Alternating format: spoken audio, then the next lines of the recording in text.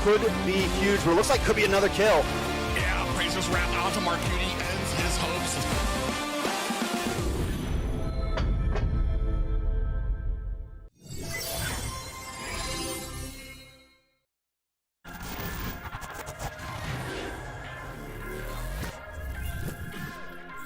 Killing spree for Fall, and they're going to keep this up. I'm in trouble as well. Basic, not unable to get the final hit, but he moves on to Black instead.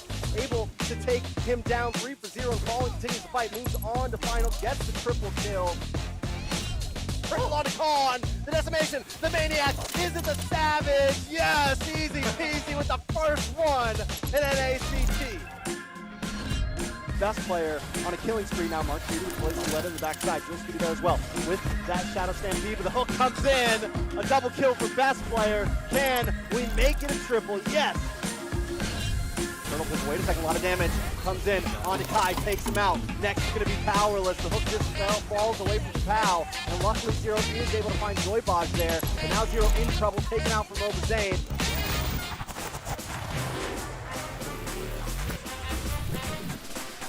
Super Shark very low. Zia is going to find Bokarasa. Blazing duet from Sleep Spoon finds Dino. Zio finds easy peasy. Coppola takes down Super Shark for a double kill. And Zia with the triple is going to find Sleep. Third Shaker goes down. Fried Chicken finds Team. And Yato finds Fallen. 3 members dropping. Obazane drops down Tokeneck. Arvel very low. Falling engagement as well. A full wipeout as ISO takes down Arvel.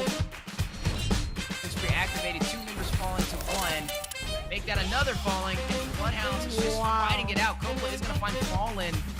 Basic falls, Sleeps falls, Dino, and Bokarasco. Oh, look at the high. He plays with the pathing. Thorn Rose, not enough. With the full team of BTK stampeding around him. They reverse him down. Oh my goodness! Zia steals the Lord from Obazane.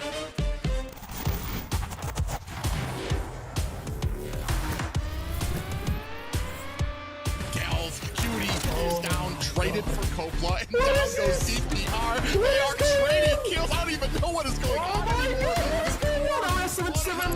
Defend with 3 players left. Secures the kill onto Toinks, and you can see right now Fallen in a little bit of trouble. Appraiser's round takes down Powerless. Kai in trouble as well. Avalon cleaning up shop. Zero is not long for this world. Down goes Avery. They aren't able to find a kill onto Magic. Oh, there it is. As I say that, here comes the burst. Uneven with the electrifying beats. Out comes the deadly catch. And down goes Zia. ISO finds a kill onto Cone. Matty for you in trouble. Is he going to be able to get away? Coming in with that Mortal Coil. Myth looking for the red tree. Obazane finds the Lord and the kill onto Myth from ISO.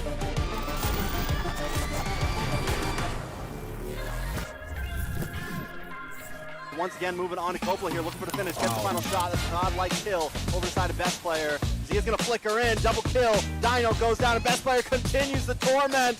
Make it a triple, looking for the Maniac. Can he lock on? He's under the tower, he doesn't care. Bokarasco trying to get the outplay, but Zia takes the kill from his hands. How is Novaria getting caught so close to Naruto? Oh, wait a second, but they do get the catch. ISO able to take the tower. Fly Chicken a little bit of trouble. Possible Black Dragon, but wait, everyone's getting melted down. Yato picking up a kill. It's 4 taken away from Avalon, all for the price of none. Zia into the backside with the Blazing Duet, able to find Obazane. ISO getting brought low as well. Fly Chicken trying to get out of here. Can he do it once again? Not strong, but Meal flickers in and gets him. It's a trade. ISO picking up another kill though. Shark getting low as well. Yato flickers in and finds Shark, but taken out from Zia.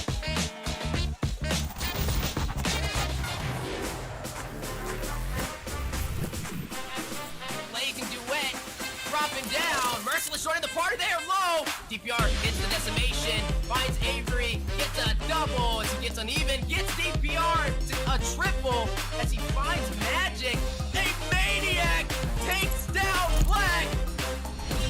The co-alter to save him in the midst of the battle. Matthew finds Mikasa, a punish, a counterplay. Regrets is gonna take down Myth. Kai's gonna take down Khan. Tyrant very low. Kai finds Matt for you. Another body drops. Regrets picks up a double. Finds Tyrant. Knights of Fate. They have the numbers. trying to get into the backline, does not find Demon though. He's able to get out of that range. Marcuti, a slight mistake and Basic will punish. Takes him out. That is a 3-for-none trade. Make that a 4-for-none trade. As Gauss falls, Basic wraps around, picks up the kill for a double. Merciless, nowhere to go. He does have Zero wrapping around. A good rotation from the Knights of Fates to punish. The mobilization, Crystal Flood, regrets it's going to take down Sleeps. They get another. Copeland's going to find Zero. Boca Roscoe taking down Regrets.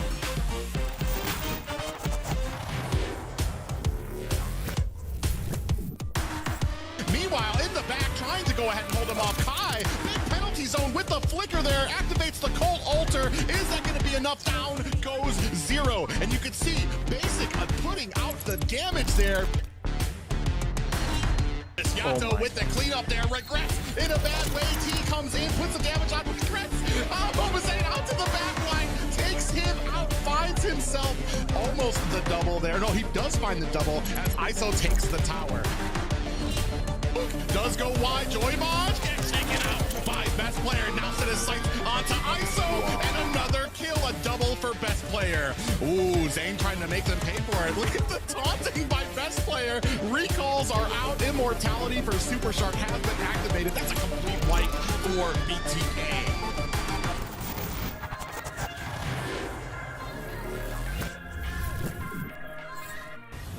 Cutie trying to find Basic, take out Basic, that is huge. Basic flickers through, they're not able to finish. None's Fury knocks him up. Mark Cutie finds Basic into the backside though. Demon able to find Mark Cutie. It's 1-for-1, make it 3-for-1. Area 77, finding the moment of strike.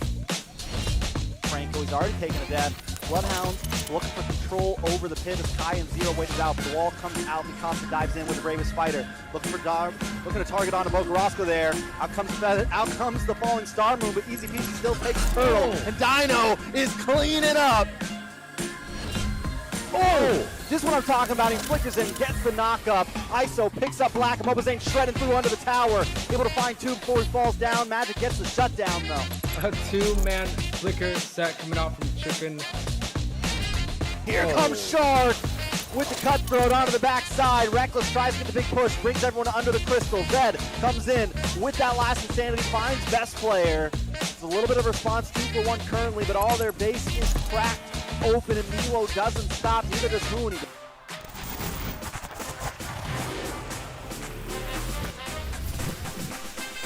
Zia is gonna take down Sarbazi and are gonna claim the turn in the mid lane. Picks up a double, finds Powerless a triple. If Mikasa's not careful, he's going in for the dive. Gets the triple. Mikasa responds from taking him down. Decimation from Kai is gonna find who. Last sanity from Milo.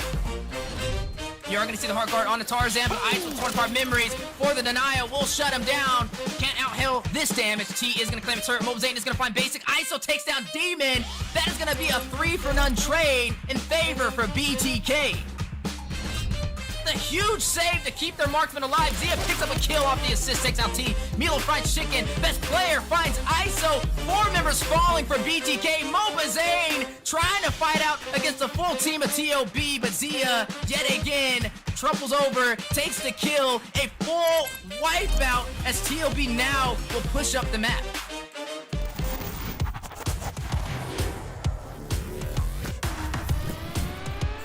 Juice Cutie's next on the top. Oh. They're putting on the damage, going with the Mortal Coil. The Harness Black. Not enough to save her. And Black still chasing. He's not done yet. Juice Cutie finds an end to himself. Now we're seeing the damage from that Melissa. Sleep's doing a great job. Boca Roscoe finds a kill onto Myth. Real world manipulation from Boca Roscoe is set down to off the escape of the Night Horde. And we're trading some kills there, but Easy Peasy finds, is that a triple kill for him? DPR finds the kill and the turtle. Mark Cutie finds a Sir Bossy as well. Mikasa in trouble. Is going to use that penalty zone to get away. He's just a narrow sliver of health. Jules Cutie lining up a shot, finds a kill onto Powerless. And Sleeps on the other side. Wild charge from Toys. Down comes the Appraiser's Wrath. Puts Sleeps to sleep. And on the other side, Tarzan trying to chase down Boca Roscoe. Toinks on the other side trying to put some damage. Basic with an ultimate from the front. And that's going to clean the clock for Boca Roscoe and Copla.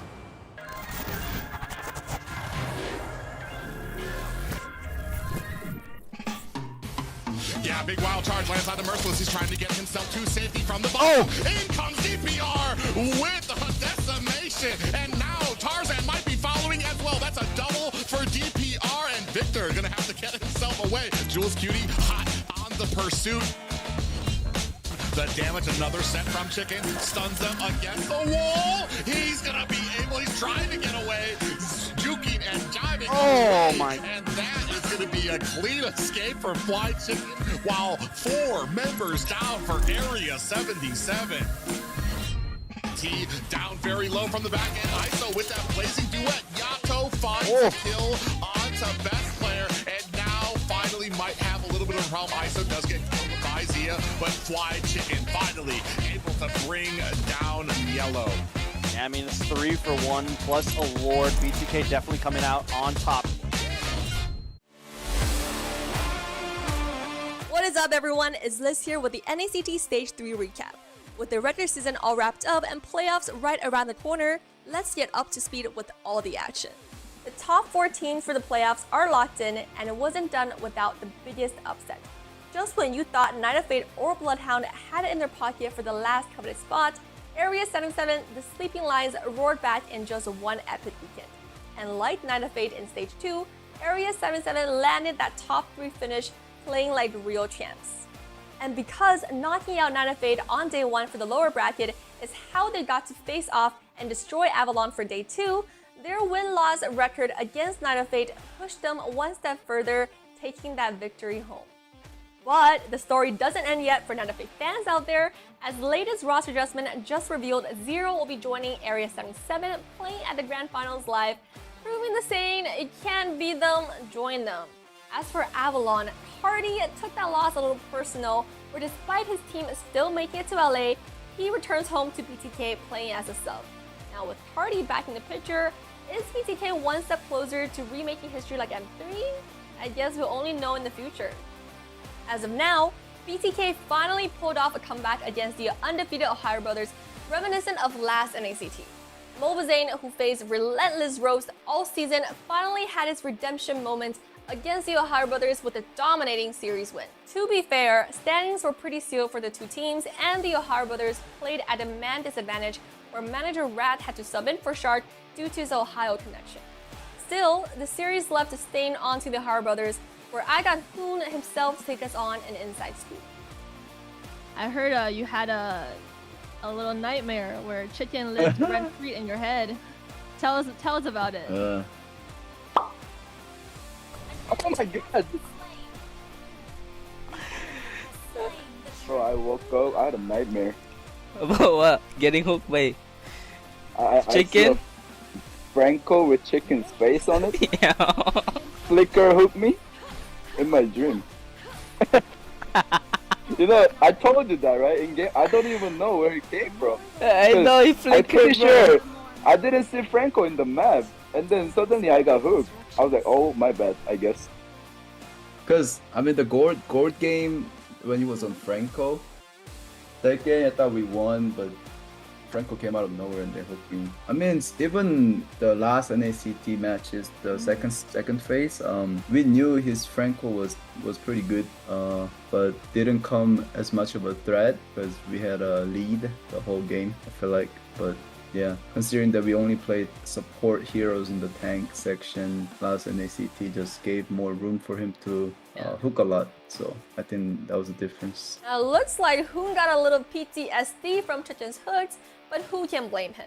Fried Chicken proves himself a legend this season, getting BC on that roam in just 2 weeks, definitely earning Employee of the Month. Now, being the jack of all trades, if BTK do end up going to M5, Rome will be the 3rd position Chicken conquered on the world stage. And that concludes our Stage 3 recap. As a reminder, Grand Finals is happening in less than a week, so book your tickets now if you haven't done so already. And if you don't know yet, Gosu General, the OG of NA, will be your special guest joining us at the offline event, so it's going to be a show you do not want to miss. My fight. My moment. The battle for the trophy continues.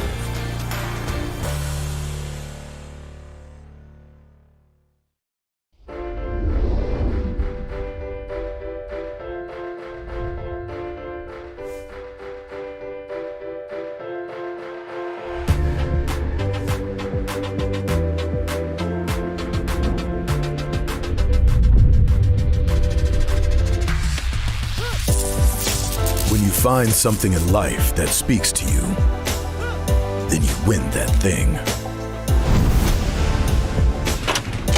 8 teams, the dream for each team, take their place on this trophy. Who's gonna win this baby and go on to M5?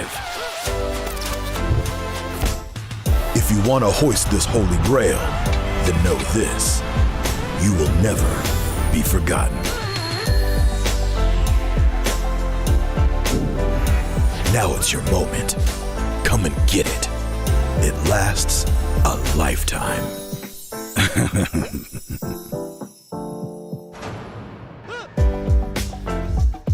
Welcome to Long Beach, California for the North America Challenger Tournament 2023 Fall Season Finals. And we are live in Thunder Studio, Long Beach, California with some incredible fans from all over the world. Let me hear some excitement from the crowd. Woo! Let's go. And obviously, another person from other side of the world is our wonderful, beautiful, stunning Liz. How you doing, Liz? I'm doing great, Dave. 36-hour transit from Asia to North America, but every moment is worth it with the best fans that anyone can ask for and this incredible community in North America. I am thrilled, surreal to be here right now. Yeah, absolutely. This is the biggest, the greatest event in North America, Mobile Legend Bang Bang esports history yet. 4 teams in this venue this weekend battling it out. Only one team can make it out to Asia. Who would that be? Now, Liz, first of all, how are you enjoying United States so far? Walking out, there is a sign of freedom. It is a very long journey, but not as long of a journey as our teams in North America have come so far. Absolutely. Liz have gone through a very interesting journey all the way here, but NACT Fall Season also went through an interesting journey. Liz, why don't you go ahead and take us through the history? You are right, Dave. So, 1 month ago, 96 teams came in through the open qualifiers, and 4 of NA's best rosters made it here with us today at the playoffs. At our final stop of the NACT journey, the 4 teams start fresh in the standard double elimination format, finding our ultimate champions to join the World Series. But there's more, Dave. A total of $19,000 and 250,000 diamonds await our players. So you are right. Definitely the biggest and greatest NACT so far. Hey, don't forget the champion get to go to Asia for MPLI and M5 World Championship. I think that's a combined of $1 million prize pool that they're going to be fighting for. Not to mention a trip experience of the lifetime. We're going to be excited. And guys, you're here to watch the show this weekend, and Liz got the bracket for you, so you can pay attention to what match is coming up next. All right, guys, so arriving at the pinnacle moment of NACT Fall, get ready for some thrilling actions matches tonight. First half of the show will be TOB versus Area 77, followed by BTK versus Avalon. The losers of the series will find themselves in the lower bracket, while the winners' semifinals will determine our first grand finalists for tomorrow's matches. Ooh, that are a lot of exciting matches. Now, I want to watch every single one of them because every single team is here to win. Now, if you're here watching, we got something special for the audience. Take out your phone because it's giveaway time. That is right on the screen right now. It's going to be 40 codes that you can use to redeem your favorite skin. It's going to run out really fast. Usually it's take about 2 to 3 minutes, right, Liz?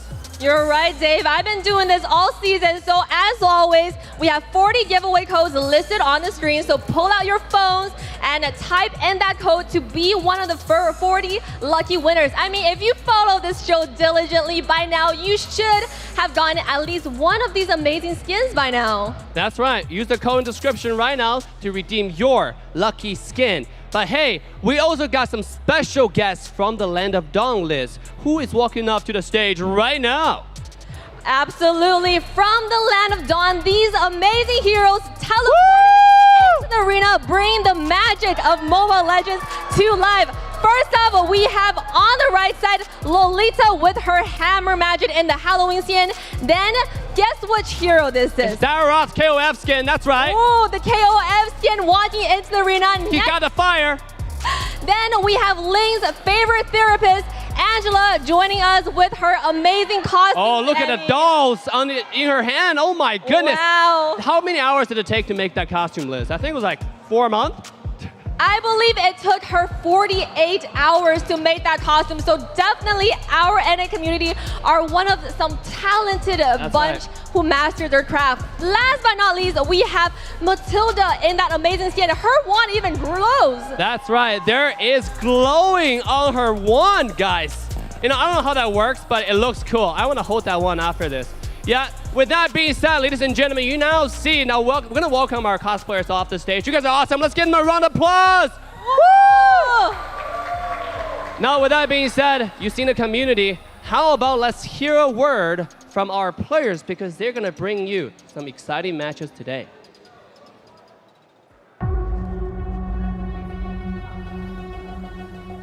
I think we definitely have what it takes. We've prepared a lot for this upcoming NACT playoffs, and as long as we don't underestimate our opponents and we play smart, I think we could. The regular season was pretty great, but yeah, we don't really like get ahead of ourselves because what happened last time. We try our best and then never underestimate anyone. I'm pretty confident. I know it. Even though we kind of had to like switch out people with Mar, me, Jules, Mercy, and all them, I want to win it. Want to go to Worlds. Want to go to MPL. All that type of stuff. To win NACT this season, I believe we just gotta play our game, communicate better, be confident, and just have fun.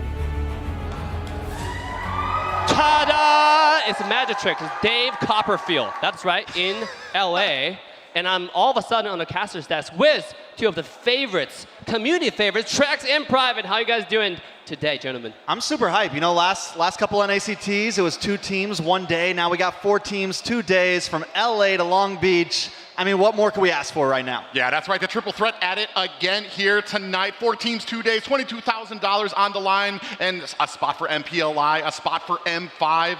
Buckle up, ladies and gentlemen, because this ride is about to begin. That is right. Now, you got a sneak peek from the team captains, right? The players from each team. But how about the entire roster coming at you hot from the elevator, from the spaceship, because they're ready for NACT. Oh, yeah. I'm ready. And up front, we have the undefeated 2-time champions right here, BTK, and they're looking ready. They always have this look of seriousness on them. They're not scared to look you dead in the eye when they're facing you, and I'm hype about them. Right now, they are the defending champions of NACT Spring Finals, and this is their 3rd time qualifying for NACT playoffs. Yeah, regardless of how the season goes, when it comes to the live stage, it is the house that BTK built, and they are basically the defending champions. Now, when you look at a defending champion, they have the face of intensity, right? But what about their challengers, the Ohio Brothers, right? The team that didn't lose a single game in the regular season. Oh, they lost a small match. They lost their last game. They lost their last game. But this is TOB, and as always, smiles, love. They just seem like a couple fun guys. Milo, the newest addition to this team. A lot of us have our eyes on them, and they are the 2nd time qualifying for NACT playoffs, previously known as Outplay. And right now, they have the fastest average match finish for NACT fall season in under 10 minutes, 9 minutes and 53 seconds against none other than BTK. Yeah, not just with the addition of Mielo and Azia, but a completely different mindset for this team. Talking with them in the back, these guys are ready and focused. They know what it's like to come all the way to the top and just narrowly find a finish short.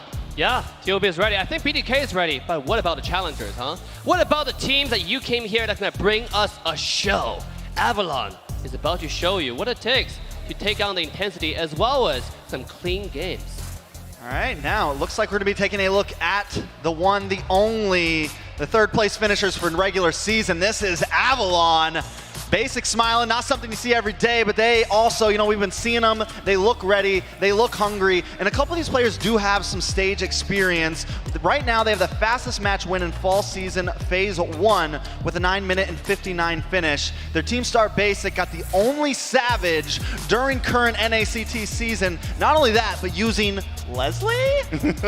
Yeah, I mean, Basics has great reason to smile because while this is a brand new team here up into the top 4, these are not brand new faces. Many of them already have that live stage experience, have that confidence that you're gonna need to compete here at the top. Yeah, absolutely. Now, you've seen them in the previous NACTs, but what about the last challenger of the night, the Aliens, Area 77? All right, beam me up, Dave, because the Aliens are definitely here. Area 77, some new faces, had one of the craziest lower bracket runs we have seen in NACT in a very, very long time. They beat the odds and secured the top 4, eliminating Knights of Fate. It was a sad day for a lot of us, but I am now a fan again, and this is their first time appearance in NACT playoffs. Yeah, beat and then maybe kind of absorbed a little bit because Zero's going to be on their team as well. It's hard not to be a fan of the extraterrestrials after that last the online matchup they went against. Knights of Fate down, Avalon down, even taking a win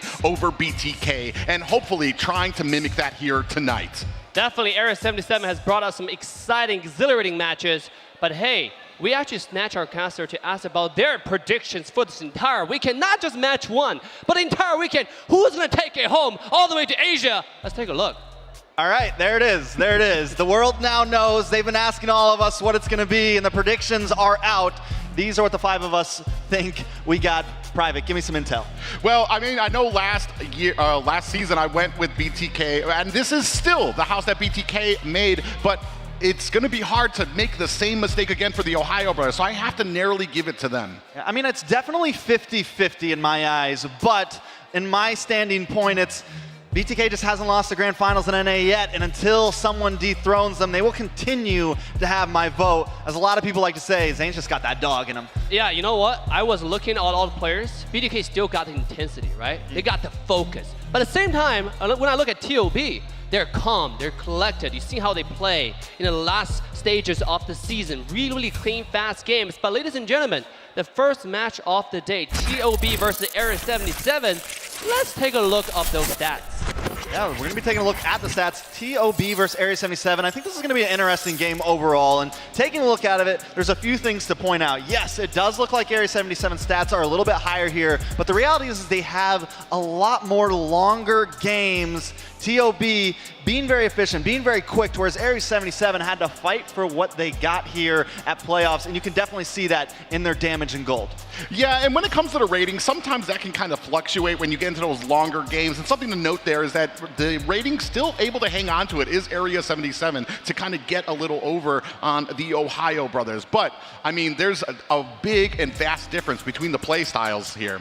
Now, I just want to say, if you didn't notice the gold, Area 77 has about 20,000 extra gold. That just means they play longer games, right? We talk about TOB like to play clean games, short, fast, efficient, get it over with. They have the fastest game time, right, in the entire series so far.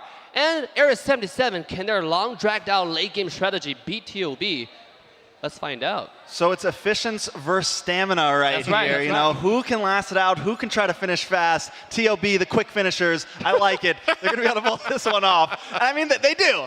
They get it done, man. They do the job and they do it well. But Area 77 knows how to take it to the late game, like you said. And we've seen them do it. And we've seen them in those clutch situations, you know, as I like to say, put their big boy pants on. And they've showed up. They're here. So if they can, I'm definitely hyped to see how it's going to go. Yeah, and the big news here is going to be the addition of Zero. What we saw from them at the last online was that Area 77 pulled out just this monster and surprise to a lot of teams. Are they going to be able to duplicate that here tonight, especially with a new patch on the horizon and so many different things that they can pull out? All right, without further ado, guys, we're going to get into the first game draft between TOB and Area 77. Yeah, first draft, Area 77 versus TOB. We got Martis and Paquito from TOB and Fanny from Area 77. I'm interested in how some of these bands, if they're going to change up, how things are going to go. Yeah, and the interesting thing here is, especially when it comes to the fluctuation of how this meta has been, one of the players that comes out, Zero, who is able to play a fantastic amount of roles, heroes in those roles, and even ones that don't have to necessarily be boxed in by the meta. Ohio Brothers, I mean, everybody's got their eyes on them. Area 77, definitely the underdogs here, but definitely not meant to be underestimated here. Definitely not underestimated at all, and taking a look at things, the Valentina now comes off. Area 77 knows, right? We don't want to give best player the Fanny. We don't want to have to do that, but I'm wondering what we're going to see for picks, right? There's so many meta changes. The Matilda is still open right now. It's been very hot. I'm talking to some of the players. Raph is a possibility. A lot of things, you know, just a lot of things out there overall. With TOB on the blue side, though, getting first pick, I feel like this is something they do very well on, especially against teams like BTK where they have a strategy, and I'm wondering how planned they are to go against Area 77. Are they going to try to steal anything? And also, you know, how is that going to affect the dynamic? Are we going to see some flex picks up front, or is game one just going to kind of be very simple? I do like the focus on the Ohio brothers here, really trying to nail down DPR, try to see if maybe he has expanded that hero pool. We do know that Martis, he was able to get that Savage on it, and now Boxia taken off there. Right now, the meta is kind of favoring those really tanky and sustain type of heroes. We're still waiting on that last ban from Area 77. Like you said, Matilda's still out there, and I'm actually kind of curious because we have a lot of support roams out there that are still open. All right, yeah, I mean, honestly, you have Matilda. We also have the Chang. So many support roams. The Assassin, it looks like they're just hard hitting into Hoon and Best Player right now, but I almost kind of like it because there's a lot still open. I'm wondering, are we going to see a first pick Matilda here? And the next question is it going to be Hoon or is it going to be Shark? Because that's also the question a lot of runs. Is it mid? Is it roam? There's the Matilda, so we are going to get to figure that out. Shark does get swapped up to us, so they kind of leaked that information a little bit early, but still, it could still get moved around. We know how flexible the Ohio brothers can be, and we know if they want to do something different, they can. Yeah, and that's the intense part, especially with the Matilda pickup, and especially with some of the new items, that Flask of the Oasis. Matilda can just close the distance so much and just hone in on the back line without having to go through it, especially with that Circling Eagle and being able to take the team along with the Guiding Wind. There goes the Fredrin pick, so a solid pick for DPR, and we've seen Poggy, aka DPR, all over the place, right? Like, I still feel like he hasn't really found his niche this season. In the past, we knew him as more of an assassin jungle. He's had to really kind of adapt. We even saw him pick out some picks like X-Borg, even the Roger here and there. He's not scared to test the waters, but this is playoffs, and they have to come with something up front and ready. And the Fredrin right now, with the recent revamps, utilities are kind of back. It feels solid. Yeah, and really interesting about this is that Area 77 has a very heavy CC lineup. So that means that when Matilda goes into the back line, when she uses that Circling Eagle, I mean, you're going to be pretty much put into a coma with the amount of CC they already have with the first two picks. I mean, you're just talking about 4 abilities already being able to nail down the Ohio brothers. And then now picking up the Irithel for Area 77. The Aerithel for sure. I mean, the Charizla, the Lancelot for TOB.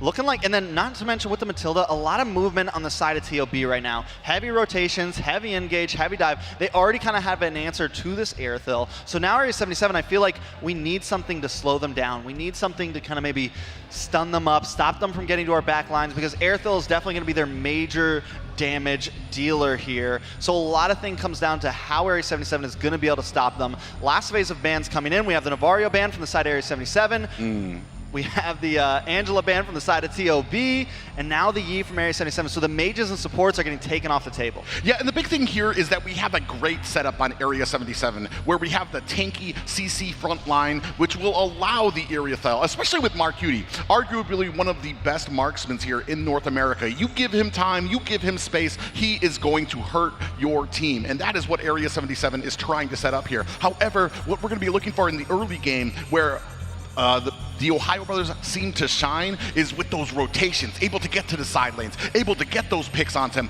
to give Zia that time to create that gold lead that he needs to kind of finish them off in the mid. Yeah, I mean, Marcuti has definitely been a monster, and it seems like Aerithel is slowly making its way up the ranks of like almost being S tier and things like that. Some might even debate it is S tier. It's definitely still on the table, and we're going to see some things like that now, because they first picked that. There's still tons of marksmen on the field, and I kind of like it against the Lancelot in a sense of because it can kite. There's some possibility there to dodge some of those punctures, to maybe even dodge the Thorn Rose or dodge the Phantom Execution, or get out of the way and just make it a little bit harder for TOB to keep up with it. To whereas any other marksman, you're pretty much a sitting duck when they want to try to dive onto you. Now Area 77, though, merciless.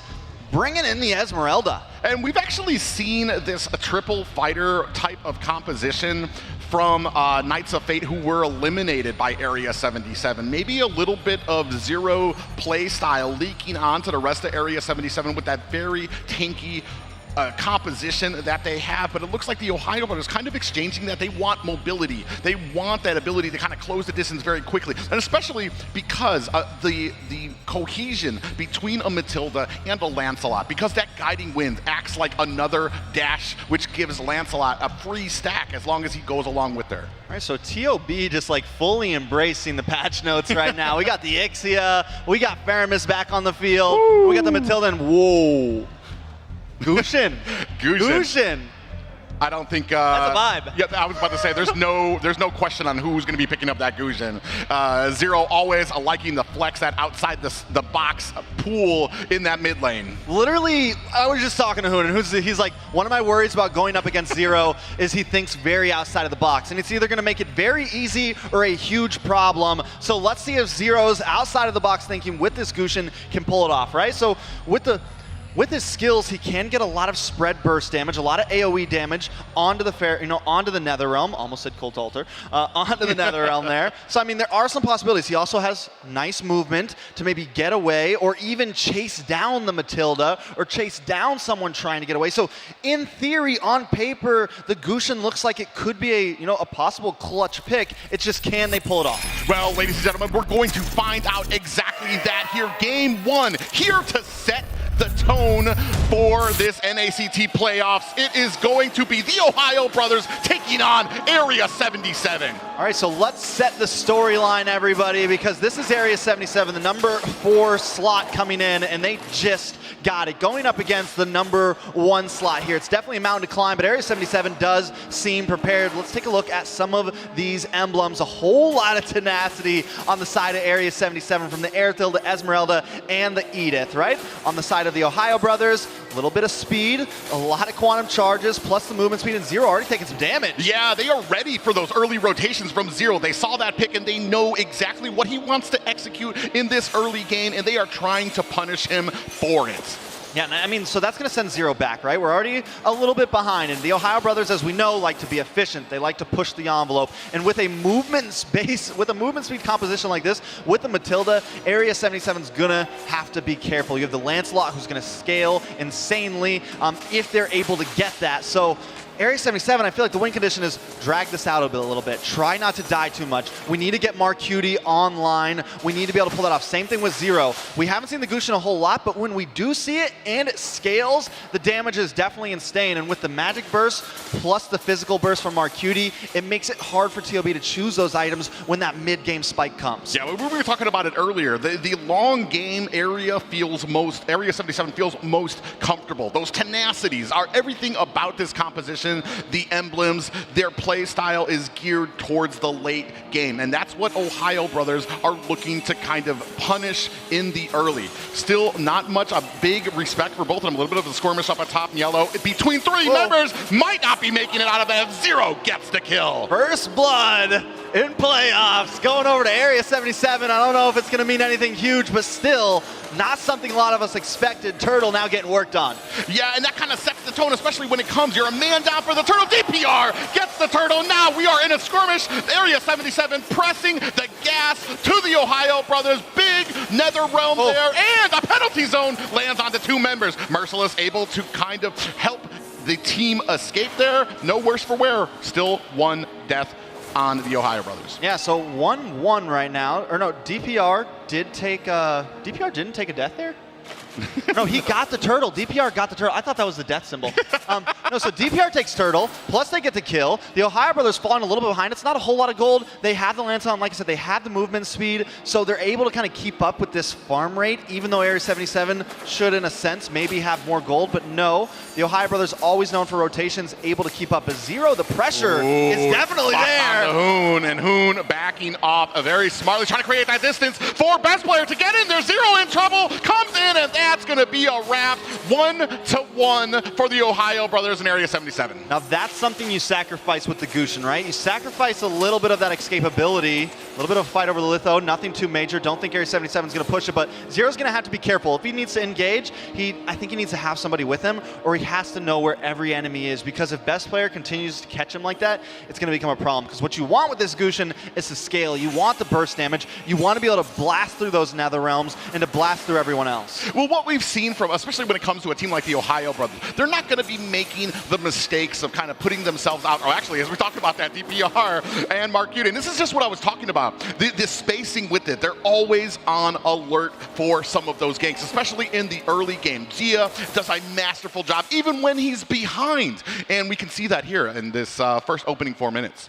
Yeah, I mean, so far, things are at a standstill, man. Area 77 holds the ever so slightest lead, but we're creeping into that 5-minute mark, right? We're creeping into a couple more items are getting locked in. And this second and third turtle are definitely going to be crucial. I think this could be where the action happens. Yeah, we're going to go ahead and start good positioning for Area 77. DPR lonely working on it. They don't have vision on this mid bush. Jules Cootie coming in, Zero. They do have a lock in. A big stun onto Hoon. Is there going to be a DPR? Gets a turtle. Hoon is down as well. That's one down for the Ohio Brothers and a turtle for Area 77. They're continuing on. Yellow gets to the safety of his tower. Listen, I thought Area 77 was a little worried about how DPR was going to perform with those red trees, but right now he's on point. I know it's only the first two turtles, but still, Mark Cute in trouble. Yeah, that's two members there doing a great job of jumping.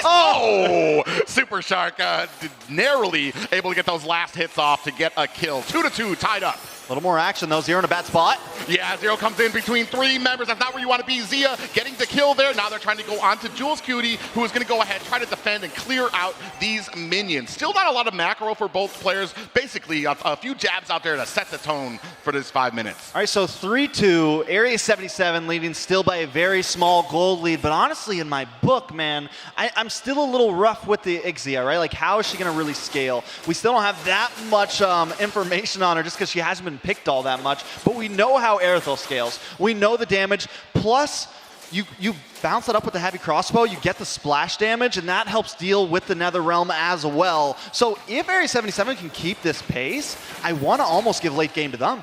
Yeah, and as we're talking about that, you can already see Zia doing a great job kind of chipping down that tower. A little bit of the cutting, a lane up at the top, and you can see that Merciless already, both XP laners doing a great job in each other's jungle and cutting up those lanes. Big respect for both of these teams, I want to say, because you're being very patient and pacing when it comes to a lot of these engagements. Most definitely. Now things have kind of come back to stillness. Neither team's forcing everything, but the Ohio Brothers still always trying to claim this river, right? They're always hanging out on the mid side and Shark. Ooh, circling Eagle, and he gives up on it, and Jules Cutie comes in.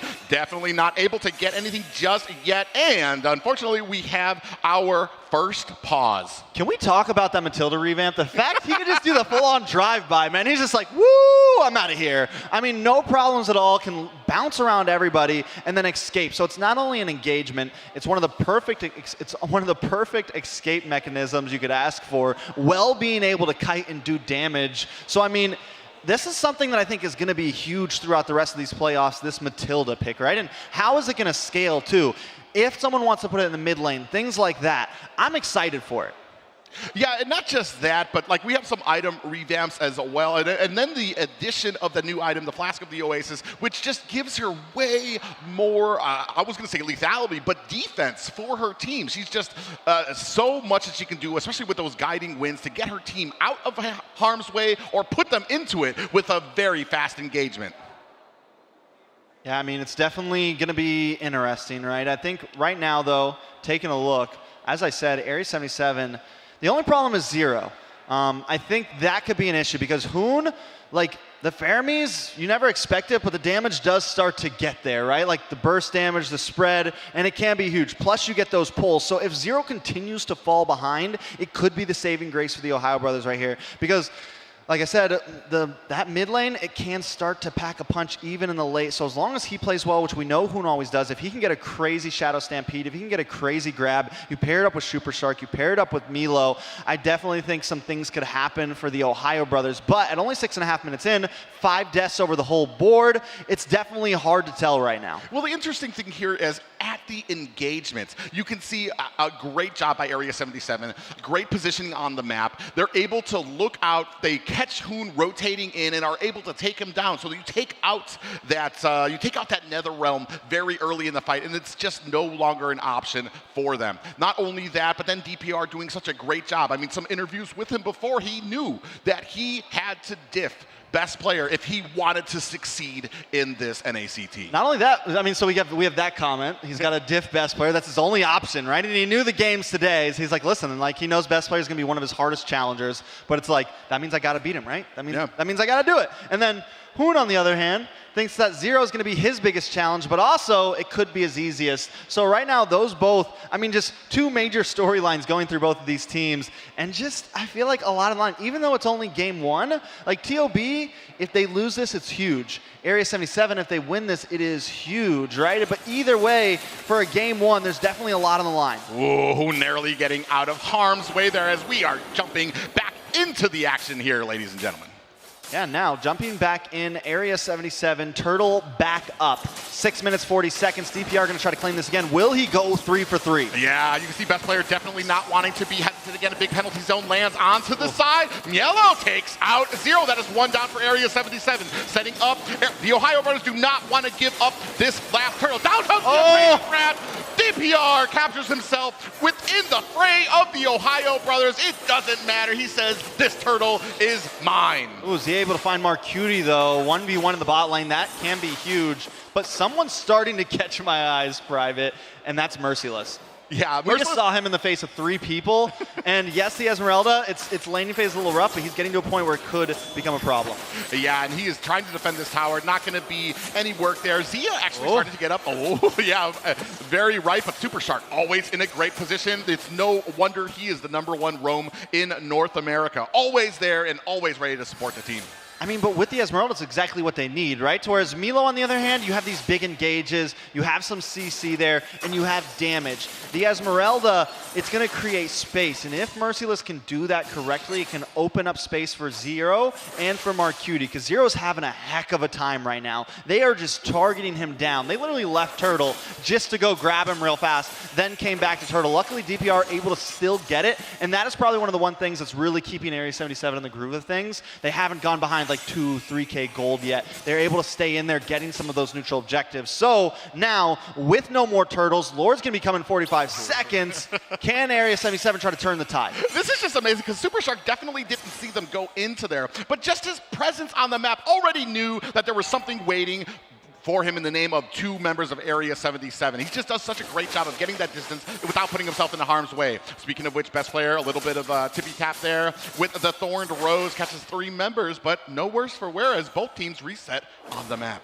Yeah, I feel like they need to try to get a kill on Zia soon, man, because Zia's 2-0-1, and now with Marcuti down to 0 kills, that win condition that Area 77 had is starting not to look as good, to whereas Zia on this Ixia, which a lot of us still are questioning, I mean, it looks good right now. The damage is there. You saw the damage it was putting on to Merciless earlier on the Esmeralda, who's a bulky hero. Definitely going to be interesting. Ooh, we do have a little bit of engagement. Out comes the guiding win, but it doesn't look like the rest of the team are ready just yet. Good positioning by Area 77. As soon as they saw it, they didn't take the bait. They backed up into their tower and got to a safe position. Most definitely Lord up.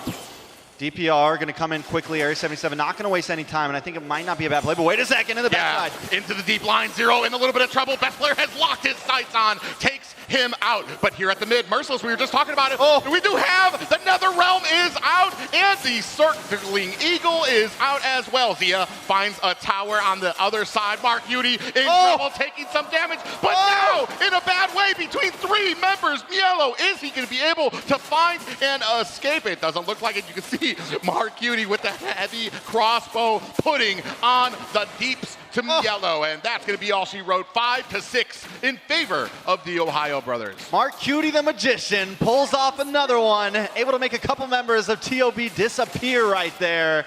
coming up, even with 2 deaths.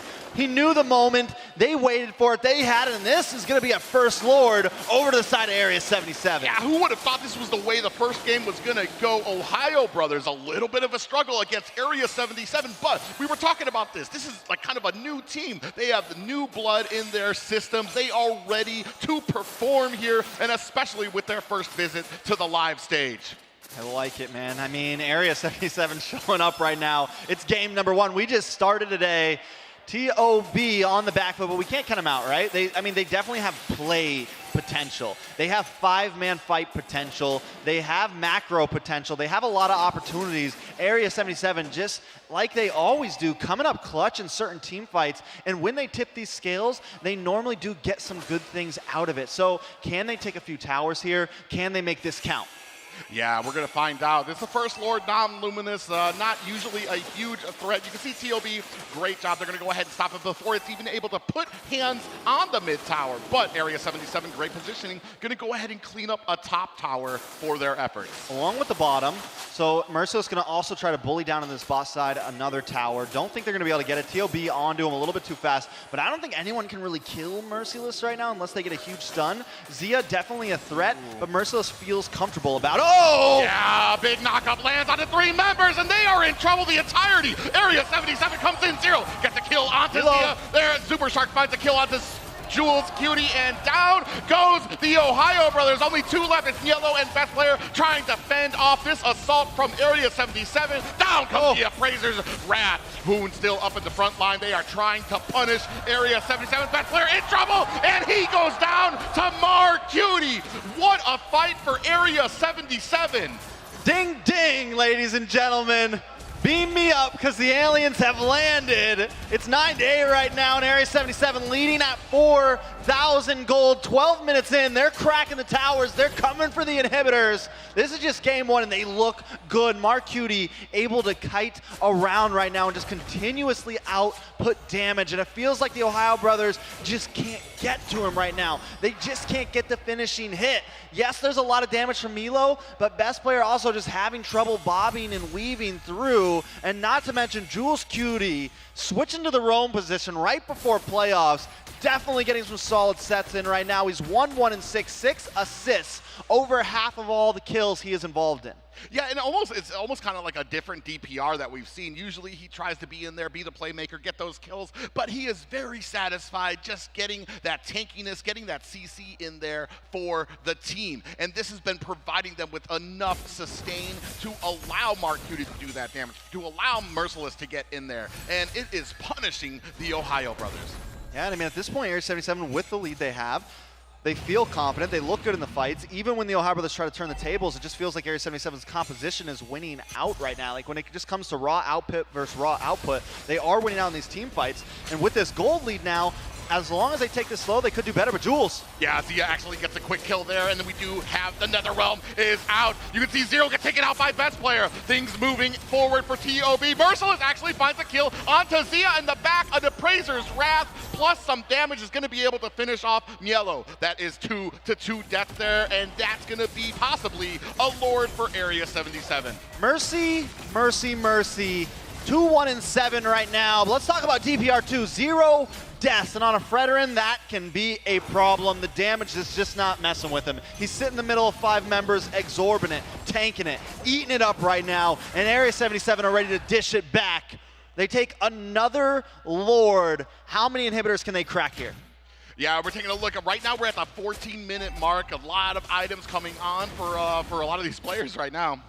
I mean, definitely a lot. With the items on the board, let's take a look at Cutie, because he has definitely been a star. He's got that Wind of Nature, and we talked about the kiting, right? We talked about the ability to reposition yourself and move around while shooting, and you add the Wind of Nature on top of that, it just becomes a killing machine, because even when Milo tries to jump on him, even when Best Player tries to puncture in on him, he's able to pop the Wind of Nature, move around, keep on dropping bombs, and that right there is the condition that's winning them this game for sure. Merciless as well, able to continuously buy time along with DPR. Yeah, big damage coming onto that bottom turret as they are chunking down the Lord. Meanwhile, at top, you can see Area 77 trying to push their agenda. Mark Cutie in trouble, getting bursted down. Yellow finds the killing blow. There are still 5 members on the board for the Ohio Brothers, looking to clear out the lanes. That is huge for the TOB, able to finally find Mark Cutie there. I think he needs to slow down a bit, because if he gets caught off like that at an important point, like when a Lord is coming or a little bit later in the game when that death counter turns to 40 seconds,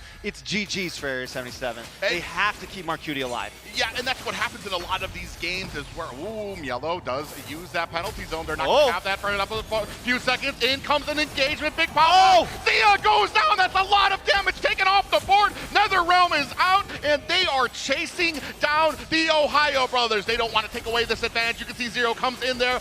Big sword rose, lands on the Zero, takes him out. Best player doing a great job of even getting the kills on the back foot. They don't have Mar. I will say trading Zero for Zia, a decent trade there, but they could have taken the Zero kill and backed off. I mean, they could have taken the Zia kill and backed off. Without Mar, that chase, not really worth it. So, yes, it was a good play by Area 77, but I think they went a little overboard there. And I think, once again, slow it down. TOB, on the other hand, like, what do they do here, right? They're having trouble. I think they need to, like, maybe set some more traps, be a bit more prepared. They need to use Super Shark and use Milo to get to that back line. And I think Best Player needs to not get involved in these fights and make sure he's there when the retry matters. Yeah, I mean, this just kind of proves, especially with a team that is as experienced as the Ohio Brothers, they are just so dangerous no matter what angle you are coming from. Even if you are chasing them down the lane with a kill in your pocket, you're still going to have to be watching out for somebody like Best Player who could turn it around and get that damage. And, actually, we're going to go ahead and check a bush. Big pop-up lands onto him. Best Player in a little bit of trouble. Circling Eagle is out. Shark, look at all that shield onto him. Zia finds the kill onto Zero. Now that a little bit still on the back foot. Big ultimate comes out. Zero chunking down the rest of Area 77. Gandhi win comes out to bring the Ohio Brothers to within spitting distance, and they are handling it. 3 down for Area 77. Mark Cutie and Merciless alone to try to defend it. Big, a falling Star Moon comes in for Merciless. Doesn't do a lot of damage there, but look at this 5-man monster of the Ohio Brothers waiting here. Circling Eagle comes onto Merciless, and Shark gives up on it. Mark Cutie, they're going to go ahead and try to put some damage on into this mid tower. Look at them chunking it down. This might be it. Death timers are a little low, though, so they're going to go ahead and reset. Minions on base right there. TLB has to reset, right? But Area 77 just take a huge loss, and I know what Zero was trying to do, right? We're trying to pop that Cult Altar a little bit earlier, but in the end, it bites them in the butt, and they might just lose. They're definitely going to lose this Lord here. DPR not even in there. Best Player going to be able to secure it, and now Area 77 on the back foot. They lost their gold lead. Everything's been equalized. We're 18 minutes in. Can Area 77 defend this? I got a feeling that they can, as long as they don't make any huge mistakes.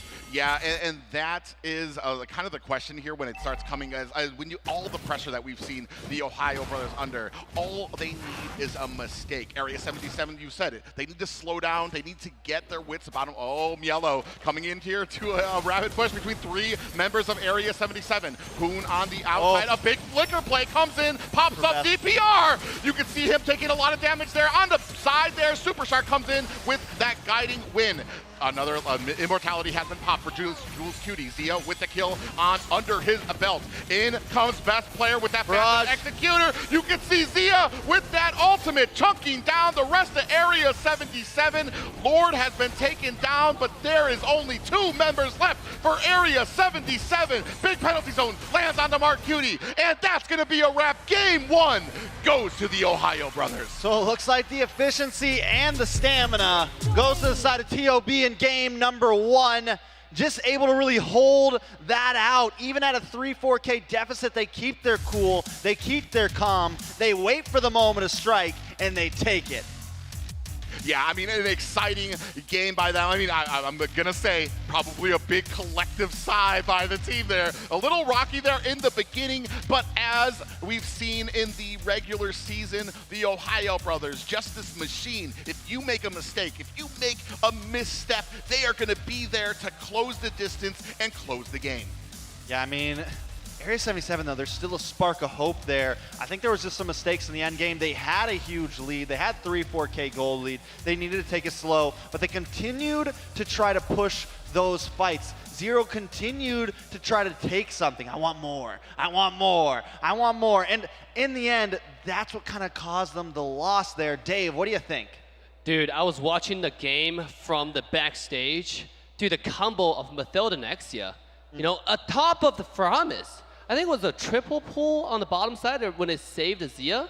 That entire game, it just shows the craftsmanship, the details TOB brings to the table. But here, we got some stats.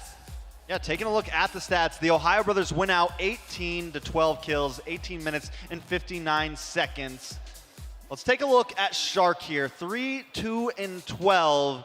Only took 2 deaths, tied up with Hoon, both of them the dynamic duo in the mid lane, right? I mean, they've been a monster. They work together, but Super Shark, you mentioned it, Dave, the mechanics behind Matilda right now and the way that TOB were using it so well. And Area 77 tried to clear out that Lord kind of earlier in the mid lane, and I think that was a bad mistake because as we mentioned from the very beginning, the speed and the mobility of TOB, there's no kiting, like there's no getting away.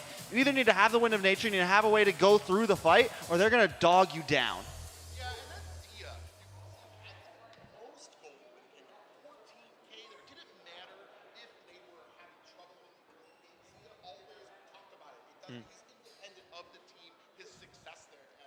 Right, absolutely. As you see, you didn't hear private there, but he was pretty enthusiastic, actually, with his explanations about how Zia played Axia. Again, I think that's a highlight of the match. Initially, it seemed like they were struggling, because Esmeralda was giving a lot of trouble. You guys mentioned Merciless was definitely a force to be reckoned with. But ladies and gentlemen, I think the second game draft is about to start. Now, obviously, with the first game, you see the creativity coming out with the Mathilda, Axia, you know, the repositioning for the ultimate, and obviously Axia been doing so much damage now. It's like a Layla, but on steroids. There was like a point where Zia flickered, also caught Matilda, and like it was just the barrage literally just like goes all the way across the map from like orange buff jungle into mid lane. Yeah. Definitely something. And once the damage got there, the Ixia was definitely a problem private. Yeah, and just the mobility of it. I do want to say it does seem like it kind of got caught. I mean, we had the great support games when it comes to Hoon on the Faramis, what he was doing there, Matilda, Super Shark, well, how he played there. But ultimately, I feel like it was just that pressure. And when it came to that late game, I feel like Area 77, a few missteps that really kind of cost them. But are they going to go ahead and be able to kind of make up for that here in the second game? Yeah, right off the bat, you can see Marta's being banned out once again. Are we going to see the Boxia ban, right? Obviously, the Marta's ban is respect ban. We all know what DPR can do with that character in this specific match. Even the last game with the Fredrin, I think he really upped the Fredrin game with the retries. Bro, his Fredrin was on point, and I think it's if Area 77 wants to pick that again, I think it's very solid up front. I think they need to get rid of that Matilda. Or they need to take it for themselves, but then does best player take Fredrin? Because honestly, the Lance on best player didn't feel too crazy. There was some pressure in the early game, but still it wasn't like the deciding factor of the game in my book. Honestly, the one who turned that game around for me was Zia. Zia and Shark, essentially. Milo also with some insane plays on the Trizla. So I'm wondering if all these targets from Area 77 going towards best player may be a little wasted? Like maybe try to ban the Trizla, try to ban the Matilda, kind of switch things up a little bit, especially because this is match point, essentially. Yeah, match point for them, but like I said, I want to say a lot of that early game, it wasn't just the matchup between best player and DPR, it's that the team was giving him the distance he needed to be able to get those retries, to be able to get those Appraiser's Wrath combinations, to get those turtles. So it wasn't just him versus best player, it was him versus the whole of Area 77 as they were kind of creating that zonage. Private, I think you hit a nail on the head right there. Because when we see the entire TOB this season, I mentioned craftsmanship details, right? I mean, we saw the combos they pulled off in the last game. And now when you're banning best player, because you know the entire team kind of try to circle around that, you don't want to give him the fan, you don't want to give him the Ling. You know what they can do with Angela. We saw the cosplayers on the stage. You know, it's kind of crazy out there. So obviously going to ban that away. And obviously our last ban, Valentina. Yeah, I mean, so again, it's literally the same bans as last time. We're banning out Best Player, we're banning out Hoon, but they are going to pick up the Basha this time instead. And I like it, especially because TLB banded out the Matilda, right? Because they don't want to give that to Area 77. And we're starting to see their prio over it. So I think for TLB throughout the rest of this playoffs, it is either first pick, first ban for them, depending on whether they're on blue side or red side, right? And Area 77, fine, you want to ban that. All right, we're going to pick up the Basha now, and this is something we also haven't gotten to see a lot. And it's strong, man. You have movement speed. It deals with a lot of other utility tank jungles very well as well. It melts down through that. So I think it's very solid. I'm excited to see how DPR handles this, because it's not something we see him on all the time. Yeah, and it's obviously something they scouted out, because in the first draft, they banned it out immediately within the first ban. So they definitely have it on their minds. They know there's something up about it. With that Tortoise Puissance, you can be able to burst down a lot of those objectives so quickly. And so if you get that positioning fast, if you get that positioning first, there's not going to be a lot of time for the Ohio Brothers to close the distance to try to counter it. Oh, the Angela. Yeah, that's... Oh man, that comes out early. You know? What are you gonna combo with Angela on? Are we gonna see a hyper Whatever you want. Yeah, whatever you want. Whatever you We might even see a double roam. This might be an Angela mid, right? With a double support. You get a hyper carry somewhere there in the marksman or in the jungle position. I mean, we've been seeing TLB do it nonstop, right? Like we just saw it. We just saw double support mid essentially. We saw the Fermis and we saw the Matilda. So I wouldn't be surprised if Hoon played this or if Shark played it. Either way they want to do it, TLB does have that flexibility to pull it off. Area 77, other than the Basha, keeping things similar. Merciless had a great game on the Esmeralda right now. They do, though, need to worry about Zia, because yes, the Esmeralda's tough, but right now I think with the marksman that Zia likes to pick, he can shred through that. Yeah, and the thing about Angela is it really doesn't matter. And then that was kind of the point you guys were hitting. I mean, Angeling, Angelance, there's reasons that those things are usually uttered out there. It doesn't matter what you put her onto. It can be lethal because she can be effective from anywhere. And that's what you see in a lot of these supports is when they can, even with Florin, who's able to use that bloom from anywhere on the map as well. Best Player did play a decent game, maybe not as effective as we've seen him in the past during the regular season, but I have a feeling that when you have that Hearts guard, nowhere is going to be safe for you. See, the thing about having Angela on your team, it creates a psychological pressure for your opponents, right? They have to think, oh, I'm going to gank this Mielo on the Teresa on the side lane. He's already kind of tanky, but what about the hard guard? What about the shield on top of it? You know, that can just pop up anytime. Now, we also interviewed the team for Team TOB. They were talking about how they use the hard guard. They're pretty methodical on, oh, we want to get the best out of this ultimate. We don't want to ult random people. And somehow you want to just give that, you want to just see the little arrow on your head. You're like, oh, is this guy going to ult? Is he not going to ult? And you just like all confused and they just destroy you on the, on the side. Most definitely, and I mean I feel like they could give it to just about anybody. Especially knowing Hoon, knowing Shark, they're gonna know who to give it to at the right time. And Milo could use it, especially on a Charizla. Best Player can use it on the Lance, and whatever Zia ends up picking, it's also viable there. So it's definitely just a solid pick for the team, especially because of how cohesive TOB is as a whole unit, and any single one of them could make the play at any time. So it just feels like a hero that works with TOB so well. But Area 77 with the Tortoise, right? With the Aerithal, they do have the burst damage, they do have the chip damage, they do have some answers to possibly get through that. So excited to see what they pick next. The Ohio Brothers banding out more supports with the Kaja and the Raph. Area 77 this time, we're going to lock in on Zia. Yeah, very interesting. Just a very support-centric round of bans from the Ohio Brothers. Definitely not looking to add any more sustain to Area 77's repertoire of big, tanky, sustainy fighters. And especially with how it was working so well for them last game, in the early game. I love that Mark Cutie is confident. He didn't see anything wrong with his pick. A few missteps cost them that game, but he's still confident in his pick, and he's going to go ahead with it in the second round. I like the draft coming out from TOB right now. Yes, you got an Irothel, but look how tanky TOB is. Now, finishing up to polish the entire draft, they got carry. If your front line comes in, if we get to the late game, you would like to play the late game, sure, let's do it, right? Let's see who has the stronger late game. And there's no better carry than carry in the late game. The Boxia jumps in, he stuns somebody, he's like, oh, 1.5 second stun with a recent buff, but then, next thing you know, he's the one going back to the black and white screen. He's the one that's, waiting for 20 seconds if it comes up again. Right, so carry is just a great pick, like TOB's draft. Not only that, and it pairs up, again, it's another one that pairs up well with the Heart Guard. Heart Guard goes really good against up close and personal heroes, and Carrie doesn't have the best range. She's got a very close range for a marksman. She wants to get in your face, and you had that with the stun coming from the Angela. Imagine a Carrie just firing off shots and then stunning the next person as well. But Area 77 fires back with, I personally like these picks, man. You have the Franco. You're going to stop that lance in its tracks. If Carrie wants to get close, it better be careful. And then we get someone to stay in the backside to really just continue to poke away. And I like this on Zero because last time the Gushin just felt too aggressive.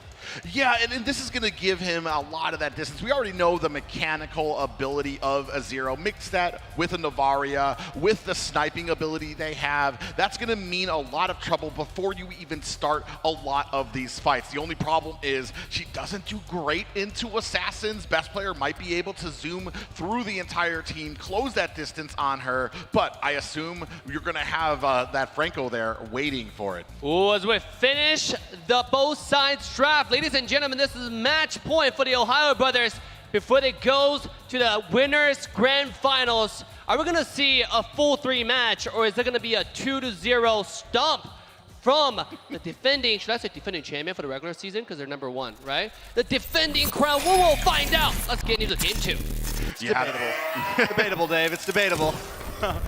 Yeah, game 2 here right now, all on the line for Area 77. I mean, the first game, it wasn't exactly like a steamroll. There was a lot of fight in Area 77. A few changes here right now with this composition to see if they can better execute their plan. And already a lot of pressure onto Zia early in the game. You know, something we didn't talk about very much, Minotaur. And when I take a look at TOB's draft, right? Everything looks very solid, and then best player is kind of the wild card here, right? Like we have Zia, who's up close and personal. You have this Minotaur who wants to set up for that.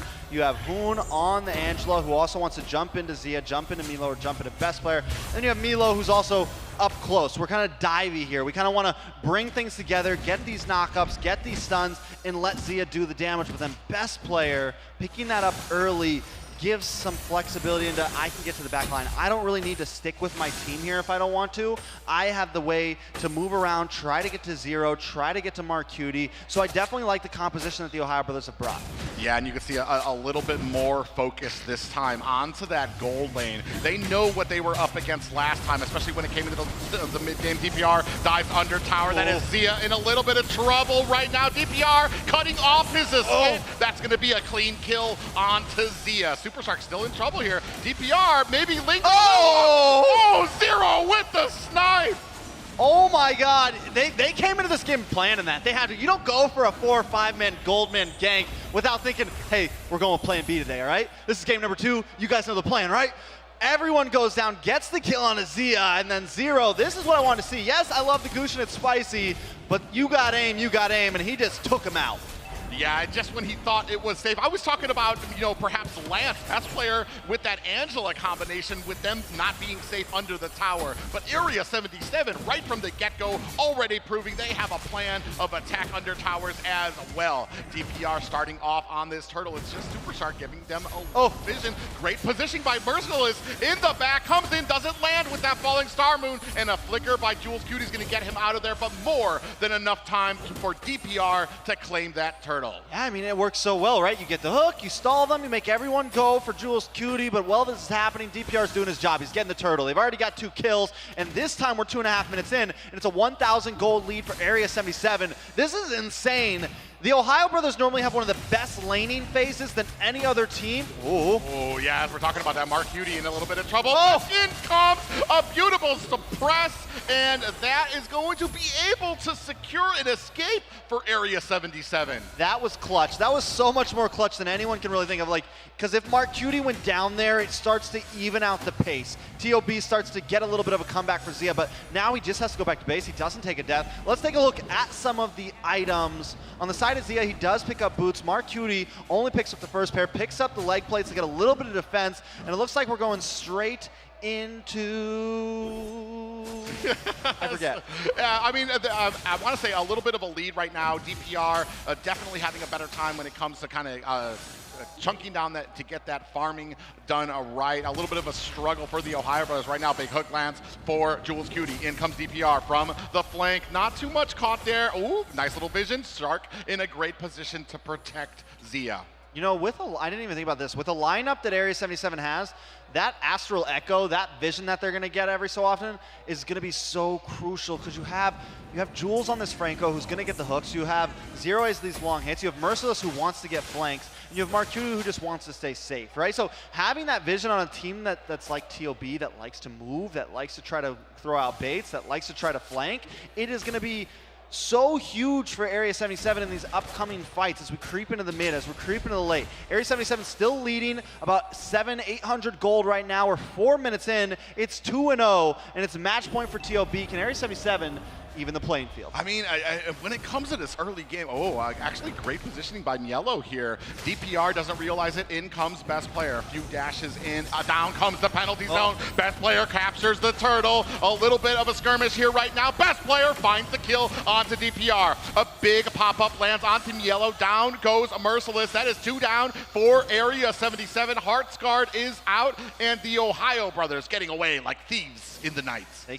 They reverse the tides, flip the table. The TheOhioBrothers take the gold lead now, 800 to their side. Second turtle goes to them, and now feels like they've gotten their groove. They had a little trouble with that early game gold lane gank, but now it's like, okay, yeah, you got over on us. You pulled a fast one, but we're still here to play. And as you know from last game, we know how to come up even at a gold deficit. Yeah, and a lot of pressure now right now. TOB starting to lay claim. Some flags planted in enemy jungle. DPR chunked very low, 10%. Best player has him on the sights. Oh, Thorn Rose misses. DPR's gonna be able to get Tortoise Boosters activated. But on the back, Zero finds a kill onto best player. That sniping of fingers are not done yet. Marcuti finds a kill onto Super Shark, and just like that, Area 77 turns the tables. Zero's coming in clutch, man. Zero is coming in clutch. The snipe shots are on point, and DPR, he almost got taken out there, was able to jump over, get past best player. Hoon tries to get the final shot on him, even flickers in, but by then it's too late. Best player's in too deep of territory because he doesn't get DPR. He has to stay too long, and the snipe shot finds him. Let's take a look at some of this gold. Oh, I missed it. Missed the opportunity, but I mean, both teams, being very patient here. A little bit of a lead right now. Oh, we have a second chance. Thank you so much. Now, taking a look at Zia, taking a look at Marcuti. Zia does have a slight lead here, right? And those are the heroes we really want to keep an eye on. As we know, Zia and Marcuti, they both can be the game changers for their team, so those are the people we want to watch. It does look like Marcuti went into the Haas Claws, going to have a little bit more sustainability. That means going to have some crit damage, going to have a bit more speed. So that's why I didn't recognize that, because the build changed when they revamped the Haas Claws. So I was like, wait, what are they going into? Is that Scarlet Phantom? The Scarlet Phantom's not a thing anymore. Yeah, and right now, best player captures another turtle. Now DPR in a little bit of trouble. In a bad way between 3 members. Heartsguard is out onto best player. Down goes a DPR. Yellow finding the last hit there. But you can see on the other side, Marcuti not trying to waste time, still able to find a tower for Area 77. Yeah, but it looks like Zia might be able to respond and take one themselves. Not only that, the TheOhioBrothers closing in onto the mid side. Merciless being as nuisance as always, has only taken 1 death, but the damage from Zero is getting out of control. DPR's been having a lot of trouble though, Private. Like, it feels like for as tanky as Basha should be, he's getting chipped down kind of quickly. He's getting burst down. I don't know if it's because his team's just not there and he keeps getting caught off alone, or what the deal is. Well, Boxia does have a lot of tankiness. When it comes to the early game, a lot of the tankiness is geared.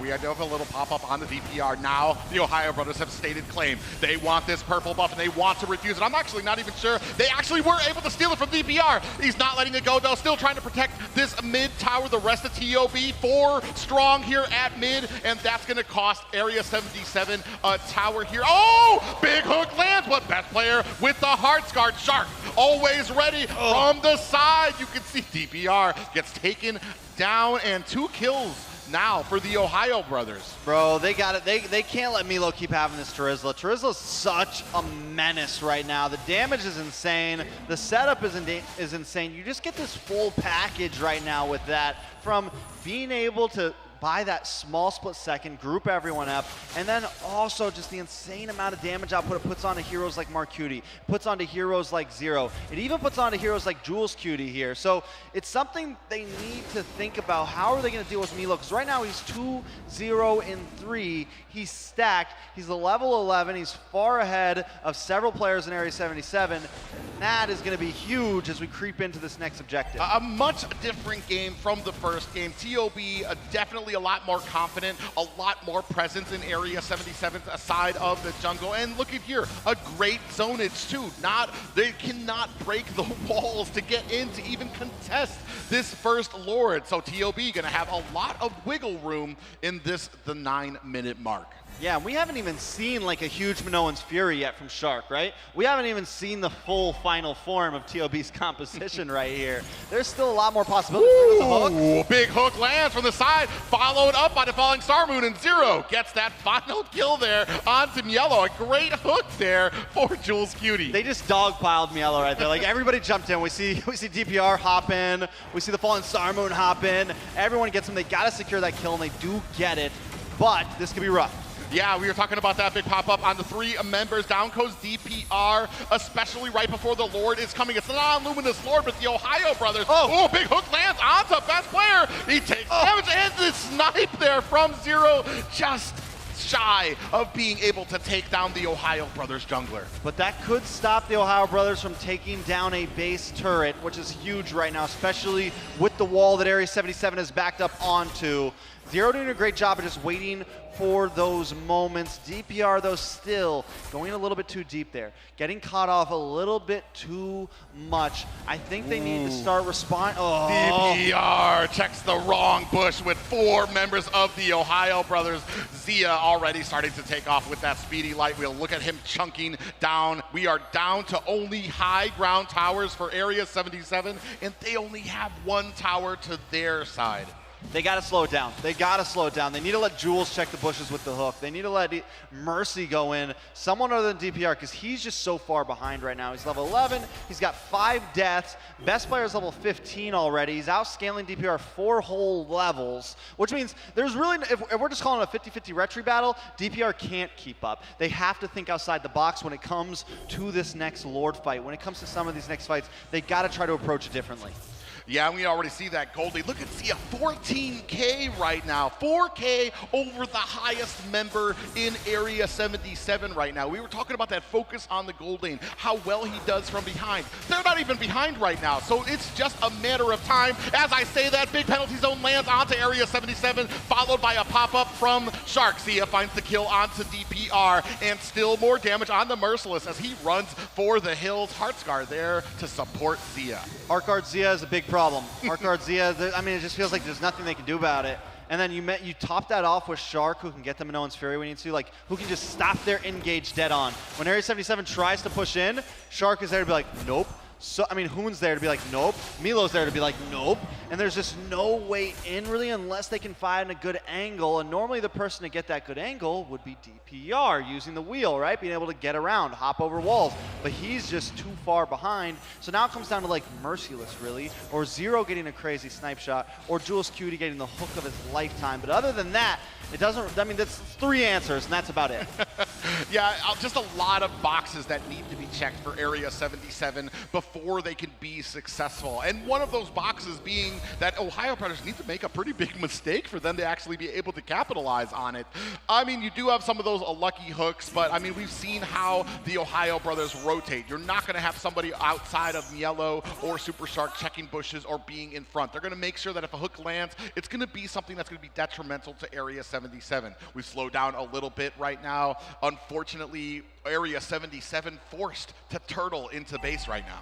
Yeah, I mean that's all you can do, right? And as you mentioned, pray for a hook, right? I mean, if they get something big here, maybe they don't lose here, but it's a 10,000 gold lead for TOB, and at that point, you know, maybe a game wouldn't get finished with this second Lord, but when a lead is like that, the possibilities are definitely high, maybe even above 50% right now. Marcutie and Zero got to show up. Someone's got to get taken out quick.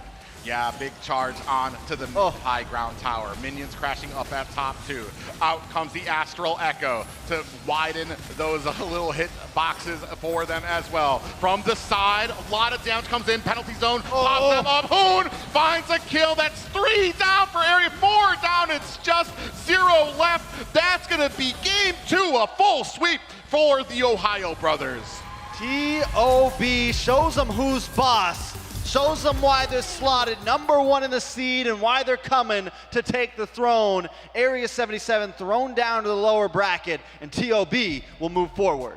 Yeah, and you can see the collective responses. No huge celebrations for TOB. They are here for the long haul. They got the win, but they know this is not the only fight of the night. They kept it chill, and I respect that. It's like, all right, yeah, we got another one coming later tonight. We can't expect too much energy. Area 77, a good show, man. Game 1, it was close. Game 2, they caught us all off guard with that early gold lane gank. I think a lot of people felt like it could have gone worse, and I'm excited to see how they do in the lower bracket. You know what? I'm excited to see what TOB is going to do in the winner bracket, right? You saw what they did with the efficient one-punch playstyle in the second game, right? They just showed up. You saw the engage with the Minotaur, the hard guard with the Angela. It was all on point. Let's take a look at the stats, Private. Yeah, you can see here, I mean, you were talking about it a lot, Trex. DPR just never able to take off. They allowed that boxing up picks. Even though when they banned it in the first round, they allowed it this time, but then honed in on him, making sure that he was never able to fulfill his role, which is to be that tanky front line, which is to get a lot of that sustain, and they were just able to shut him down with efficiency. And Jules Cutie also having a little bit of trouble getting some of those hooks in, even in that last fight. I don't know how it happened, but his hook literally went between like 5 people. They were all in the bottleneck there. So, I mean, having a little bit of difficulties there, and that might just be the overall adjustment of having to fit into this roam spot. Zero did a great job, but still, one player doing the best isn't enough. Let's take a look at this replay from game #1, and this is when we kind of had some hopes, right? But Area 77 starts to win out. They get some nice hooks. They get some nice plays. Coming into game #2, though, Jules on this Franco having trouble, and by that point, it just closes in. I know, I think it's the draft. But if you really look at it, TOB just won from beginning since the draft started, right? We talk about how they have a balanced draft with the carries in the late game, but this guy was 5-1. He was popping off since the beginning. You don't even know how that happened, but it really is thanks to the double support, the Minotaur, plus the Angela, plus the Lancelot giving so much space for carry to do that damage. You saw the replay. It's done. The knockup after knockup after another knockup plus Mielo, right? It was just non-stop qual control for the entire side of Area 77. They couldn't handle it. Yeah, and I just want to say that it's kind of like the game that Area 77 played in the first game. A lot of CC, Fredrin and Edith, able to kind of shut down a lot of those engages. And then in the second game, it was just a lot coming on to the Ohio Brothers. Yeah, now taking a look at some of these stats, the carry will be best player.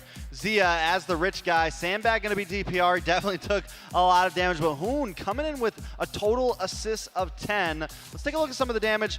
Best player actually surprisingly, and I don't know if I just didn't notice it, but game 2, he definitely was online. 38%. I don't know if the build was different. I don't know what exactly happened there, but I mean, even when he was going up against DPR, he was doing so much more damage than what he was doing against the Fredrin previously in game 1. Right, now we're talking about Zia. Guys, we have some special guests on stage with our wonderful host to talk about the last game. Let's quickly send it over to the stage. All right, thank you, Dave. Congratulations, first of all, to TOB for taking that series. And we have Zia as the MVP of the first series. So, Zia, how are you feeling after that game? I still feel nervous because I haven't been playing on the stage for a while. And the first game it's not that bad, but the nerves kind of got to us. So, yeah. Oh, yeah, because second game, you guys obviously got the momentum back. It was quite a definitive win. But the first game, I was that close to feeling like Area 77 might have got that for their favor. But you guys turned the tides in 10 seconds. What happened there? I think maybe we got the Lord, then we just do everything, objectives, then, yeah. That's about it. And for you, because you're the marksman, you're farming for first half of the game, but did you keep your comms and collected? You know that you can take it if you just have one advantage, right?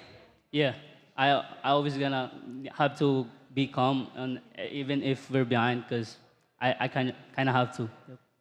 And Zia, now this is your how many, like 6th MVP this season so far. How do you feel about being the goated marksman of NA? Still not enough until we win. I'm still not satisfied until we win. Yep. All right, then you better prove to all the fans with the last series today. So best of luck in that, and thank you for the interview. Thank you. All right, everybody. With the first series taken away, we now have a special interview, and I'm going to invite my friends Angela and Matilda on the stage to do the first in-house giveaway to all our lovely fans in the stadium today. Now, Matilda and Angela. So how this is going to work is that Angela or Matilda is going to pick a number between 1 to 58, her favorite number, and whoever's number gets called will come on stage and take away this amazing mystery box with all the lovely merch that the MLBB community has presented us. So, Matilda, how are you feeling? What's your favorite number out of 1 to 58? Ooh, I think I'm feeling 23. 23, so give me a hands up. Number 23 in the stadium. Who is the lucky winner? Number 23. Do you see it on your wristbands? Number 23. 23. Oh, we have the names on this card here. George D. George D.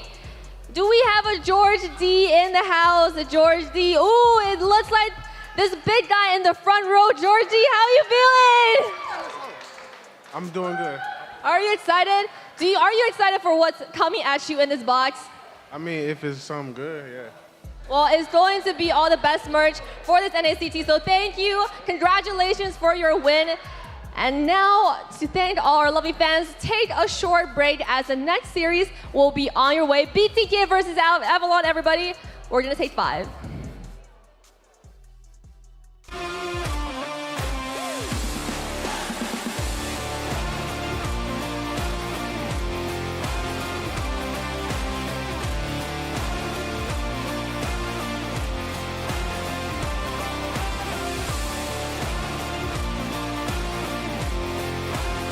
Could be huge, but it looks like could be another kill.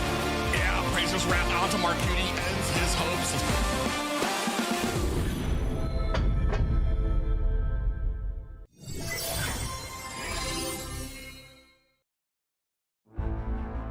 In the world of esports, every battle is a chance to prove oneself. Every moment holds the potential for greatness. It's not just about winning, but the spirit of competition that drives us forward. NACT 2023 Fall Season is where dreams are realized, where champions are crowned, and where legends are made. In the arena, we face our rivals head-on with unwavering focus and unwavering resolve. We leave no stone unturned, no opportunity wasted.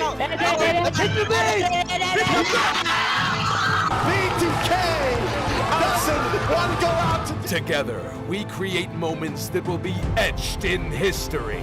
We inspire, we innovate, and we forge new paths towards glory. NACT 2023 Fall Season. My fight, my moment.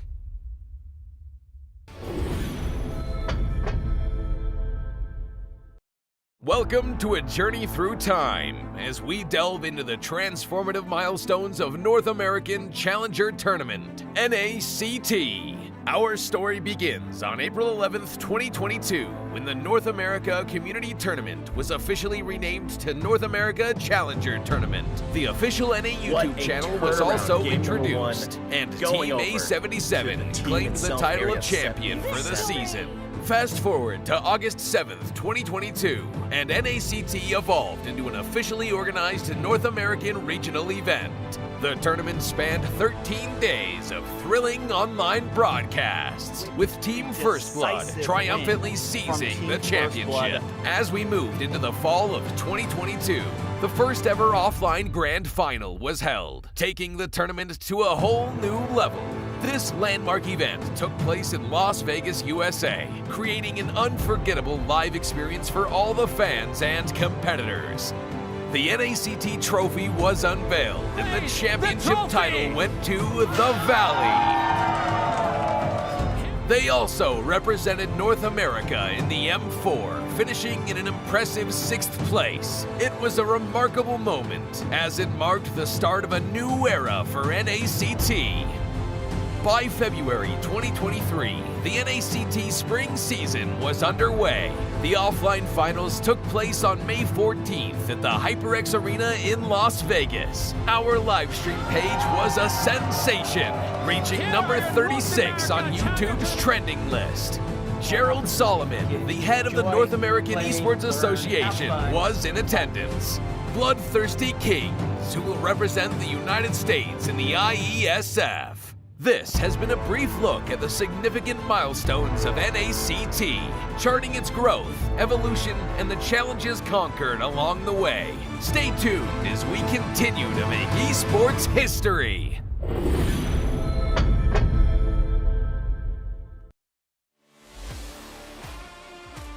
The upcoming tournament for NACT Fall. This is Mara, wishing you guys luck, and I hope you guys do so well and you go to Philippines for the upcoming M5 World Championship. And you never know, it might be you that I announce as the winner. Hi, I'm Gideon Q. I'm from Malaysia. I'm a talent as well as a caster for a majority of the MLBB tournaments that you may see internationally. Good luck to all the teams who are coming in for NACT Fall season. I can't wait to see potentially new talents coming out from North America. Obviously, we love the old, but some new ones would be great to see how the community is going to continue to grow, and especially when we're looking at the top 1%, good luck to all of you guys, and especially those who are prepared to deal with a giant crowd when you start flying over for the international. Good luck, everybody. Wait. Hi everyone, I'm Eterna. How are you guys doing? I just want to say a few good words here. I've been very excited to see you guys grow. It's so great to see how things have developed over the seasons, over the years. I hope it gets bigger. I hope you guys have more to say on the international scene. And I heard you guys are coming to ISF, so that's super great. Can't wait to see you guys there. Can't wait to see you guys rock the, LLBB scene. Hey guys, my name's Tefel, and here's the thing, we watch NACT Grand Finals, and if that shows anything about how NACT is as a region, you know what? I can't wait for it. I hope NACT Falls, all of you guys will do good, because at M5, we gotta see a surprise, man. I can't wait to see NAs in M5. What's up, guys? I'm Mirko, Indonesian caster. Right now, casting for MSC. I'm eating. They told me to do this. It's all good. NACT is gonna be insane, all right? You know who I'm rooting for. I'm wearing their colors. BTK all the way, all right? So yeah, BTK. Support M5 BTK.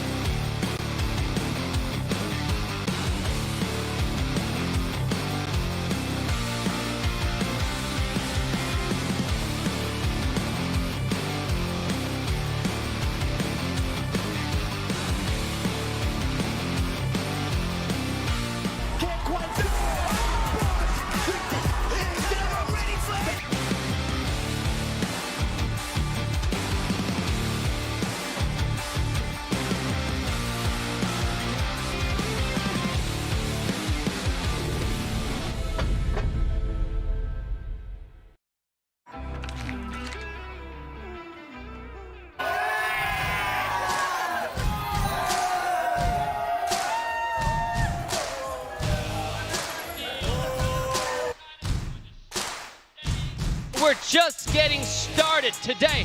Hey guys, we have some new talents on the desk, so let's take a look at the bracket before I introduce you to the beautiful, handsome faces. The next match coming up is BDK taking on Avalon. That is right, the number 3rd in the entire regular season. Do they have what it takes to take games away from BTK? Or are we gonna see a similar 2-0 stomp? Only time can tell. when we actually see this match. But now, coming to the desk, I'll introduce you to some beautiful, handsome faces as I promised. It's gonna be Steph Weezy and Yue. Where's the sunglasses, by the way? The sunglasses aren't here. We gotta keep it clean here.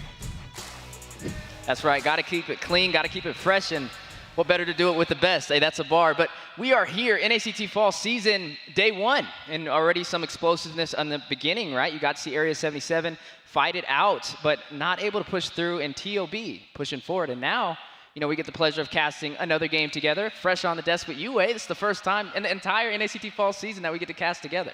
Yue, how are you feeling on the desk right now? I'm super excited. You know, this is my first time here. I get to see all these lovely faces, but before that, we have an exciting match coming out. It's the Wolves versus the King, Dave, and honestly, this is going to be a very, very big match. That's right, BTK versus Avalon. Now, before we jump to the game, we're gonna take a look at the stats to compare the teams. Steph Weezy, what's going on? That's right, looking at the KDA, Avalon just sitting a little bit higher over kills, deaths, and also the assists. But BTK, we know they're a team that closes things out nice and early, so that may be why they are a little short on that. Just a little bit faster games is what I'm anticipating. Overall damage, Avalon is still topped over there by about 50K. And the team rating, 6.95. So it's looking promising on the scoreboard. But again, it's because we see BTK just a little bit quicker games. Yeah, and honestly, you know, these stats, it doesn't really tell the full story. The gold, you know, like you said earlier, these games are much, much shorter. The KDAs are a little bit lower, but it could just be much more objective focused. They're not really going for kills. They're just being extremely disciplined now. Dave, take us in. You know what? I see a similar story of this stats compared to the previous game, right? With TOB versus Area 77. You see that Avalon has somehow higher stats in almost every category.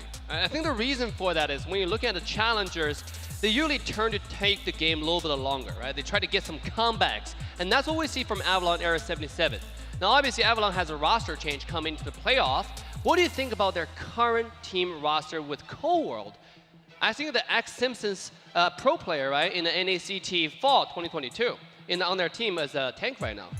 Well, you know, Cold World definitely has the experience, not his first event offline. We got to see him in the first NACT that, you know, we had the pleasure of seeing you guys cast, and he did okay, right? It was back in the day against the Valley. So this time around, it is a little bit of a different type of scenario, but it's against BTK. So actually some similar players that they're going against, and it will be a challenge, right? BTK, they're sitting at that number 2 position. Avalon right behind them at the number 3.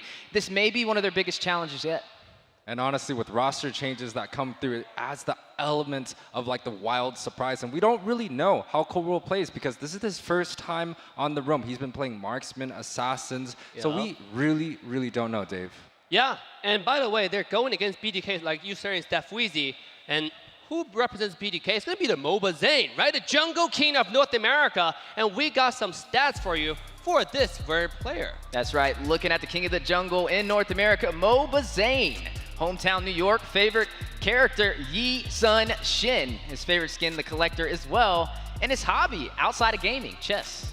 And chess, honestly, is a very good thing, you know? Mobile Legends is all about chess, but Magic chess at the same time. That's a different sport, but... That is right. I think maybe we need to get a chess game and a Magic chess game between Yue and Zane, just to see who actually wins. Because you actually has been spamming those Magic chess games, right? Of course. And like, what level are you now? Are you like Mythical Glory? I'm 1500 2 weeks in. Okay, I don't know what that means. But, Weezy. Yeah, I'm right there with you. I'm not a Magic chess player myself, but it seems intense. Maybe one day we'll sit on the desk together and cast it out. But talking about BTK, talking about Avalon, if we do a little bit of a trip down memory lane, right? Avalon hasn't had the easiest road. It's been nothing but sweeps, 2-0 up against BTK. So this is their 3rd time fighting so far in the NACT Fall season. Is the 3rd time the charm.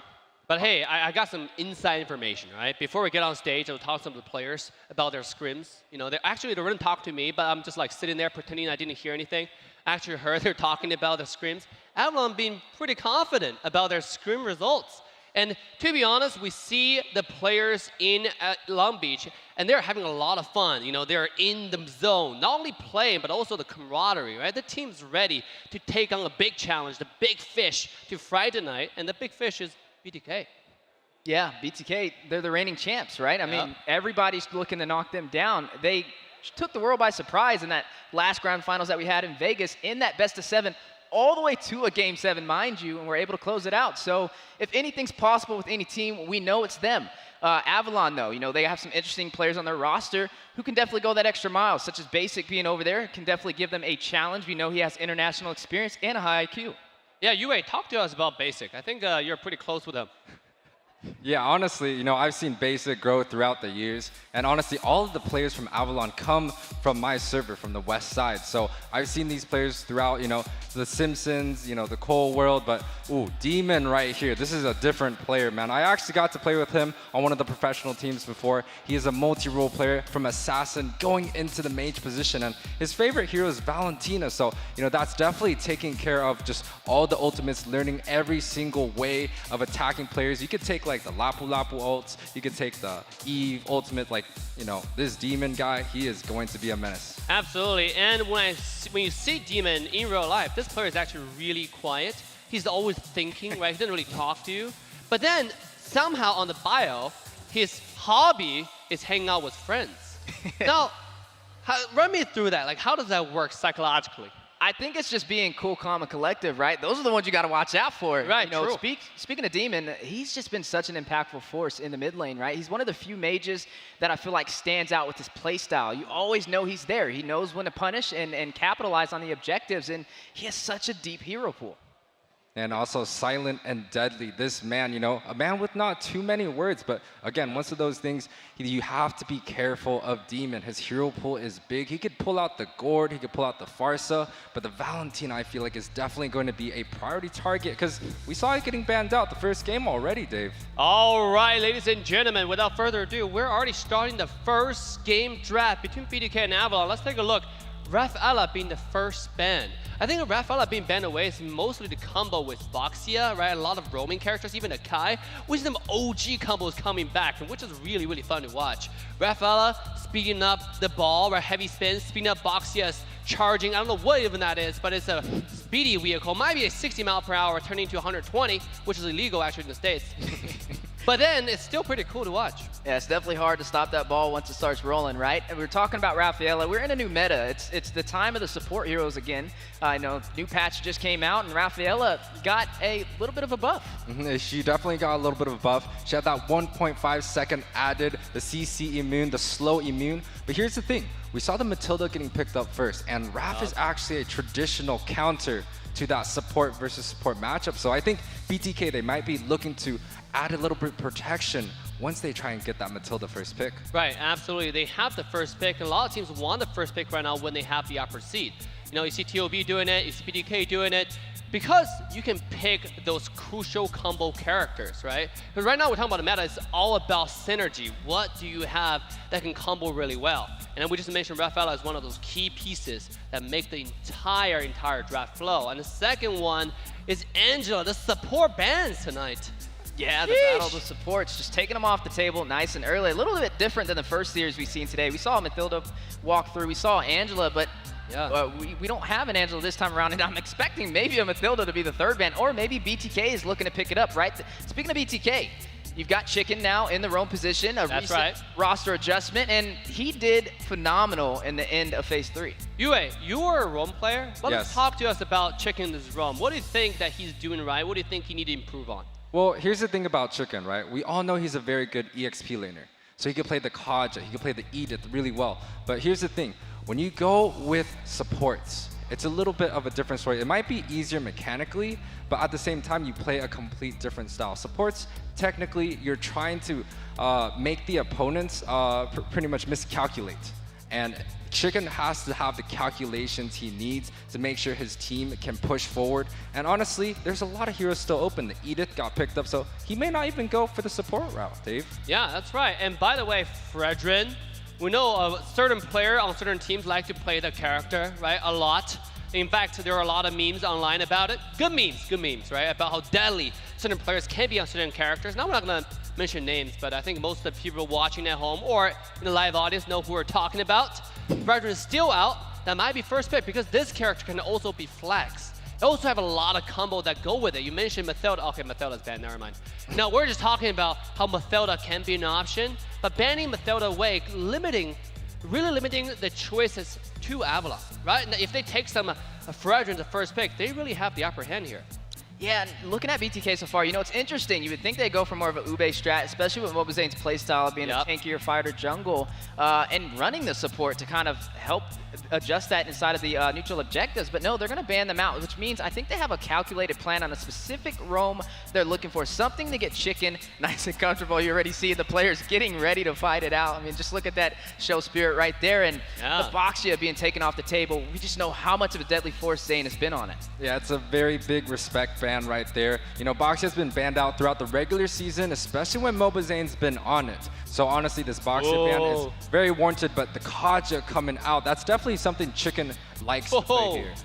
Whoa, I thought I was going to be, I was about to say something like Fredrin with Zane, but then Valentina got picked up, which is also a really good character. Right now, with all the support being available, Valentina has become more viable because they're more ultimate, more great ultimates you can copy, you know, and also Valentina is an all-around character that's good throughout the game. Late game, you have ultimate you can copy that can be impactful, and early game, you have the mobility. Also, most important thing about this mage is the mobility. It's hard to catch, especially on top of the flicker with double dash.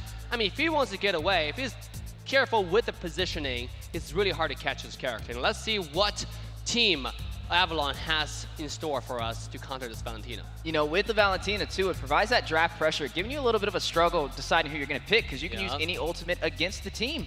Speaking of picks, 2 fighters front line for Avalon, fresh off the board. The Fredrin that we just spoke about, and also the Paquito. No, I like those 2 picks coming out from Avalon. It doesn't really give Valentina the good ultimates, the IMU that comes out. The pack got the knockout strike. It doesn't really do too much. And the Fredrin, you know, you get that little walking petrify, but it doesn't ring too much. Now, BTK now comes through with the Terizla and the Akai. That's a lot of CC and frontline, Dave. I like the Terizla pick. We've seen how deadly this character is in the previous game, played by Mielo, right? But obviously T is a monster on this character as well. Both of the players are really, really good with some tanky frontline characters on the side lane.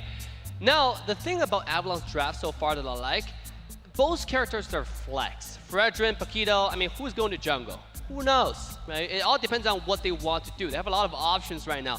Keep your enemies on your toes. Keep them guessing. And that's our strategy. I like the Akai coming out though. We don't see Akai that much. Recently with the changes, Akai being slowly surfacing again, especially with Mathilda. We know the combo, heavy spin into Mathilda's dancing ego. Yeah, it could definitely be a problem and some great synergy. Now, I will say something interesting here is I like the Akai put against the Fredrin, right? The Fredrin tries to go in. He's usually a bully, very sustainable to be able to take those neutral objectives, but the Akai provides that heavy spin to pretty much push him out, and if it's ran in the jungle, it's an easy retribution. Maybe that's the game plan for Zane, but you spoke about flexibility, and I think the Akai's flexibility as well. It could still be slotted in the roam position if needed, and they could run another jungler. I think Kai honestly is a very objective, focused type of jungler, and like I said, I like the matchup between the Kai and the Fredrin. The Kai can use that heavy spin to push him out, but here's the thing, the Avalon's response coming out with the carry. The carry shreds all the frontliners, and it's gonna completely disorientate BloodThirstyKings frontline. The Kai, the Terizla, now they're gonna be a little bit much more scared. Second phase bans? Oh, I like the Brody ban, right? They were trying to ban away some of the early game bullies away from Carry. Carry is a late game character that doesn't really do much at all in the early game, right? You can try to auto attack once or twice, but try to trade those 1 or 2 auto attacks against someone like Brody. You're looking at probably shred 1/10 of Brody's health, and while you're losing 50, you know? So obviously a really good ban, and taking away Bruno, the deadliest character, should I say, in the marksman lane, in the gold lane right now. So taking that away, really smart bans coming out from Avalon. And Team BTK is going to take away Franco as well as Valir. What do y'all think about those bans? Yeah, the Valir's interesting, right? Taking that off the board, we'll be able to, looks like they're a little bit worried about the CC. You know, they would still need to figure out who the roam is for Avalon, but I will say the carry is good, right? It can soak in to the Akai, it can soak into Terizla, and then speaking of picks, there goes the Minotaur to be able to go in there and get those sets as well. But I'm wondering how this is going to go for BTK. I'm willing to bet they wait until the end to pick their roam, and they could pull out something like a Lolita. You know, it will work against the carry. It just got a massive buff. That could be a possible game plan. Well, BTK is definitely going to be picking up the roam in this phase right here, but I want to talk about the Minotaur. Minotaur has been kind of changed and reworked recently, but with the Flask of Oasis, it's going to give his whole entire team that shield when they're underneath 35% health. So Minotaur has been a great pick, especially with the healing meta. It brings a lot of element, but BTK, Chicken, you know, that Edith I talked about earlier, it's coming through. Yep, Chicken has been very deadly its entire season, or in late stage of the season with the Flicker knockup. But I gotta say, BTK seems like they're missing some damage in the early game. Look at Avalon, you got Gord, you got Paquito, right? You got a Wombo combo with the Minotaur, with the Fredrin to help with the late game carry. Oh man, I gotta say Avalon's draft seems a little bit more balanced in this specific game. Yeah, but we gotta keep in mind, this is BTK, right? The reigning champs in North America, and they didn't have the hardest run in the NACT regular season, so if anybody can pull it off, it's definitely them. Chicken getting a little bit more comfortable, running on that Edith again, stepping into that roam position. We gotta see how this goes. Yeah, and honestly, with the Edith going in, I feel like BTK actually has a very good draft right here. They have 3 of the biggest CCs in the game, and the back line, they have the Beatrix and the Valentina to add in that extra magic and physical damage. I feel like the front to back for BTK is just a little bit too much to handle. And that's right, guys. The only way to find out is getting you the game. And this is the first match between BTK and Avalon. Casters, take it away. That's right, as we are embarking in the land of Dawn, BTK and Avalon, third time facing each other in the NACT fall season. It didn't end well for Avalon. Both of them were sweeps, but is the third time the charm. It's a red to red start, so both of these junglers are going to be going opposite into their rotation. So honestly, they're not trying to meet each other so early on in the match, but a little bit of a 2-1-1 situation. They put the mage onto the XP lane, making sure that everyone gets level 2 on this first wave. Yeah, we got to kind of talk about that, right? Recent patch updates. You can get that level 4 a little bit earlier. Muton trying to kind of balance it out and get everybody to that level 4 before that first neutral objective. So it's going to be a little bit different than what we kind of seen through the regular season. Now, you mentioned the junglers starting at opposite sides of the map, so they're possibly not really going to be clashing before the first turtle. But talk about clash here. Yeah, you are going to see Coldworld taking some serious damage. It's going to get out, but Chicken on the chase, uses the flicker and draws the kill. A small advantage going to BTK's side. They did end up getting that first kill on the flicker cooldown from Chicken, and they also grabbed up that cabbage in the middle. So hey, BTK already having a run for their money. Basic. Ooh, is going to be hit by Chicken and the knockup as well, taking him to about half HP. Chicken already just showing the world he's ready to step into that roam position. He's only been on it for a few weeks, and it's been so impactful for BTK. Yeah, and honestly, they're putting a lot of pressure onto Basic's lane, but the Minotaur actually is a little bit slow. So Cold World, he's got to play a little bit of a catch-up, but Minotaur, again, he has the sustain ability, and with the new Flask of Oasis, the Minotaur might be pretty huge here. Yeah, we're seeing a lot of Brave Smites on the board as well. You see T, you see Chicken, you see Tarzan across the board with it. A lot of sustainability for both teams. But right now, as we are bowling into the first neutral objective, right, we're looking at Zane running on the Sakai and Tarzan going and trying to get the denial. But can he get it with the Fredrin? You mentioned the heavy spin, a possible game plan for Mobile Zane. And possible Mobile Zane. All the members are coming through, but Chicken is not. Ooh, penalty zone. Is going to drop down. Mobile Zane going to rush in with the headbutt. Heavy spin on the wall. Tarzan pinned. Not going to be able to get out of there. Zane gets the kill, gets the turtle. Big play for BTK. Yeah, 2-2-0 is going to be the game score. BTK picks up this turtle, so they're kind of walking away with the lead right here, but we've seen games from that earlier series. Even with a small lead, it doesn't really mean that they're going to be winning. So BTK, they still have to make sure they're playing King, but Cold World, a little bit in the enemy side.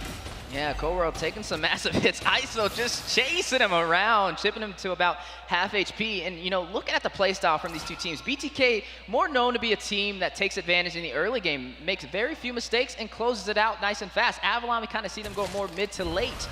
So BTK already 2-0 lead and the first neutral objective. We need to see Avalon have some response. Yeah, and a lot of tough boots are being built up by BTK's side. Pretty much every single player besides ISO has already picked up the tough boots. But on the side of Avalon, they have only a few, and they definitely have a little bit of defense. Flicker.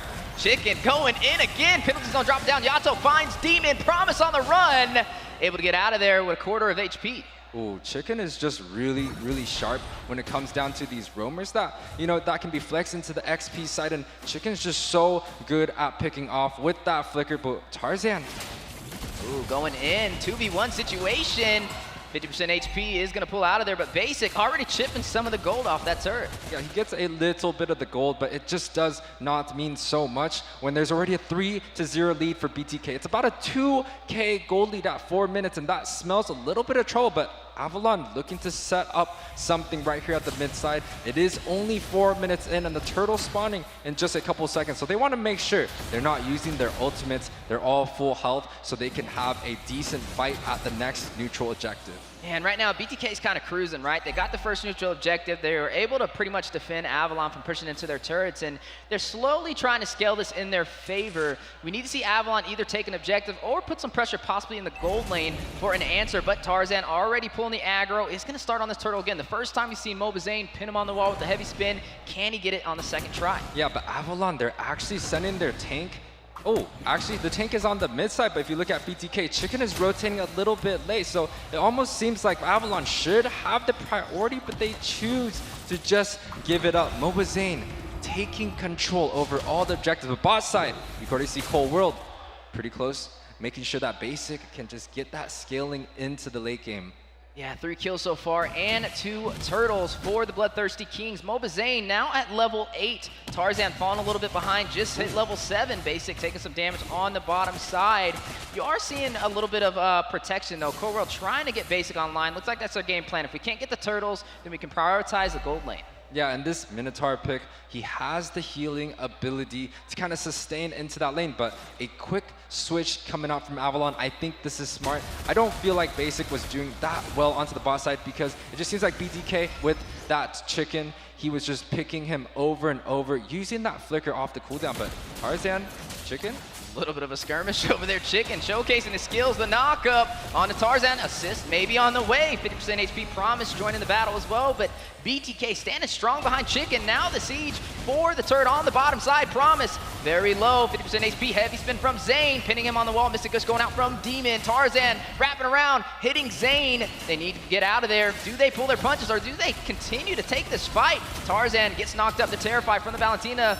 You are going to see the Praises Wrap drop down as well, but nobody will fall. Yeah, just not enough damage count from ISO. He kind of got hit by the tower quite a bit, but you can already see Avalon, they have kind of like a hip by hip, making sure that they're together. Basic and Cold World kind of going around, making sure that Basic can scale, because honestly, if they get Basic to start going, the gears are well, you know, honestly, he's going to be able to push into that late game, and that is going to be the win condition coming out from Avalon here. Yeah, Basic definitely comfortable on the carry, and he just switched lanes, so he went to the top side, and I wonder if BTK is going to match it. Yes, they do. You're going to see T go to the bottom side as well. They're not going to give him any advantage, no breathing room to be able to turn this back around in their favor. Yeah, but here's the difference that BTK has for their strategy. It feels like they want ISO to go into that ISO position versus they always want Basic with Cold World. Now, it could be good, it could be bad, it depends on how these teams run, but it just seems like the neutral objectives are just all going in BTK's favor here.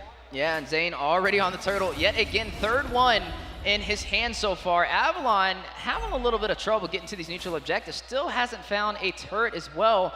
The later this goes, BTK will scale in the mid game, right? They have more farms, so they are going to have additional XP. Yeah, but we did see the game before from A77, even with the advantage on the neutral objective. Didn't mean too much, but Promise? Yeah, 2v1 situation, penalty zone dropping down. Here comes Mobazane, headbutt onto Tarzan. He is taken down by a quarter of HP. Promise rushing in is going to do some damage on a T. Not going to really take him down. You're looking at both sides. It's not a high kill game. It's definitely objective focus. But speaking of objectives, battle on the way in the jungle. Basic very low. Big Minoan Fury for the knockup on a Cold World on the Basic. Both of them needing to get out of there. They do use their purifiers and they do escape. But you are going to still see Tarzan rushing in. Does see ISO low, unable to get to the back line. Mobazane blocking them from taking down his teammates with the heavy spin. Yeah, but a lot of the spells have been popped. Basic popped that Purify, Cold World popped the Flicker, and honestly, that could be an advantage that BTK can take advantage, right? You see T, he still has the Flicker. Chicken can also set onto the back line, and Carry is one of those immobile marksmen. She doesn't have a long-range dash, just kind of like a tumble, so it's going to be a little bit hard for Avalon to even try and contest this next objective here. Yeah, and you know what's interesting? We're almost 9 minutes in, and not a single turret has fallen. We're just looking at turtle engagements pretty much so far, but it's looking like BTK is now possibly going to find an answer on the top side, as that turret up there is hanging on by a hair.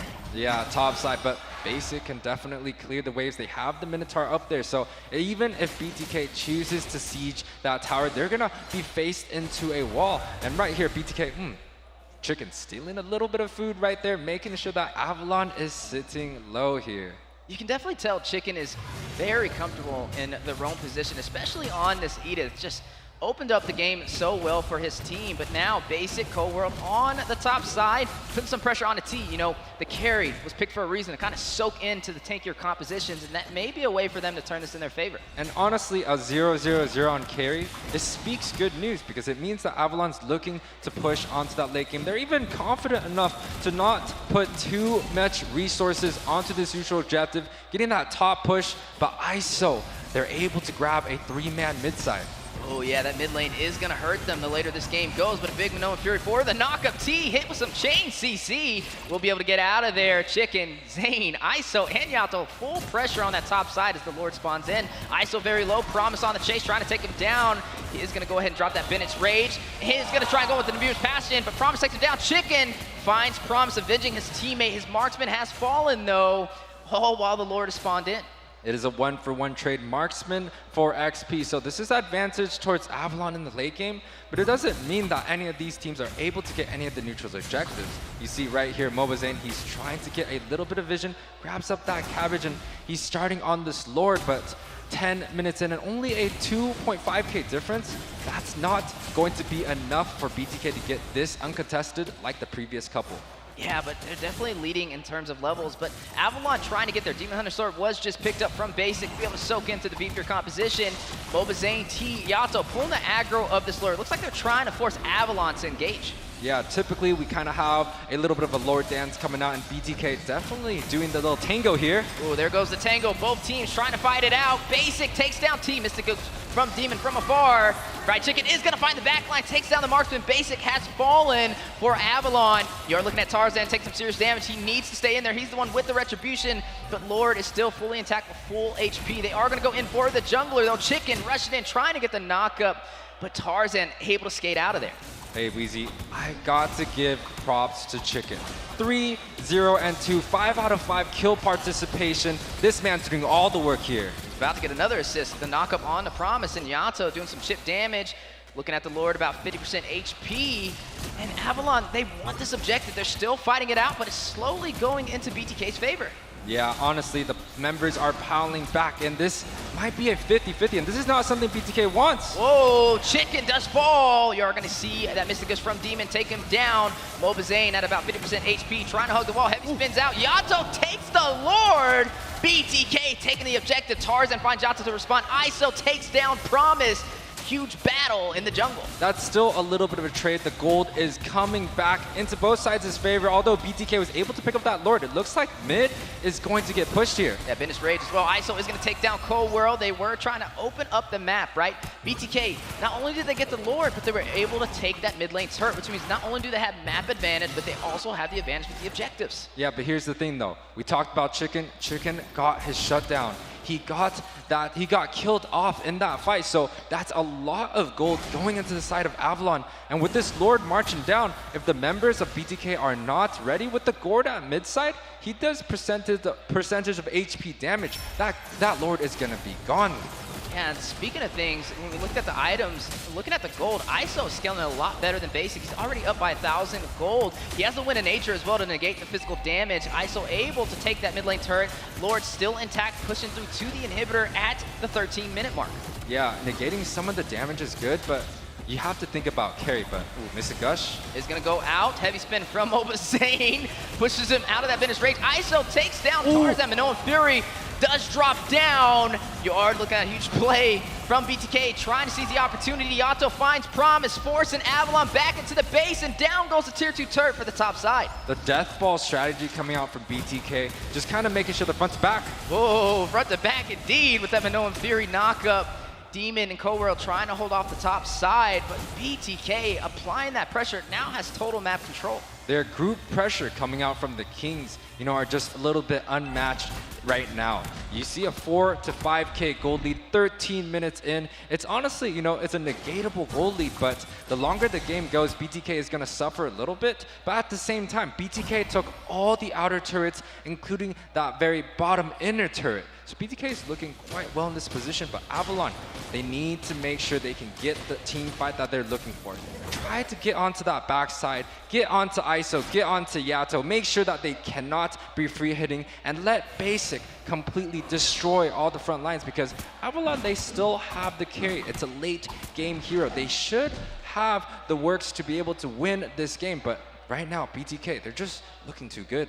Yeah, and Basic, he didn't go for the Wind of Nature, but he went in for those core items, right? The Corrosion Sight, the Golden Staff, the Demon Hunter Sword, all built up so far. So he will start having a little bit of an easier time in these engagements. The problem is they have to keep him alive. He has to be able to fight it out. So I'm expecting him to kind of stay far in the back line. You're looking at Chicken, heavy focus on him, tries to rush in with the flicker, get the knockup.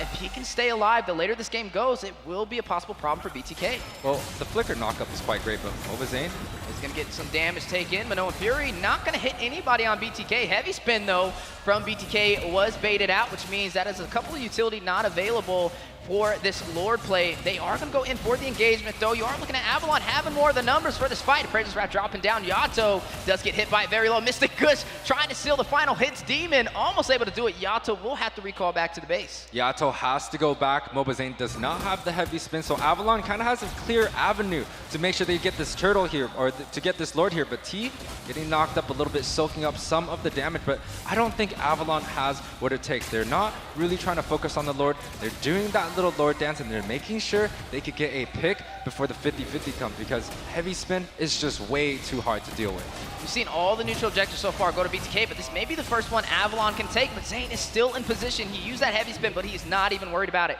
Just using that sustainability that Akai provides, right? The frontline composition. Look at ISO from afar, trying to hit a snipe. Lord at about 25% HP. Will Mobazane or will Tarzan be able to get it? You are going to see the finish rates drop down. Amir's Passion from ISO, the flicker back. Manoa Fury dropping down for the set. Coworld trying to provide that frontline presence. Knock up triple on Avalon. Airborne. Yato takes down Promise. Chicken takes down Basic. Avalon now retreating out of the Lord pit, and Mobazane secures the Lord for BTK. But Tarzan, left alone with the full team, will be taking down a double kill for Fried Chicken. Yeah, Chicken had that 3-man knockup to go into, and along with the Minoan Fury from Yato, they're able to kind of clean out the backline here, and Demon already chunked really low with 2 of these members. I'm not sure if they're going to be able to defend here. That's right, you're not seeing anybody spawn in for at least the next 14 seconds, and that's going to be another member down. Immortality popped on Coworld. ISO drawing the kill. They need the minions, though, to be able to close this out. Demon needs to hold it off 6 seconds until Basic gets in there. Does BTK close this out? Here they go. Look at the damage, 25%. That is all she wrote. BTK takes game 1 against Avalon. Oh man, BTK sweeping away. The Kings are regained in this series. They took most of the neutral objectives, and they're just making so much work. They're making Avalon work for it, and each one of those mistakes, Dave, BTK are just punishing over and over and over. But Wheezy, that game, man, we talked about Chicken. It was kind of a hard thing to see him doing the roam position, but man, he had all the kill participations early. He was the most impactful player, in my opinion. Chicken not playing games, coming around and having such an impactful performance, especially in the early game, flickering in, getting that first kill, and then it was just set after set after set, able to take game 1 and giving Avalon a challenge. Wow, I thought Avalon's gonna bring more of a show tonight. I mean, they are, but we need more, right? More of that. So are we gonna see a game 3? I think BTK is not gonna give them a chance. Chicken is on point with all those engages throughout the entire game. I mean, what do y'all think? What does Avalon need to do right now at this point? They gotta ban out that Edith.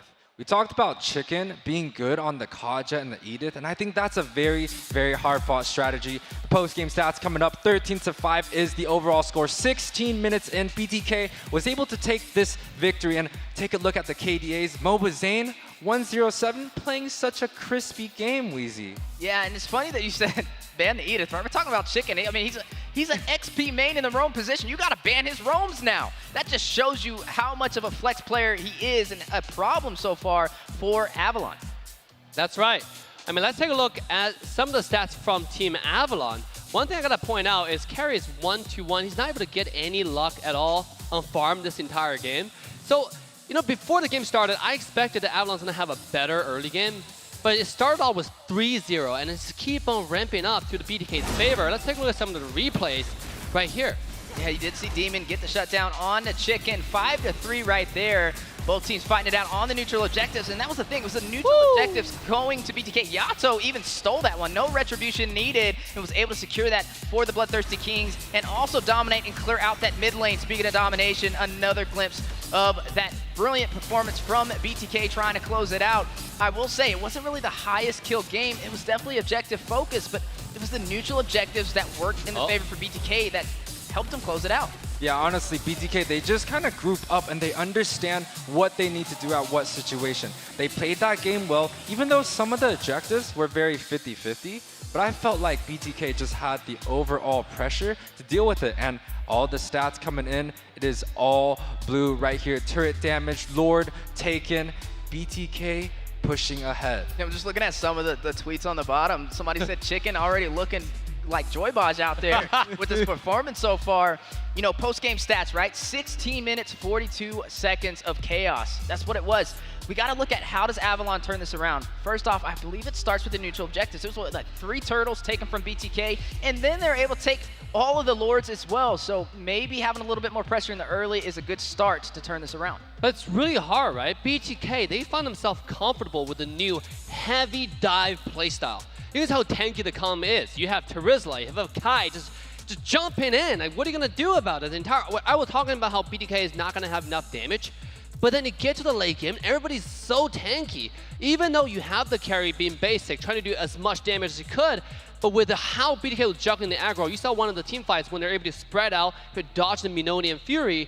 It just seemed like this is a different kind of BTK. I feel like they're ready for tonight. They find their groove in the entire meta, and they're running with it. And honestly, we kind of have to talk about BTK's draft here. They banned out 3 of the main supports coming out, and I feel like that's something that maybe Avalon should consider of even routing. The Estes was available, and also the Florin, which has been changed recently, and I feel like those 2 are still really powerhouse picks. The Minnow, it kind of worked out early, but it just didn't do so well. The 0-3, especially against Chicken's Edith, having all kill participation, Dave, they need to make sure they grab Cold World a good roam to deal with the pressure coming out from Chicken. Yeah, I think you're on point with how they ban all the support there. I mean, if you think about it, they had a little clumsy character, right? I mean, Kai's not really clumsy, but like, end of the day, he's still a tank in a sense, right? He's still kind of clumsy. He's on the clumsy side. If I'm a 0 to 5, I would give him like a 1, 5 being the most clumsy. He's still kind of clumsy. So they're banning away all the support just to make sure, yeah, you know, we're kind of clumsy, but we're going to dive in and there's no way you can get out. Rafaela was banned, so you can't speed up, right? Mathilda was banned, so you can't take everybody away. Like, it's just a really thought out strategy. It's been working out. And guys, we're coming to the second game draft. Wheezy, what do you think Avalon need to change? I think last game they had a good draft that didn't work out for them. Yeah, it was definitely the neutral objectives that kind of costed them nice and early. We mentioned Zane picking up the Akai, able to hit that heavy spin and getting Tarzan out of the neutral objectives almost every single time. And they weren't able to trade for any objectives on top of that. We didn't see any turrets falling. We just seen a lot of turtles going to BTK and also Lords. So if Zane didn't get it, you had Yato right behind him. No retribution needed for the objective. Now, here's the thing about these neutral objectives. It started off with a snowball coming out from BTK, getting the first, second, and the third. So I feel like Avalon, they got to change and shift their draft from a late game oriented where they had the carry and the minnow into the early game. They need to make sure that they can get they could get basic on fire, maybe get the Brody or the Clint, or maybe grab an early game support or even a tank to deal with the pressure coming out from BTK. But it's gonna be hard though, because BTK is full tank comp kind of, right? The only damage that we saw last game was Beatrix. And then you don't even expect Beatrix to do that much damage until late game. So that's why I was saying that with a comp that I expected them to do no damage at all in the early game, somehow they're pulling off with Chickens Engage over and over again. It just shows you a decisive coordination, decisive execution can pull off wonders in this game. And we are seeing that perfectly from BTK. I think they're ready for for the entire tournament this weekend. Let's take a look. Rafaela once again being banned, and Boxer being banned from Avalon. Yeah, and then speaking of bans and Navaria, on top of that, now the box is no secret. We've seen Mobazane on it. He definitely knows how to play it well. Provides mobility, sustainability, two things that you don't want Mobazane to have, especially being the king of the farm in the jungle. Now, I think you were right on the money, Yue. You mentioned banning out the Edith for Chicken, right? I was expecting a calculated strategy right there in the draft. They took out 3 supports and then went in for that Edith in the roam position. So it was really looking like BTK was trying to make sure Chicken got a comfort pick.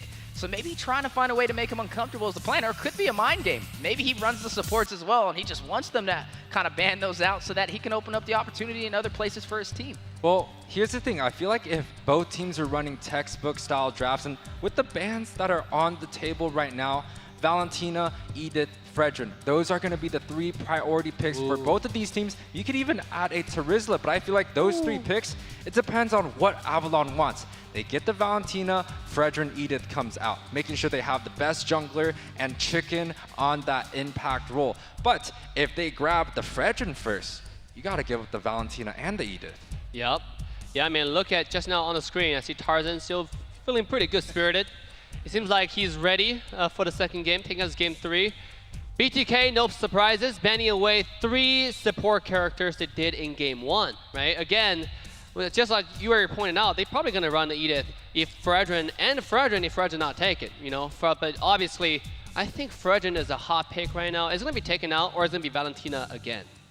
Oh, that's a really good question, right? They can take the Fredrin because they banned out the Akai, and it could give them a little bit of an easier time taking those neutral objectives. But then again, you leave open that Valentina to be picked up from Yato, and that's something that he thrives on. He's had such a great game. Even the last game got it, but looks like they are going to go in for that Valentina. But this means Mobazane, he can get it. The Fredrin's still available. Well, the Fredrin's still available. We've seen the Erythal being played over and over. I feel like when you go onto that second phase, on the second picks, you kind of want to go 1 light, 1 heavy. So I think the perfect way for them to close out this draft would be Erythal Edith. But no, Mobazane takes up his signature pick. At least throughout the NACT here, his Fredrin has been on point. People have been scared about it. And especially, if I go into a trio game and I see Mobazane on Fredrin, I'm running here. Yeah, they call him Moba Fred for a reason. Is that a good thing? I think it's a good thing sometimes, right? Depending on how you use it. If you say Moba Fred after Zane lose, then it's a bad thing. But usually he wins. We've seen those bunks, you know, on his live stream, also in the tournament stages. And here we go, X-Spork being taken out along with Moba Fred. It's gonna be pretty powerful. This is, again, full dive so far with the 2 characters. And by the way, when Zane on Fred, the way how he plays, this feels a little bit different. Sometimes when you see some other Fredrin, you know, it doesn't matter which region it is, this is a regular Fredrin player, they will, when you see danger, they will try to go away, run away. Oh, I'm in danger, I need help. But with Zane, all right, it's danger, I'm jumping in. And my entire team better follow me up. If you don't follow me up, I'm gonna yell at my team until they follow me up, and their team always follow him up. He's definitely confident in his ability. I always like to say, if you watch Fredrin walk across the land of Dawn, he always has his hand in his pocket, and I'm willing to bet it's a picture of Mobazane. But looking at this so far, Avalon is going to go ahead and pick up that Kaja, right? They went in for the support route, and they have the Valentina, and now Basic getting a little bit more damage, and also being able to sustain himself in that gold lane. The Brody has been slotted in. The early game comes out for Avalon. I like this strategy. I like this adjustment. Kaja, one of the best roams even till nowadays, has that divine judgment, can just single out a target and make sure they have the pick. And Brody, we kind of talked about the early game on the carry. It didn't do so well on these neutral objectives. So I think Avalon has a much better strategy coming in. But is that Yato or Chicken on the Kadita? I don't know, but that scares me quite a bit. Hey, it's a flex, right? I mean, just like we're thinking Fredrin X-Spork, obviously it can be a flex, but in BTK's hand, there's a 99% chance of staying on the Fredrin. I mean, there's no reason for somebody who's almost the best in NA who play Fredrin not play it. Kadita, I suspect is going to be played by Chicken though. This guy has been a menace, right? You saw how he roams around to cut the back line. He was an EXP laner, remember that. He's really, really good at flanking your backline when you least expect it, especially this is a roam character, you know, as a roam player. You're like, oh, you know, it's a roam Kadita, nobody cares. But then Chicken will always find the angle, find the right bush, and to cut your backline in one shot. when you least expect it. And we actually seen the Kadita be picked up from Chicken in phase 3 in the battle up against TOB. And he was able to have a great performance. He led the way in the kills for the team. He plays very aggressive on it. He's not afraid to take that fight, and his positioning is what's really inspiring on it, right? He's able to get into that bush, get that knock up, and sometimes lead toward the kill with the damage build that he kind of goes for. So it is going to have to be something that Avalon is going to need to watch out for. Now, I will say, though, Basic has the Brody.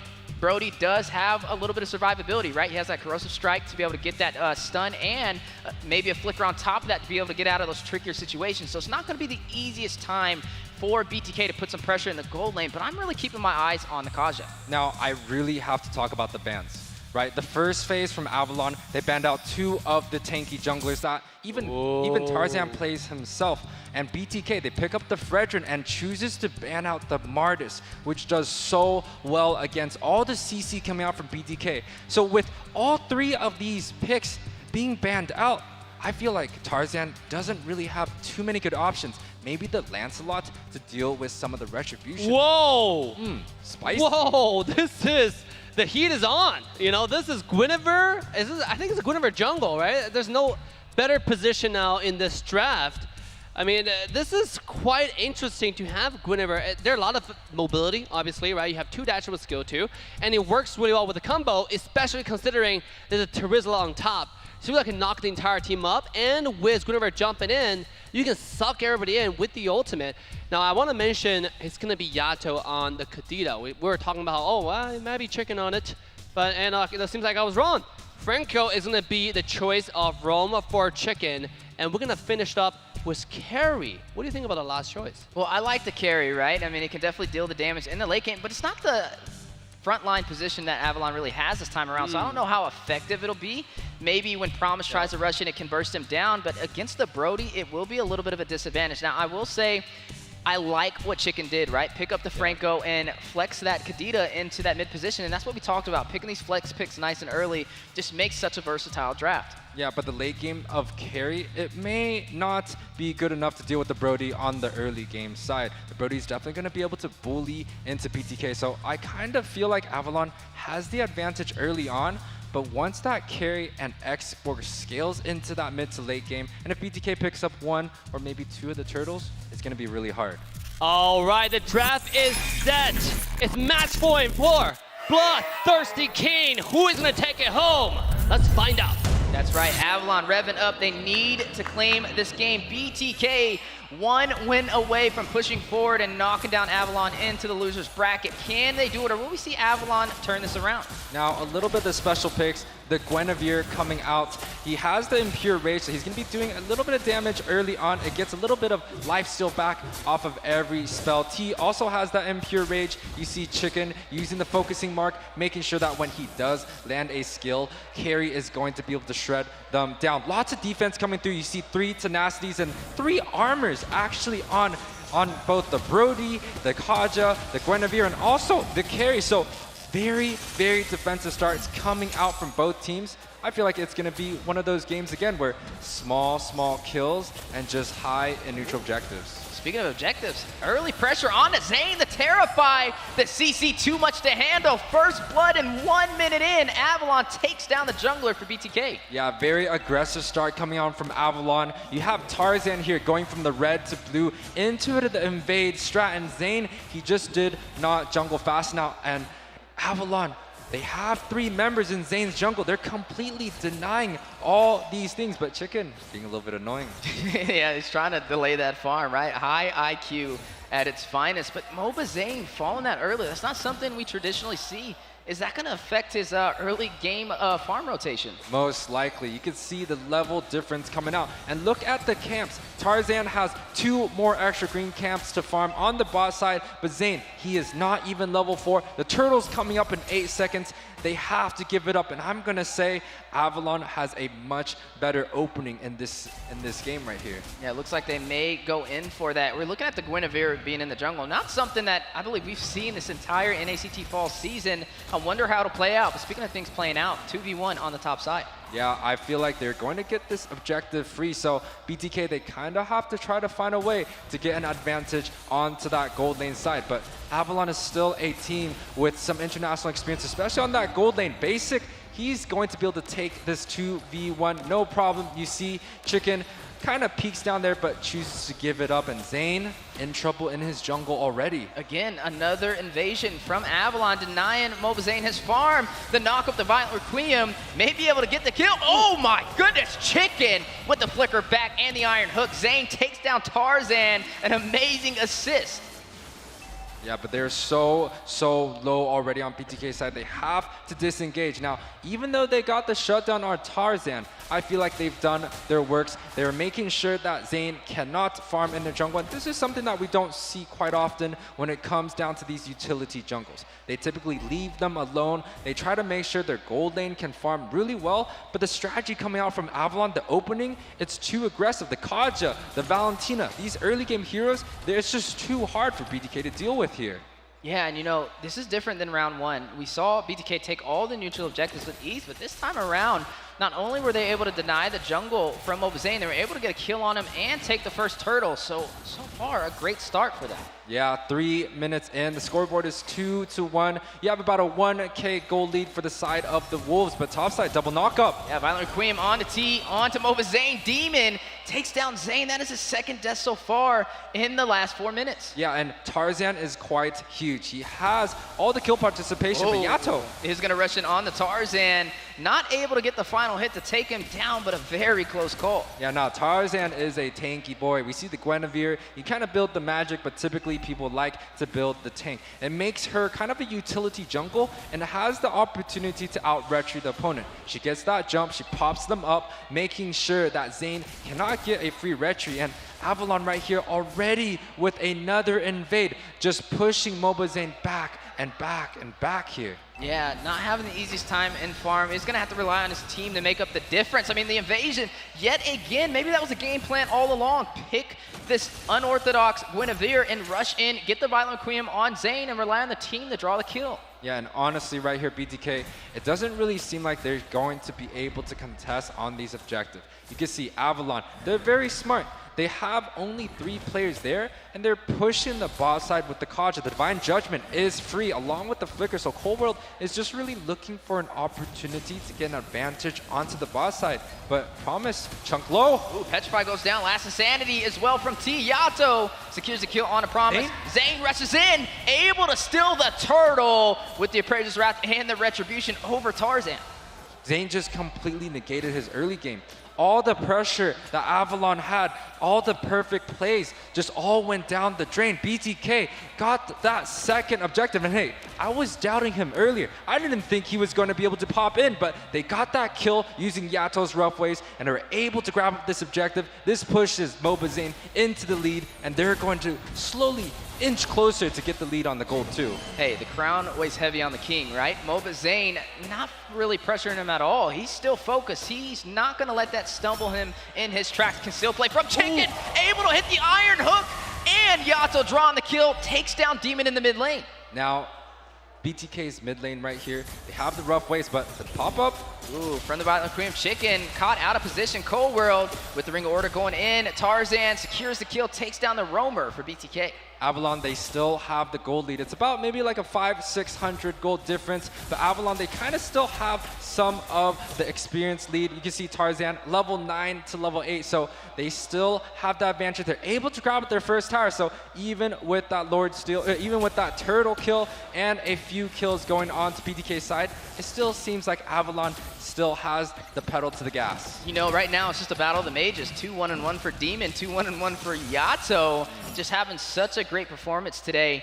4-3 on the scoreboard. Avalon leading the way in terms of kills, and also able to take a turtle and a turret away from BTK. And honestly, both teams are playing very, very objective focus. The kill scores are very, very low. It seems like both teams are trying to rotate around macro. They're trying to deny minions, pushing enemies back. They don't really care about the kills. They're just making sure that they can grab these neutral objectives without a 50-50, and I think that's a great plus, you know? It kind of means that we are lore dancing, we're turtle dancing the right way, we're being very, very objective focused, and even look at the pressure onto the top side. You see Chicken sneaking in, seeing if he could grab a hook.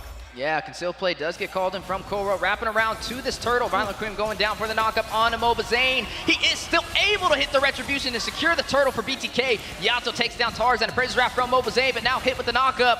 The taunt, the penalty zone dropping down. Promise trying to provide that frontline presence, and they're gonna disengage. Yeah, that's gonna be 2 turtles going to the side of BTK, and another hook.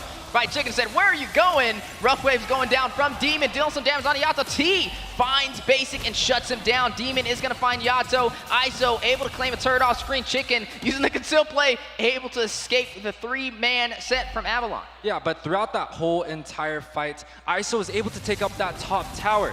He neutralized the tower on the bot side that Avalon took earlier. And right now, the gold lead is close. It's a 5-5, 8 minutes in. It's anyone's game, Weezy. Yeah, anyone's game as we are looking at the items pop up. Looking at the gold laners, right? 5,000 gold for ISO. When we switch over on to Basic, he is up. Not too much though, so I will say it hasn't really been such an impactful performance so far from the gold laners, but I feel like that can change in the blink of an eye with one of these engagements. Yeah, but here's the thing. ISO finished 2 items. He's got the Corrosion, he got the Golden Staff. Basic is still working on that very expensive Blade of Despair. So it's gonna take some time before Avalon kind of scales into a very good position. And right now, BTK, they have X work, they have carry. That's a late game comp. Yeah, speaking of late game, Violent Cream going in, Chicken falling, Basic getting the kill, gets a double, finds Yato. Avalon getting what they were looking for, and they also were able to take a turret on the bottom side, but BTK takes a turret of their own, so both teams even on the map. Now, that's just kind of the COD strategy, but Tarzan poking a little bit onto the mid lane. They're able to defend this mid tower. Ooh, may be able to defend it. Tarzan far behind enemy lines, just showcasing the mobility from the Guinevere. Now, we have the Kaja and the Valentina at the mid side. It's still a very pick-oriented, but same thing with BTK. Both teams are looking for opportunities to use that flicker to get a pick, right? If Franco is able to get an iron hook onto any target, Carry's gonna be able to burst it down. And same thing with the side of Avalon. If they can get a hook coming in, Basic should be able to get a full torn apart memory and making sure that unit has to go back. So both teams kind of playing the same strategy, but Tarzan is gonna rush in, Violent Cream for the double knockup. Are still fighting it out. Who will be able to draw the kill and take this objective? Praises Wrath goes down from Zane, connecting, hits Tarzan, it takes him out of there. You are looking at Promise trying to get away, but the Fire Stake missiles will catch him in his tracks. ISO get the kill. Yato finds Promise to respawn. Rough Waves on the way out. Demon able to sustain himself. 3 members falling for Avalon. BTK able to take control of the Lord Pit. Man, Chicken on the sniper. He gets another hook coming in. That's the caster's curse right there. He said Chicken, and there goes the iron hook for the connection. Mobazane able to claim the Lord for BTK. Cold World Immortality has been procced from T. I mean, it might be a soft spot for me. I'm a roamer, so I can appreciate good roams. And when I see Chicken right here, he's an impactful player. He got the hook on Basic, on the marksman, and able to get that shutdown right then and there. They got the Lord, and now he's just hooking over and over. BTK, they look good. 3K gold lead 10 minutes in. The kill score doesn't really show the full story. And Mobazane on that bot side, even getting another objective for the Kings. Yeah, it looked like they are going to try and sink these lanes and open up the map even more in their favor. But Avalon's still hanging in there, right? They had a good start in the beginning, but BTK was able to turn that back around as we are now embarking into the mid-game. It's still anybody's story. My fight, my moment, right? And honestly, right here, Avalon, they have to get the hook. Whoa, but the flicker in Divine Judgment connects. You are going to see the Lord burst down the inhibitor, and the base has been open for Avalon. The possible siege for the base crystal on the way. Penalty zone dropping down from Promise, but knocked airborne himself. T getting the airborne knockup as well. Immortality has been procced. Praises Wrath from Zane, frontlining.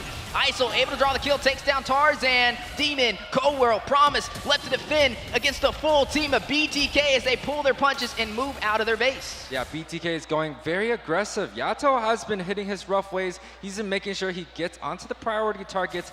If not killing them, making sure that they have to back, or the teammates of BTK can actually follow up. Now, ISO. Ooh. serious damage over there with the Speedy Light Wheels, able to take the mid lane inhibitor as well, leaving only the bottom side. Avalon now put on full defense mode. Yeah, and honestly, BTK, we talked about earlier how their draft was very early game. They made sure they got all the early game objectives, but now they have the carry and the export. Chicken not missing these iron hooks. Bloody hunt for the suppression. You are going to see the Petrify go down. Mobazane able to take down Cold World. One member down for Avalon. Avalon got to try and find a way to use the Divine Judgment. He has the Divine Judgment available, no flicker, but he should be able to grab up whoever the front line is and try to burst it out. Now, here's the thing. Avalon, they chose to go for the early game draft. The Brody pick came out. The Valentina also is not extremely burst heavy. So Avalon, even though they have the Divine Judgment, it's going to be kind of hard to get the pick. Oh, there goes the CC though. Penalty zone on to Mobazane. Not going to phase him. Now rushing in for the counterplay. You are going to look at the rough waves. Chicken finding promise. Maybe able to get another Tarzan hit with the energy eruption. Appraiser's Wrath from Mobazane going down. Speedy Light Wheels connecting on a demon, but he does use his last insanity back to the base. Yeah, the Lord is coming up in 18 seconds. It should be uncontested from the side of BTK. So let's talk about some of the strategies coming out for the side of Avalon. They have to get onto this carry. The carry has been shredding so hard, 2, 0, and 1. He's going to be doing such high damage, and he's just unable to be shut down. You have the Fredrin in the front. You also have the export, so it's quite hard. Maybe Avalon got to do a Hail Mary play just like that. Yeah, there goes the Divine Judgment connecting. Chain CCT is not going to be. Wait a minute, does he get out of there? He baited all of that utility, but gets bursted down from Tarzan. Big play, 5-man knockup. Mobazane able to claim the objective. Yato is going to go ahead and take down Basic in the mid lane. ISO finding promise.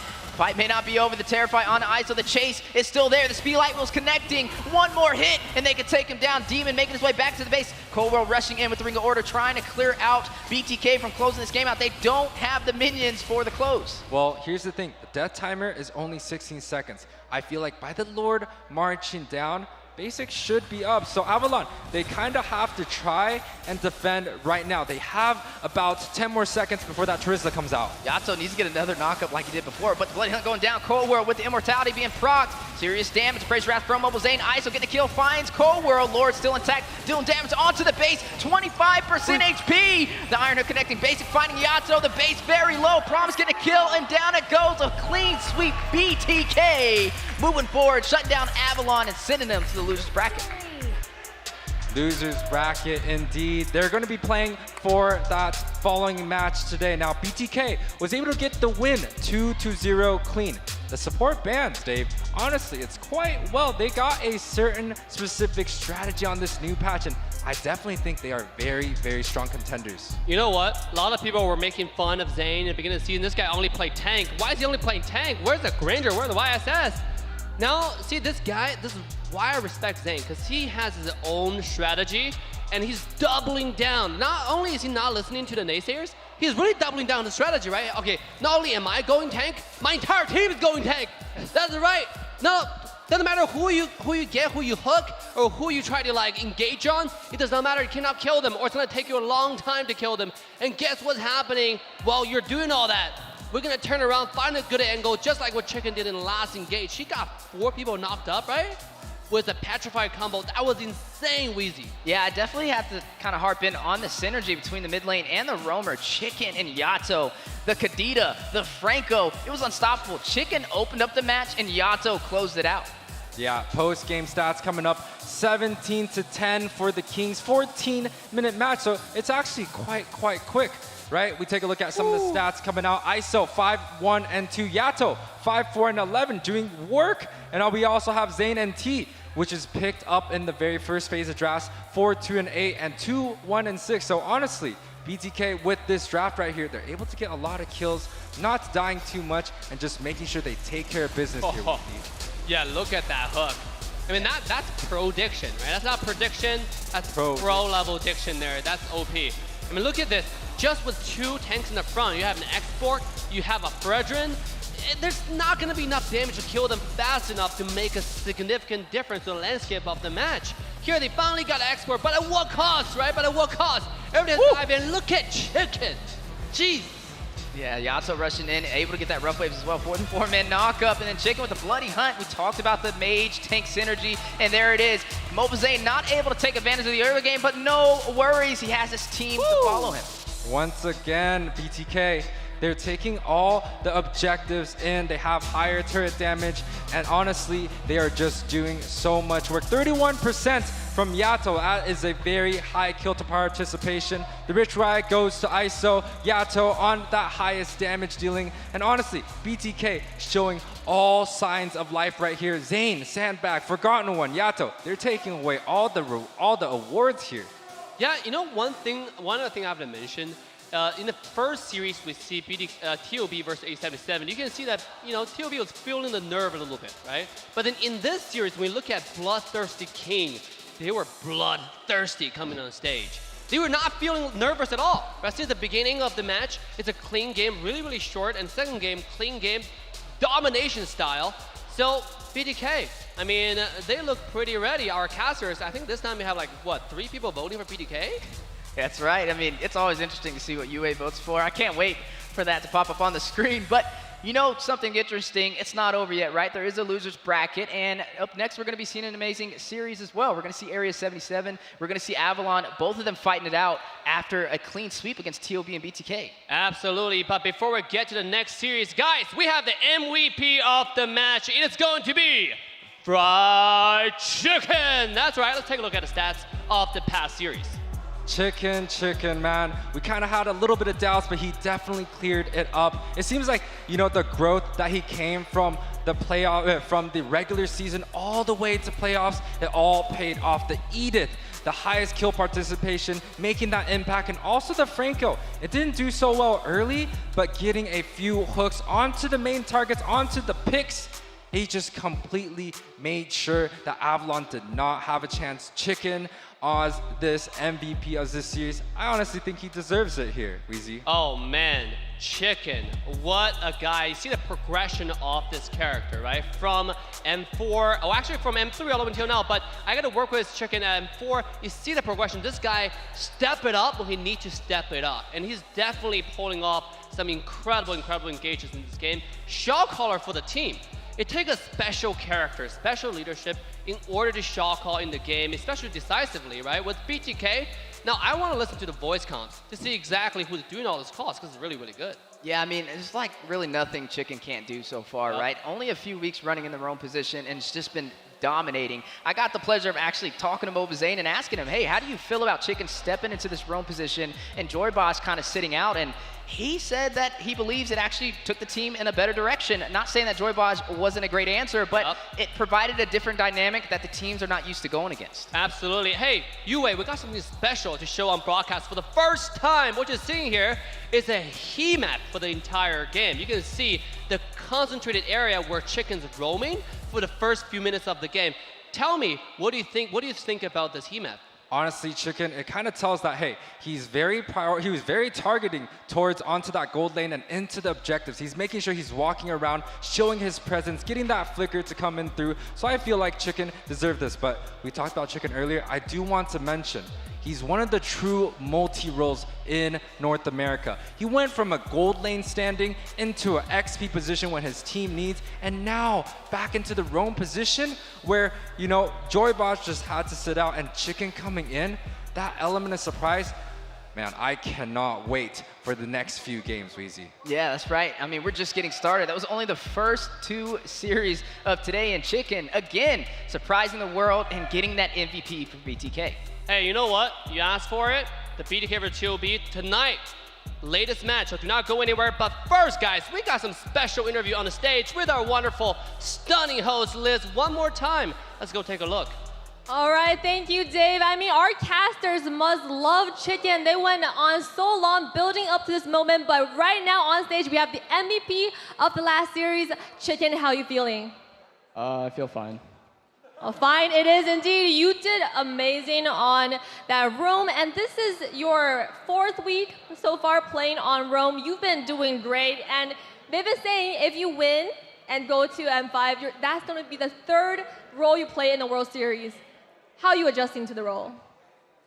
Well, I used to main tank way back before I started competing, so the role isn't like completely new to me. So it wasn't really that hard to adjust.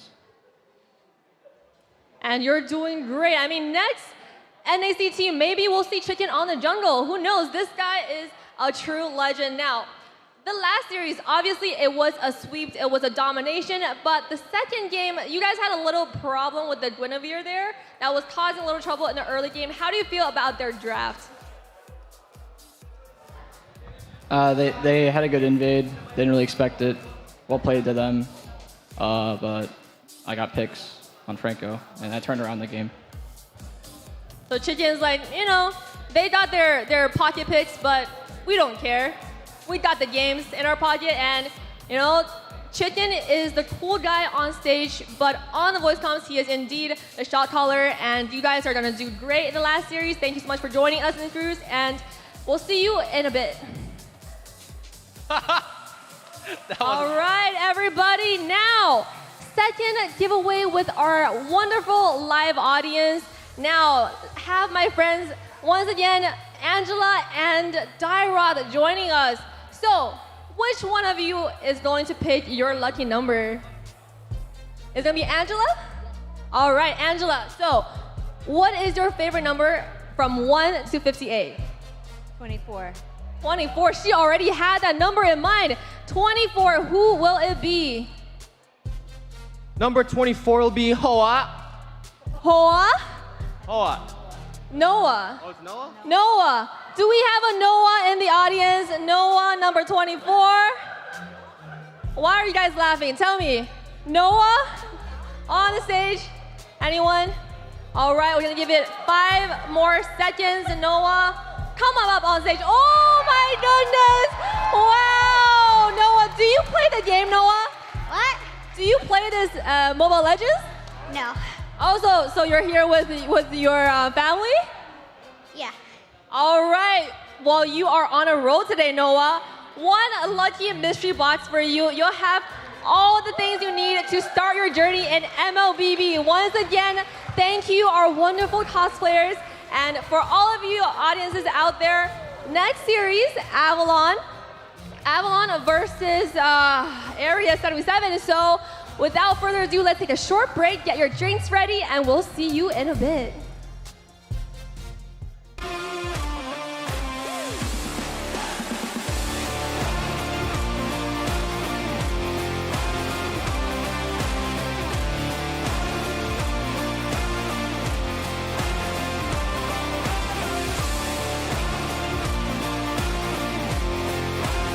Could be huge, but it looks like could be another kill. Yeah, praises wrapped onto Marcuti, ends his hopes.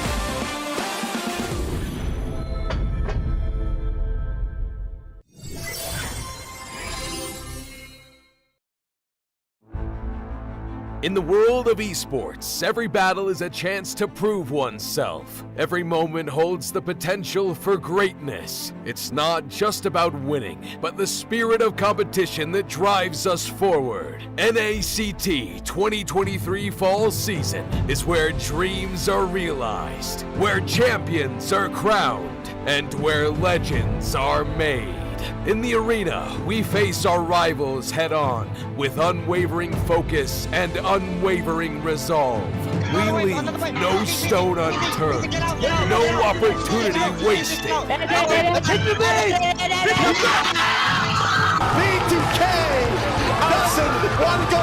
Together, we create moments that will be etched in history. We inspire, we innovate, and we forge new paths towards glory. NACT 2023 Fall Season. My fight, my moment.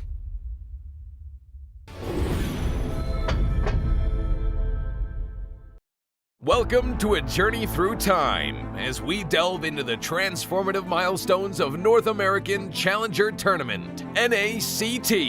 Our story begins on April 11th, 2022, when the North America Community Tournament was officially renamed to North America Challenger Tournament. The official NA YouTube channel was also introduced, and Team A77 claimed the title of champion for the season. Fast forward to August 7th, 2022, and NACT evolved into an officially organized North American regional event. The tournament spanned 13 days of thrilling online broadcasts, with Team First Blood triumphantly seizing the championship. As we moved into the fall of 2022, the first ever offline grand final was held, taking the tournament to a whole new level. This landmark event took place in Las Vegas, USA, creating an unforgettable live experience for all the fans and competitors. The NACT trophy was unveiled, and the championship title went to the Valley.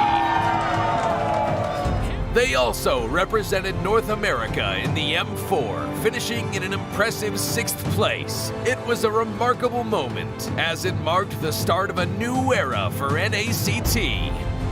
By February 2023, the NACT spring season was underway. The offline finals took place on May 14th at the HyperX Arena in Las Vegas. Our live stream page was a sensation, reaching number 36 on YouTube's trending list. Gerald Solomon, the head of the North American Esports Association, was in attendance. BloodThirstyKings, who will represent the United States in the IESF. This has been a brief look at the significant milestones of NACT, charting its growth, evolution, and the challenges conquered along the way. Stay tuned as we continue to make esports history.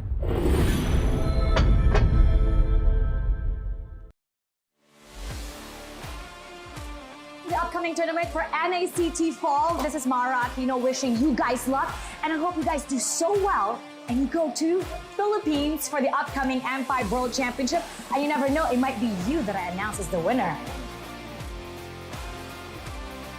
Hi, I'm Gideon Q. I'm from Malaysia. I'm a talent as well as a caster for a majority of the MLBB tournaments that you may see internationally. Good luck to all the teams who are coming in for NACT Fall season.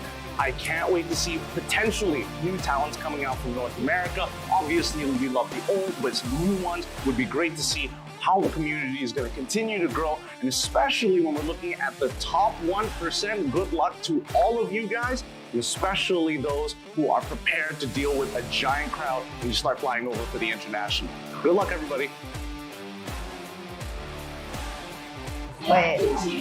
Hi everyone, I'm Eterna. How are you guys doing? I just want to say a few good words here. I've been very excited to see you guys grow. It's so great to see how things have developed over the seasons, over the years. I hope it gets bigger. I hope you guys have more to say on the international scene. And I heard you guys are coming to ISF, so that's super great. Can't wait to see you guys there. Can't wait to see you guys rock the, LLBB scene. Hey guys, my name's TheOhioBrothers, and here's the thing, we watch NACT Grand Finals, and if that shows anything about how NACT is as a region, you know what? I can't wait for it. I hope NACT Falls, all of you guys will do good, because at M5, we gotta see a surprise, man. I can't wait to see NAs in M5. What's up guys, I'm Mirko, Indonesian caster. Right now, casting for MSC. I'm eating, but they told me to do this. It's all good. NACT is gonna be insane, all right? You know who I'm rooting for. I'm wearing their colors, BTK all the way, all right? So yeah, BTK. Support M5 BTK.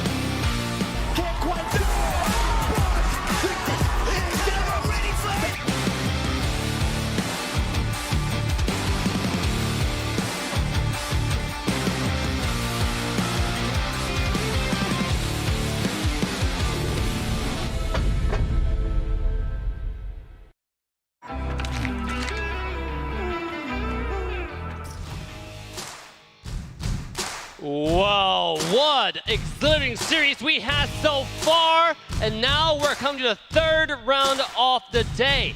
AVL taking on A77. One team will have to wipe their tears, and sorry tears, actually, and just go home. They're still free to, they're welcome to come tomorrow. But let's take a look at of the brackets so far. You can see now the next game is going to be the loser round 1, best out of 3. Area77 taking on Avalon, and the winner will proceed to tomorrow. But don't go anywhere, because hold on tight. We have one great match tonight. TOB versus the BTK. Now this game, I wouldn't say it determines a lot of stuff, but it really is a testing ground for those teams, right? Because you can try out some new metas. We mentioned in the last game, if you watch carefully, BTK has some dive compositions that are running really smoothly. TOB, they like to play the supports. We've seen the Minnesota with Axia, right? We've seen different support Rome coming out. Guys, what do y'all think about the upcoming series? Who's packing? I mean, I definitely think it's going to be up in the air. It could go any way. It's hard to tell at this point. I feel like there's a lot of, like, the Avalon, Area 77's 50-50, the TOB BTK's 50-50 to me, and both teams I feel like haven't even really showed all of their cards yet. Yeah, one thing is for sure, I talked about that ride starting today, but unfortunately, that ride does end for one team here tonight. I'm not sure who it's going to be, but we're going to find out soon. Yeah, and by the way, if you haven't noticed, I got new casters again, right? I mean, magic. Yeah, it is. You've been pulling magic tricks all day. Yeah, it is magic trick. David It's actually a magic show. This is not a tournament. This is a magic show. You're here, and you got your ticket worth. By the way, and guys, we have your playoff stats for the two teams. Area 77 for Avalon, their journey so far in Long Beach. Let's take a look at those stats. Now, this time, it's a little bit closer, and this is what I mean when it's 50-50 with these two teams. One of the things outside of stats, Avalon just pulled some really clutch picks. The Guinevere, things like that. Is it going to be able to get them the win over Area 77? If we take a look at KDA real fast, though, the assists for Area 77 are insane. They've been working together as a unit. Their kills also a point ahead of Avalon, but their deaths also a point ahead of Avalon. What does that say to you, Private? Well, for me, it's been a lot when it comes to a lot of these objectives. I feel like what I've seen here is that Area 77, a little faster to the queue when it comes to these objectives, able to get there first, be able to kind of push out enemies. Unfortunately, not enough when it came to TOB. But, we're going to see if that kind of continues against a team like Avalon, who has shown a lot of aggression. Hey, to be honest, we've seen what Area 77 did in match 1 against TOB, right? Very first game. This team has what it takes. They have the momentum. I talked to Merciless, some of the players, Zero. They come in all happy. They're ready, and also they're focused in this game. Can they win? Guys, I think our production already have this match draft ready. Let's jump into the ban pick. All right, so Avalon will be on the blue side. First pick, first ban for them. Now that we've seen, how teams are going to do, what they're going to do with the meta, etc., I think they're going to have a bit more of an idea of what they're going to want to ban. They're not going to be coming into this blind. Both teams got to see both teams play, right? So we know some of those clutch picks. We know DPR feels very comfortable on some tankier picks, right? We know that Avalon has a couple cards up their sleeves, things of that nature. So now that they've been able to get eyes on each other, does that change anything major? Well, we do know, the obvious choice has been to kind of focus down on DPR. Get some of those picks down. They think, I want to say they kind of or maybe underestimate some of his pool a little bit. They feel if they can get some of those picks off, then they can be able to kind of challenge him.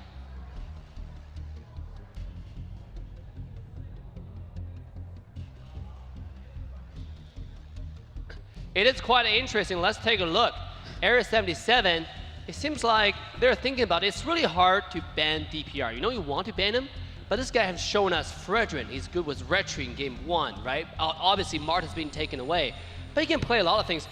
DPR used to be known as Poggy, and a lot of people didn't know this, but he was a carry player before. He knows how to play those assassins.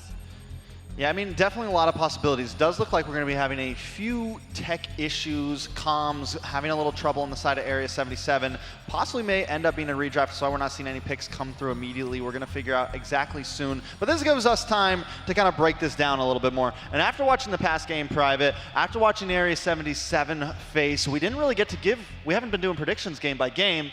Any calls, any hot takes? Give me something. I was almost glad we didn't mention predictions because there's no escape. Yeah, no as we come to the playoffs, like our predictions just go out the window, especially with the last one when it came to how Area 77 was able to show us off. Nothing is turning out as a lot of our predictions went.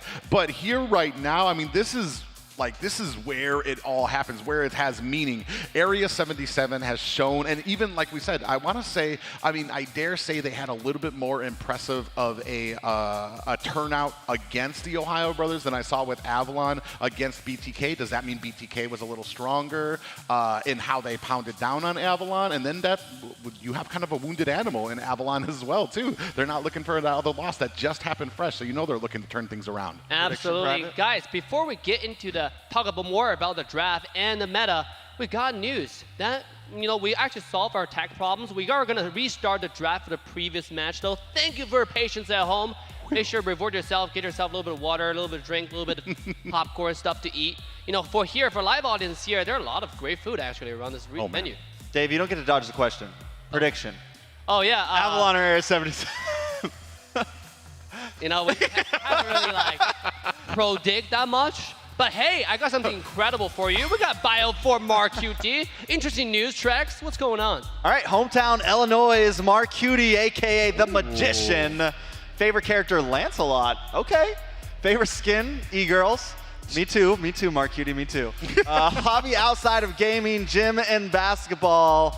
I like to see it. And Mark QT, man, has just showed up this season private. Yeah, ultimately, I feel like Mark QT was that driving force that first spun that upset against the Knights of Fate. He was that strong, powered hammer that really nailed in the victory against Ooga Booga, against Powerless when it came to Knights of Fate, and really kind of swung things around in their favor. He's definitely somebody you want to watch out for. We saw in those games, a lot of focus goes into these gold lanes to make sure that they can kind of at least upset them, at least hold them down a bit, because if you let them go on their own mid-game, you're going to have a problem regardless of how that early game started. And hey, we're looking at Mark QT on camera. It seems like this guy is, pretty calm, pretty collected. Most importantly, he's really handsome. That is right. I asked all the audience, not all the audience, a lot of the talents, the casters, just the community overall. Who do you think is the best looking players in an NACT playoff? You always have the best questions, Dave. Yeah, I know. Mark is definitely one of them, on the top of the list. When a guy can turn a guy on, he's on to something. All right. Okay. I like. All right, that's a vibe, bro. It's NACT, baby. We're in LA. You only get to live once, Dave. But I think other than his amazing looks, he also has some amazing talent. And you mentioned earlier, Private, comparing the Avalon versus BTK and then the Area 77 versus TOB. Mark QT was on fire against TOB. There were some plays in game one when he was on that Aerithal that were just clutch. Once again, just pulling out that inner magician, man, able to bob and weave through those team fights. Just the micro of him sometimes, and able to last down, knowing and testing his limits until he has 10 HP left, getting the kill and then still getting away. Those are the moments that earn him the nickname. Those are the moments that earn him the montage, right? And he's just been such a star, and I'm super excited to see how he grows more and more as Area 77 gets better and better. Well, and the thing is that the team had a great draft for him. They had a lot of CC, a lot of tankiness to kind of make sure that he was allowed that time, allowed that space to be able to kind of come down there. I mean, not to take anything away from Mark QT, but when you add how great he is on the marksman with how well that Area 77 seems to have, I mean, this last month for Area 77, they have just jumped power levels as far as I've seen, and they've just become these great synergy and compositions that they show out. I know we've been bragging about Mark QT. I just want to say that this is one of the marksman players that kind of give you the carry vibe. We know goal lane is obviously the carry, but a lot of times you don't really see goal lane shine because we give so much focus to the mid, jungle, support, rotation, synergy. With Mark QT, he carries, he shines in front of the team, and that's really different. It gave me Gina vibe, but Gina's not here today, so it's just Mark QT is one of those marksmen just built different gaming. Yeah, and I feel like the rest of the team is now also kind of catching up to that. And that's what we kind of saw in Phase 3. Area 77 as a whole now are getting stronger. They're kind of finding that groove, and it felt like the last 2 seasons, they've been looking for that identity, right? They were kind of all over the place in spring season, picking a lot of kind of off-brandy picks, kind of still playing that. They didn't really want to completely adapt to meta. And then even the beginning of this season, they were having some hiccups. And now it feels like they're finally just like, okay, we got this. We know what we want to play. We know how we want to groove. They pulled out that crazy gold line flank. It's like they're coming into games more prepared, more as a unit, and it feels like, you know, they're finally back to being Area 77. Yeah, and to even touch on that, it felt like at the beginning of the season, they weren't as confident in the meta. So they went a little outside, they tried some certain things until they finally got to a point where they're like, yeah, you know what, we got this. We're gonna pick the meta, we're gonna go into it, and we're gonna come in with a successful plan. But I think we're about ready to start it up, Dave. Hey, before we start it up, we got another player ready to show you some bios. That's right. Let's go ahead and pull up DPR, a little bit about him. Now, what about this player, Private? DPR, hometown in Longmount. A favorite character is Carrie. Favorite skin, Carrie Starlight skin, of course, for the Carrie. And the hobby outside of a gaming emergency preparedness. That's interesting. Maybe a little bit of that, the shelters and having food and stuff stocked up. Hey, guys.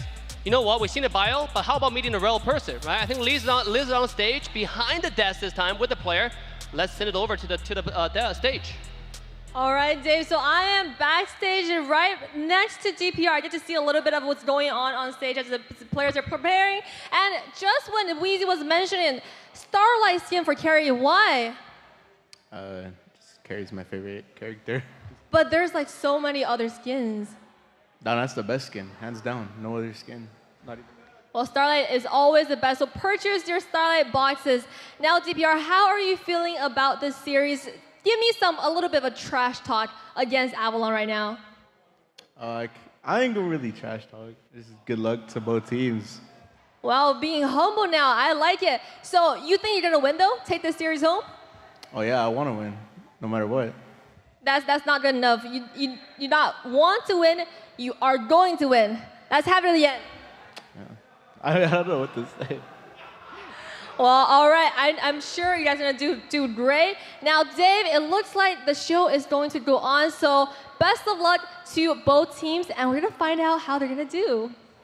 All right, that's some spicy interview right there from our host, lovely host, Liz, with DPR. This is a pretty humble guy. Now, I want to tell you a story. We're picking up DPR from the airport.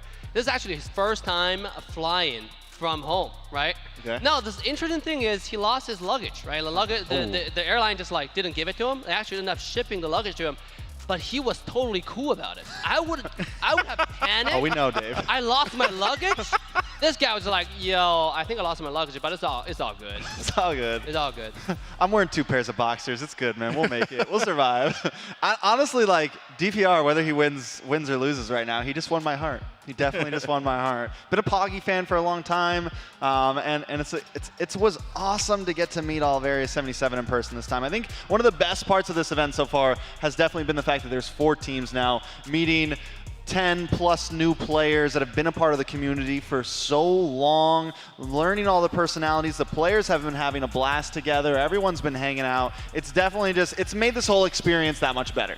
Yeah, and it's actually kind of crazy is just how, I want to say, humble that DPR is, especially being somebody who got the first Savage in NACT. So, I mean, there's a person out there when it comes to the personality, but then when it comes to sitting down, getting in the game, he's all business.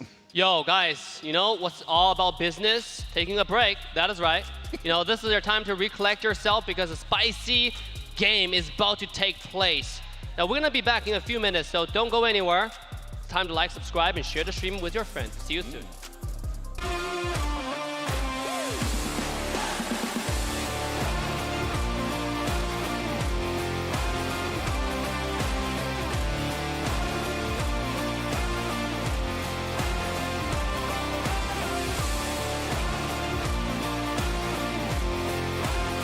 Could be huge, but it looks like could be another kill. Yeah, Praisers wrap onto Marcuti, ends his hopes.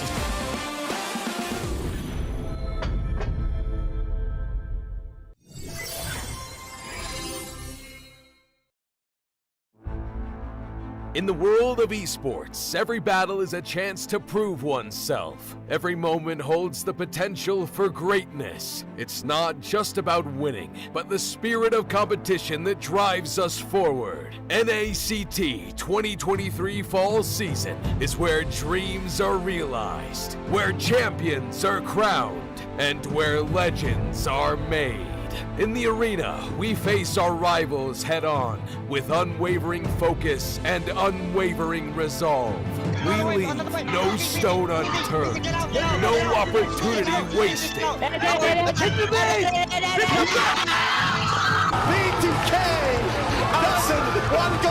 Together, we create moments that will be etched in history.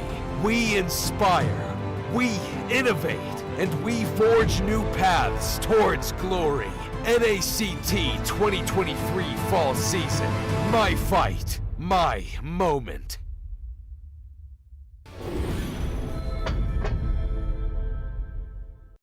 Welcome to a journey through time as we delve into the transformative milestones of North American Challenger Tournament, NACT. Our story begins on April 11th, 2022, when the North America Community Tournament was officially renamed to North America Challenger Tournament. The official NA YouTube channel was also introduced, and Team A77 claimed the title of champion for the season. Fast forward to August 7th, 2022, and NACT evolved into an officially organized North American regional event. The tournament spanned 13 days of thrilling online broadcasts, with Team First Blood triumphantly seizing the championship. As we moved into the fall of 2022, the first ever offline grand final was held, taking the tournament to a whole new level. This landmark event took place in Las Vegas, USA, creating an unforgettable live experience for all the fans and competitors. The NACT trophy was unveiled, and the championship title went to the Valley. They also represented North America in the M4, finishing in an impressive 6th place. It was a remarkable moment, as it marked the start of a new era for NACT. By February 2023, the NACT spring season was underway. The offline finals took place on May 14th at the HyperX Arena in Las Vegas. Our Livestream page was a sensation, reaching number 36 on YouTube's trending list. Gerald Solomon, the head of the North American Esports Association, was in attendance. BloodThirstyKings, who will represent the United States in the IESF. This has been a brief look at the significant milestones of NACT, charting its growth, evolution, and the challenges conquered along the way. Stay tuned as we continue to make esports history.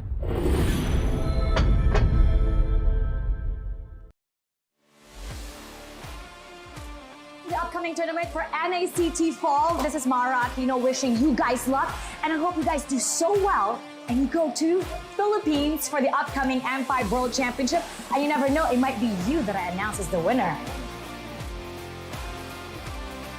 Hi, I'm Gideon Q. I'm from Malaysia. I'm a talent as well as a caster for a majority of the MLBB tournaments that you may see internationally. Good luck to all the teams who are coming in for NACT Fall Season. I can't wait to see potentially new talents coming out from North America. Obviously, we love the old, but some new ones would be great to see how the community is going to continue to grow, and especially when we're looking at the top 1%, good luck to all of you guys, and especially those who are prepared to deal with a giant crowd when you start flying over for the international. Good luck, everybody. Wait. Right. Hi everyone, I'm Eterna. How are you guys doing? I just want to say a few good words here. I've been very excited to see you guys grow. It's so great to see how things have developed over the seasons, over the years. I hope it gets bigger. I hope you guys have more to say on the international scene. And I heard you guys are coming to ISF, so that's super great. Can't wait to see you guys there. Can't wait to see you guys rock the, LBB scene. Hey guys, my name's Nafel, and here's the thing, we watch NACT Grand Finals, and if that shows anything about how NACT is as a region, you know what? I can't wait for it. I hope NACT falls. All of you guys will do good because at M5, we gotta see a surprise, man. I can't wait to see NAs in M5. What's up, guys? I'm Mirko, Indonesian caster. Right now, casting for MSC. I'm eating. They told me to do this. It's all good. NACT is gonna be insane, all right? You know who I'm rooting for. I'm wearing their colors. BTK all the way, all right? So yeah, BTK. Support M5 BTK.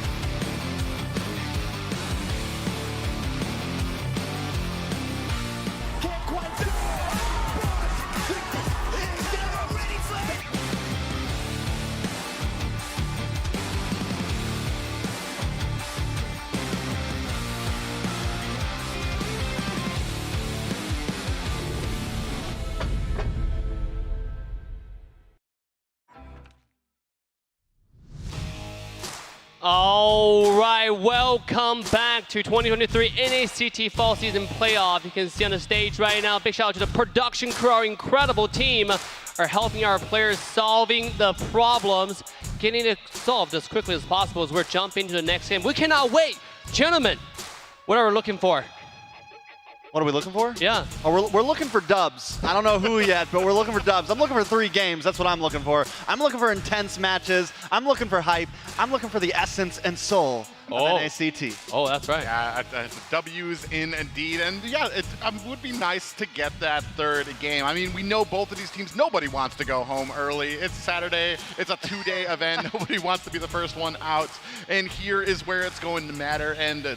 And that's exactly why we're taking our time, making sure that everything is perfect. There's an even playing field for both teams. That's right. Now, Private and I are sitting with our wonderful Trex, who happen to be a freestyle rapper. Oh, no. When I was asking this question, I knew it was coming. You give him a small question, to give you a paragraph, an essay. Oh, it's draft time, Dave. It's like a chat GPT, but let's take a look at the draft.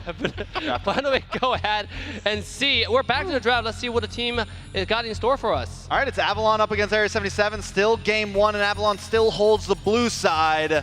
First pick, first ban, Private. Yeah, a little bit of nervousness there from Trex. I was worried. By the draft here. But like we were talking about before, it's definitely a new meta right now. I want to say Area 77. I don't remember even too many of the roam bans there. I want to see how well, some of these specific bans come out for both teams. We have seen DPR focused on before. I'm wondering if maybe Zero might be something that they're going to want to focus on as well, as he has proved pretty lethal in that mid lane. Yeah, but like, what do you even focus on for Zero? We saw him pull a Gushin last time, and he did pretty well with this. So it's like, yeah, you could, but he's always like, honestly, you're gonna ban meta heroes, and he's just gonna, he's like, I wasn't even planning to pick those. Those weren't even in my choices, you know. So it's definitely something. I'm wondering again, maybe Mark Cutie, maybe take out that Airthel, maybe DPR, which we already have the Martis ban. Maybe go into Basha or the Fredrin next possibly, but Avalon does have first pick, so if those are options for them, they could pick them up. Matilda, as we've seen, TLB Rocket, we know it's a solid pick, but still it feels like a lot of teams, like so far we've seen different drafts throughout all the games we've seen so far, so I still think a lot of teams are like we don't know exactly what those clutch picks could be. Right, Novara being banned away, there's still quite a bit of characters available, right? We seen all of a sudden shift. PDK banned all 3 support, Rafaela, Matilda, as well as I think it was Angela, right? 3 characters, 2 games in a row. But now we've seen this match, there's almost no support bans, right? Yeah, Kaj is kind of like a support. Yeah. Novara is more of a mage. Other than that, it's like a complete shift of playstyle. Yeah, there's still Angela on the field. We saw how well that did. Still a lot of options there. So, I mean, it could definitely go any way. And watching how Avalon played last games, I feel like it's hard to even guess what they might pull out here. Yeah, and that's the interesting thing. I mean, we've seen Area 77 have adjusted a little bit. First series, we saw a little bit more of a tanky, fighter-centric composition from them, even without kind of that support of an Angela or from a Matilda. Still rolling around with that tanky and fighter type of composition. First game, a little bit more success. I want to say second game, maybe their number was found in it. So maybe they change it up, or maybe we're going to kind of focus down on that again here. Right, Valentina being banned away. I was just saying that, you know, this team likes to take Valentina first pick. You know, what is about Valentina all of a sudden this character the first ban, first pick again? Like, there was a period of time when it's almost felt like, you know, it's a roller coaster, up and down, right? Like current stock market. I feel like even when she wasn't getting banned though throughout the season, she was still getting picked here and there. Like she's still very high. She's like top 3 in our percentages right now. I checked statistics not too long ago. She's definitely like top 3, top 5 as pick ban ratio. She's almost always on. It just felt like there was more prominent bans of other heroes at the time, right? Now, I want to say something real quick. You know, we've been all like lovey-dovey. Everyone's been happy for the past day. But this game, the tension just feels a little bit different. I can feel the rumble in the crowd, like that slight bass sound right now. Because the fact is someone's done after this. Yeah, and that's the unfortunate part, is that someone is done. But that makes this game even more important. That's why you know that both of these teams are going to be putting even more into it. Still have that Matilda out there. And and we're not even going to go for it. They're going to go for Fredrin first here. Big. I mean, he has just been a very successful pick for a lot of teams. Ever since coming into the meta, has just been so solid. And even now, with a lot of the support roles that we have out there, a lot of the CC, he's just a complete package when it comes to sustain and durability. Trax, you mentioned that they're going to be done on stage, but their off-stage journey will just start whoever loses this match. Because they got a whole day to watch a tournament tomorrow. Plus, on top of the fact, they gotta, you know, enjoy a fun day with the community. You know, interact with. We got a huge event tomorrow. Make sure to come here and join the meetup. But guys, let's come back to this draft. Matilda and Terzilla being taken out. This is a really heavy dive right now. I don't even understand how Terizzle's doing as much damage as he's been doing. I thought he got a nerf, but it feels like he's doing more damage now. Like, not only here in NA, he's just become such a prominent pick, even since the last nerf.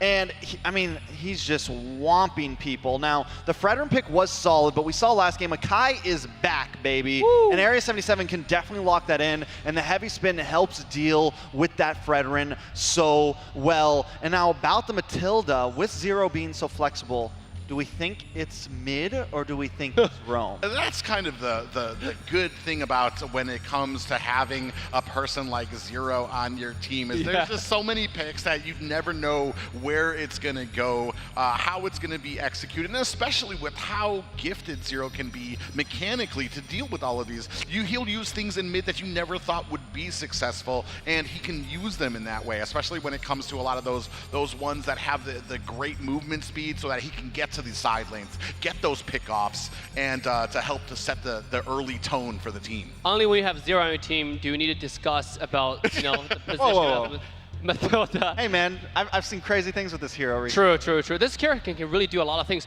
Right now I've seen Matilda just with one ult and a skill 1 to just kill somebody. You're like, what? Is this a support still?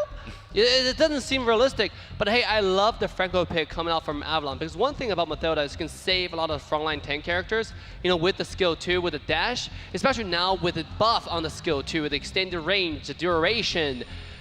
Guys, with Franco, nothing matters. You know, once I got the iron hook, well, that's not iron hook, the ultimate onto you, the suppression, you're not going anywhere, right? You cannot take the skill 2 from Matilda. You're going down. But obviously Avalon needs some damage. So far, it seems like they're kind of missing that. But I will say that Ares, like, Area 77 has some answers to the Bloody Hunt, right? Like with Merciless, with that penalty zone. Because whenever the Bloody Hunt happens, everyone wants to kind of like crowd around it. Like, all right, let's go in and kill this person. Right. So you have like, they have some response. They have Merciless with the penalty zone. Also, even Matilda Airlines, that ultimate now gives a knock-up onto people. So if they all get grouped up at any point and they catch them with that, it is a great counter play. So yes, the Franco is deadly, but I mean, both teams definitely have answers to each other currently. Yeah, and it does matter on how the spacing of some of those ultimates come out. You land an early hook, it really does depend on who you get. If you get the roam of the other team, if you get one of the tanky players of it, it might not be as useful as if you maybe had grabbed Mark Cutie on the carry, or maybe had grabbed Matilda and been able to lock her down. And that's where it's going to really come in here. It's going to be the patience of the players when these engagements come out. When does that Bloody Hunt come out? When does that Circling Eagle come out? And how is it used to be successful? Oh man, are we seeing a full engage relying on Merciless with the Terizla right now from A77? Right, the only character so far that can engage, because now what we're looking at is probably a mid laner, or maybe you're right, Mathilda might just be the mid laner, might just be Zero's position this game, because they need another one who can go up front, or it's going to be the Lancelot who gets that vision, thanks to the mobility, thanks to now on top of it you have a skill 2 from Mathilda. They have a lot of mobility right now from Area 77, and on top of it, you have a carry who skills your late game that can kill someone like Esmeralda and Fredrin in a second. So if Zero picks something, I was going to say like the Faramis, or even something like supporting mid, this composition is almost identical to what TOB beat them with game 1, right? The Lancelot, the carry, the Terizla, the Matilda, and now we can just put another supporter mid, and that's where the meta's like heading right now. It's 2 supports mid. You don't even need that super bulky tank all the time. Like, yes, it's still viable having a bulky roamer, but it's not completely needed. Movement speed is crucial right now, and you can get CC from your EXP laners. You can get CC from some of those supports. So the possibilities are just kind of endless right now, and I wouldn't frown upon Area 77 if they went for something a bit squishier as this last pick. And you know what? I'm glad you brought that up, because I was just going to say, I mean, double support is what they got beat with. Why not adjust and... Oh! So it is going to be that Harley mid with the Roam Matilda. Still, I mean, not what we expect. It just, and that's what we get. That's the value you get out of some of these drafts, is like, man, it's never what you expect, but I mean, a very valuable pick there for Area 77. So we got Mark Cutie, the Magician, and Zero, the actual Magician, on Harley right now. Deadly magic in the Land of Dawn right here. And he is literally the only player that has picked this up throughout NACT, I'm pretty sure. But he has actually done pretty well with it. Like, last time, were me and you casting that game? Maybe it was me and Yue, I don't remember, but I was talking about, like, I thought it was a cheese pick, and I was thinking, it was Hoon who picked it up, and Hoon made it look very, very viable. Like, it could be used. It makes sense in this draft because they tried to get rid of Faramis' ultimate, because Faramis counter carries so badly, right? I mean, carry tried to do damage to a single target. Faramis, all of a sudden, carry, do you wait there to get, dunked on? But we will find out in this game, the elimination round between Avalon and Area 77. That's right, this is the lower bracket, so this is going to set the tone. This is one of the games that you really want to capture, especially that early lead, that early victory in.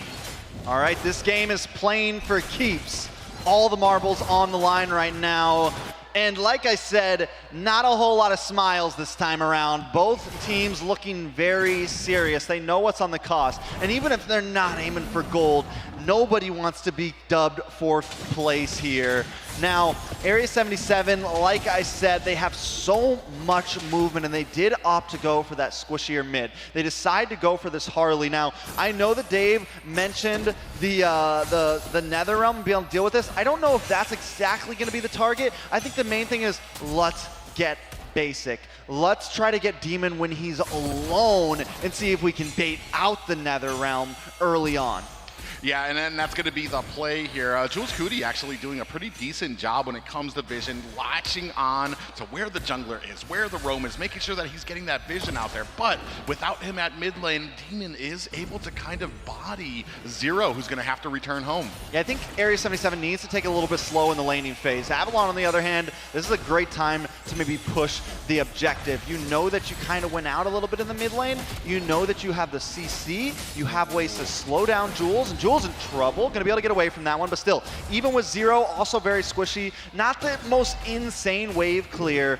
Now, all that area, Yeah, big hook does come out. 0 able to get out of harm's way. Tarzan actually having a very successful time pressing into the jungle.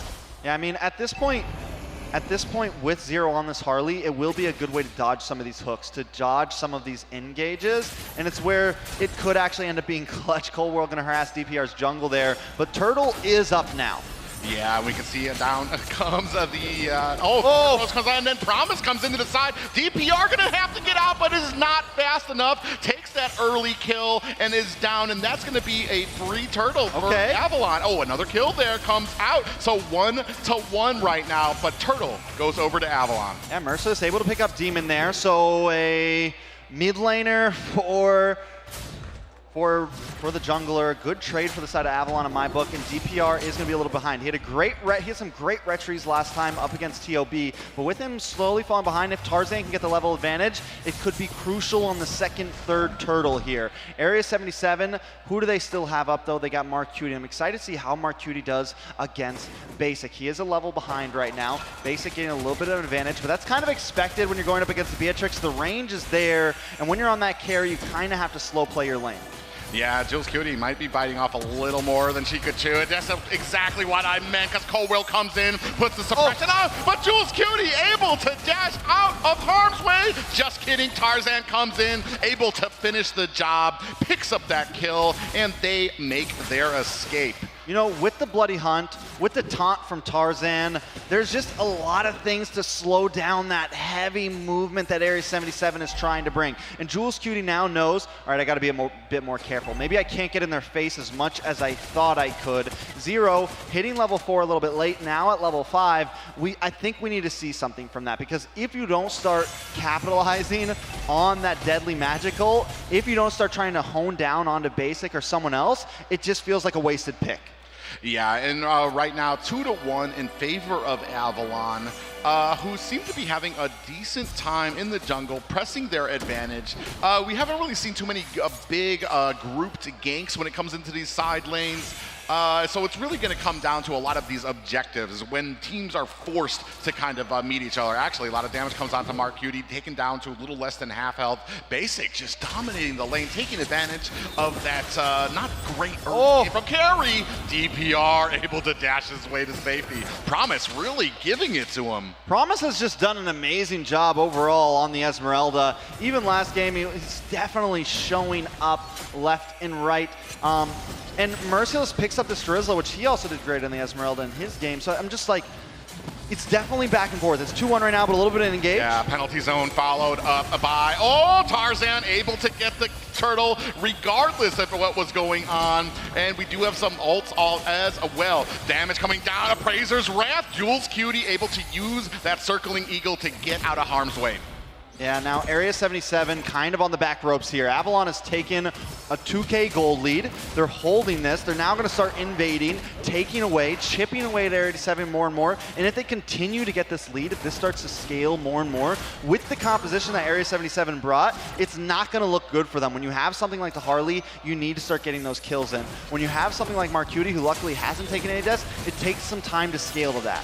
Yeah, and I was about to say, it's very like, DPR swooping in, does find an escape as well, but Mark Cutie, luckily, not taking any deaths. So there still is an answer as you move into the mid and late game. Fortunately, Basic has been dominating that late. They really do know where their power spikes are and where they can take advantage. 3 members up here, locking on to Cobra, who's going to go ahead, use that flicker to get out. A little bit of a pull onto Jules.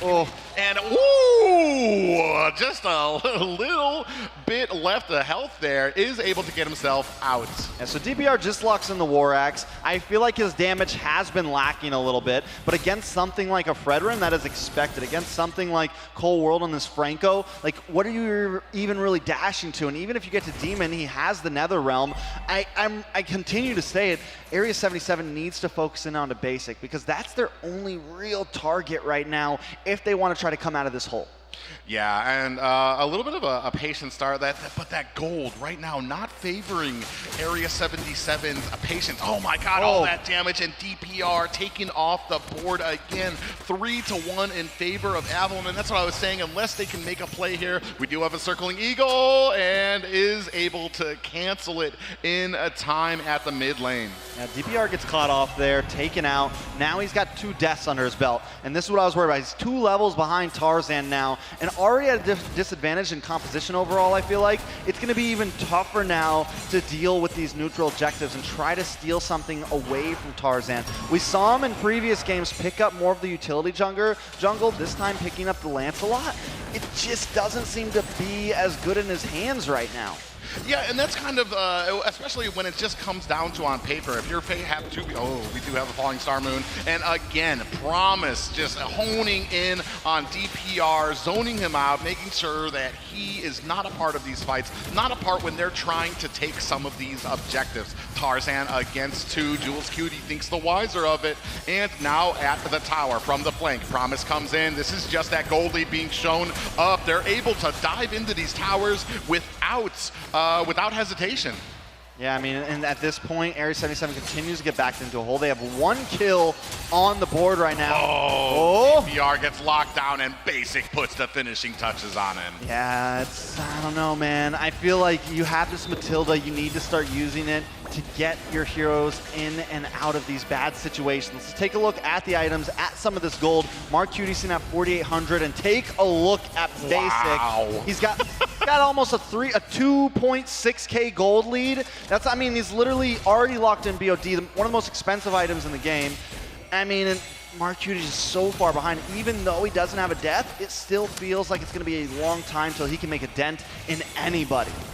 Yeah, I mean, the two most valuable items, I want to say, that Malefic Roar and the BOD. So now even armor is going to have a lackadaisical effect when you're trying to build against it. And that's just when it comes to the gold lead. The gold lead might not even seem too crazy. Well, actually, it's starting to get up there. Now we're at about an 8K gold lead at the 8-minute mark.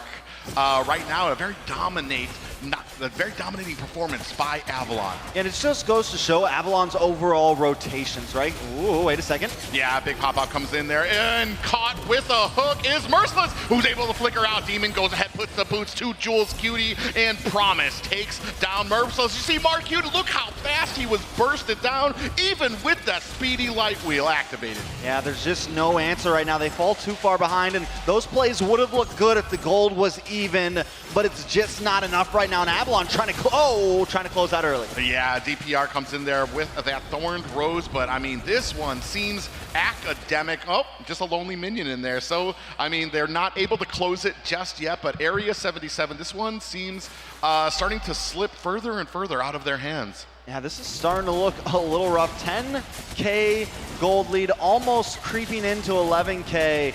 And as we've said so many times, when you fall this far behind, it doesn't matter how good your play is, you're just not going to be able to make it. And here's the thing about Area 77 is they don't have any huge setters. They don't have anything that can really give them 2 or 3 seconds to just unload damage. Nothing to stop any members of Avalon in their tracks so that Mark Cutie can just unload. Promise should be able to get away from this pretty easily. He's got sprint, and that on the Esmeralda just makes her even harder to kill. Yeah, and this is kind of where we're at with the match, is that even with a lot of their players lying in wait, you definitely now need to wait for Avalon to make a mistake. They've been pretty precise thus far in the opening 10 minutes of this game, and I mean, you have a non-luminous Lord coming in. I'm sure Area 77 should be able to stop this Lord, but they're going to lose some powers there. Oh, a lot of damage breaks onto 0, and you can see Tarzan still with the CC, laying it on the Merciless, who's going to be able to escape. DPR comes in, but pays for it with his life. Oh, as I said, they were going to be able to defend. This might be a wrap, as that is going to be all game 1, going to a very dominating performance in Avalon. Ooh. GG's, well played. Avalon coming in clean. I mean, they got their groove, man. It took them 2 games up against BTK, but they definitely came in with their groove and just outshined and outperformed Area 77 in many aspects. Honestly, in my opinion, from the draft even into the game, Area 77 tried something a little bit cheeky, but I think they need to get back to the basics if they want to try to reverse sweep this. Yeah, I think we were talking about it before that Area 77 not as confident with the meta, used to go with things a little bit outside of it, and now here, I mean, a Lance into a tanky roam isn't always the best choice because that tanky roam is going to be able to hang around those objectives more. And with Lance, you're going to have to really be picky and choosy how you come in, get that retreat, get that escape. There's a lot of boxes that need to be checked for it to be successful.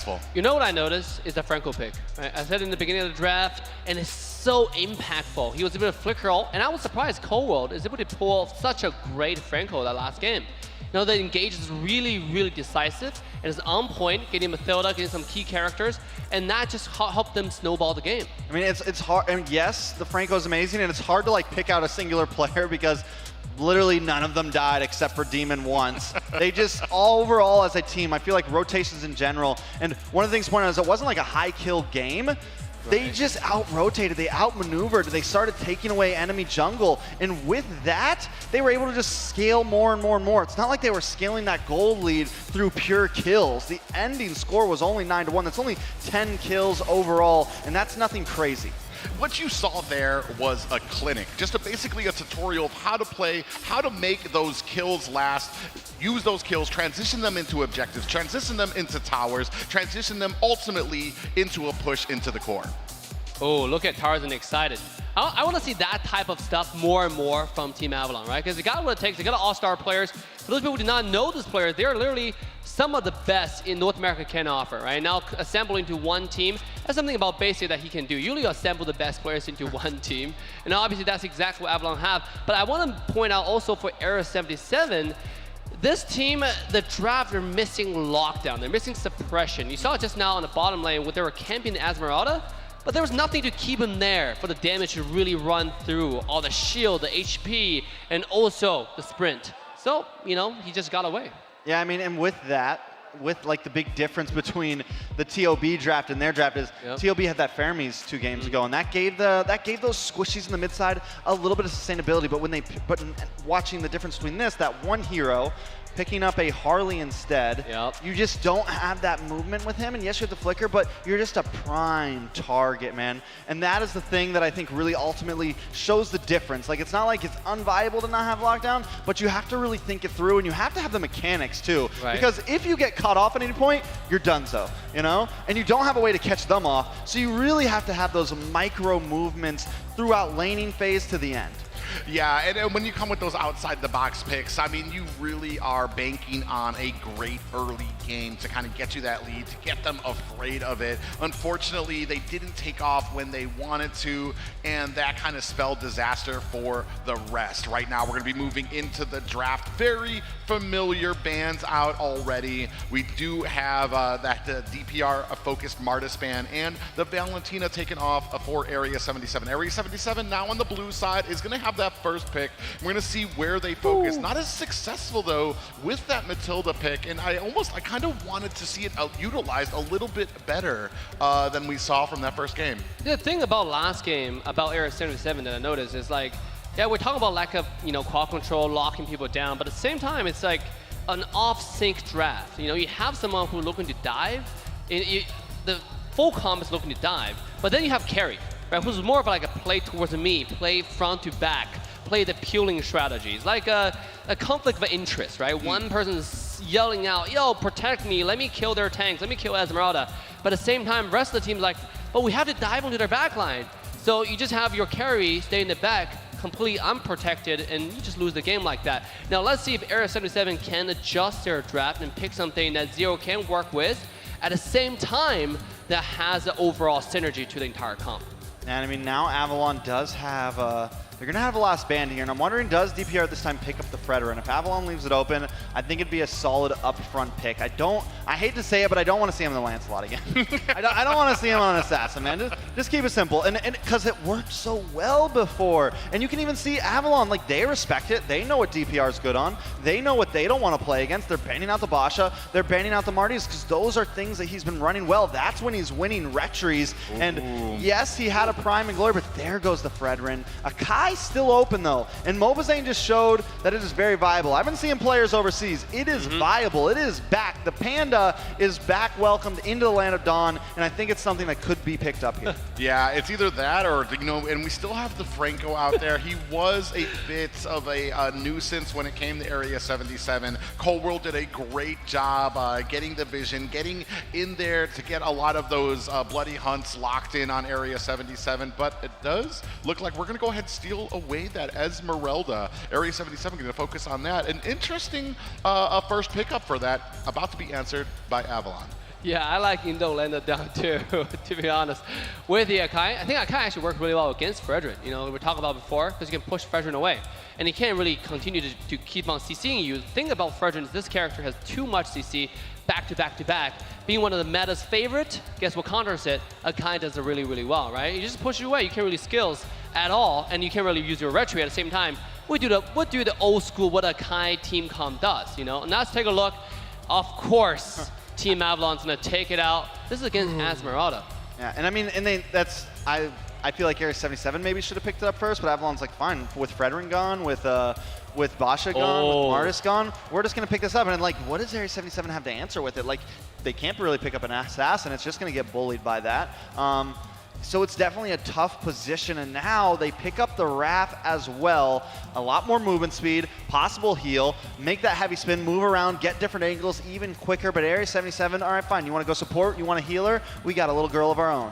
Yeah, it's going to be very interesting to see how it goes. I do favor, I want to say, Avalon's draft right now when it comes to those objective focus. You can put that heavy spin, lock up the other jungler against the wall while you have enough time to kind of just chill, get that retry, and then go ahead and dash yourself to safety. And then the Kadita pick up there, so punishing, especially when it comes to these fights, especially when it comes to grouping up or even just standing around. It's kind of got that same, I want to say, style that Franco is. If you linger in one position too long, he's going to punish you with the hook. Just the same way that Kadita can punish you with that petrify, with that pop-up, and then into the rough waves. Hey, this is like a racing game now. You know, on one side we have Angela with Irethel. I mean, that's going to run really, really fast, right? Yeah. That's going to run super fast, like a Ferrari. But the other side, we got a Lambo ball, right? We got Rafaela plus Akai. That's going to be a super fast, speedy ball that you can catch, and he's immune to quad control. It's like playing, what's a roulette, right? Just bouncing around. Fast boy. Yeah, whatever that game is called, right? But hey, this is also a race to stay. Remember, the team that loses today is gone. But I forgot about that. Yeah, it's gone for good. Yeah, that's right. You know, they're going home, probably eating like sorry tacos. In the hotel room. I had some of those the other night. Sorry It's a long flight. Yeah, sorry. It's like sad tacos. Oh. You know, like sad tacos. That's what he means. Sorry tacos. I'll Sorry translate. tacos. Sad tacos. And they're Sorry delicious nonetheless, but you know, but it's pretty sad. depressing. Pretty depressing. Meanwhile, let's take a look at Avalon's draft. They're gonna go ahead and ban Valir and Paquito. What is about that? What is that draft? I mean, all right, so the Valir would help out against the Akai. It's like probably one of the only heroes, honestly, that can push the heavy spin back, right? I don't think there's anyone else that can actually like push the heavy spin away. So that's a solid answer. Like, I never even put that together. He's literally the only hero I think that can get heavy spin away from your team. So I think it's a good ban. I think it's a good possibility. It's like, all right, let's open up our bases. Let's make sure we're safe here. Let's make sure there's not something. That way, our Panda can just wreak havoc in the Lord and Turtle Pit. In Area 77, I think at this point it's like, we're still thinking, like, what do we pick in the jungle right now? It's definitely going to be tough. Marksman also getting banned out from the side of Area 77, but Avalon doesn't care. Basic's just going to pick up the Beatrix once again, which he did so wonderfully on last game. Yeah, for me right now, I think the damage or the burst in the early game is going to be a real issue for Area 77 right now, unless these next two picks are going to prove something I want to say cataclysmic here. Avalon, I do like the balance of their draft. You've got the heavy spin, you've got the tankiness, you've got the burst from Kadita, the updated speed from Rafaela, along with the sustainment, and it looks like we're going to go with a tanky boy, and then Old Faithful in Gushin for the 4-0. Whoa, that's some speedy lockdown right there, Trex.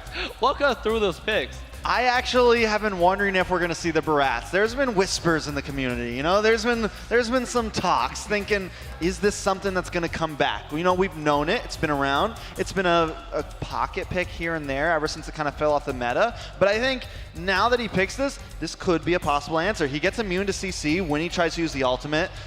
So there are some answers there. 0 on the Gushin, though. It looked good, and it also looked bad at the same time against TOB. So I still need some hope. Oh man, it's gonna be hard, right? You have a Raphael that can get away from that Gushin dagger really, really fast with the speed, and you cannot be slowed down anymore, so Angela wouldn't help. But guys, again, this is the elimination stage, currently to the match point of Avalon. If they take home this game, it's GGWP 4, Area 77. We will find out who will stay. Are we gonna go to a game 3? Casters, take it away. Basically, we are awarding 4th place here. That's what's happening here for this game. And we're going to see, I mean, Barats is going to be a very interesting pick here, especially if he's going to be able to get slowed down versus Cold World and the speed up that he's going to be able to give his team. All right, Area 77 digging deep right now, right? They didn't have a whole lot of options. They don't have a whole lot of answers. And honestly, this could have been the best one they had because, like I said, I don't think an assassin was it in the jungle. They need something that can at least hang out in the Lord's Pit. And at this point, even if Barats gets pushed around a little bit, it should still survive. Now, ooh, 0. Yeah, so much aggression in the early game. Big pop-up already. 0 goes down, and Promise taken out there 1-1, and we're still fighting here. Cold World and Demon in a little trouble. Merciless putting on the damage, but none the warier. 1-1 apiece here. And I think that's really solid, right? Because, like, honestly, even trading 0 there, Merciless could have a bad matchup up against Dairoth, right? But getting that kill against Dairoth early on immediately gives Merciless a little bit of a possible edge. Yes, Merciless still needs to be careful, doesn't want to get hit by that ultimate. It's just too much burst damage to handle. But at this point, it definitely helps. It alleviates some of the pressure. Gonna almost hit level 4 before Promise even hits level 3. Yeah, DPR, almost got that gold minion stolen from him.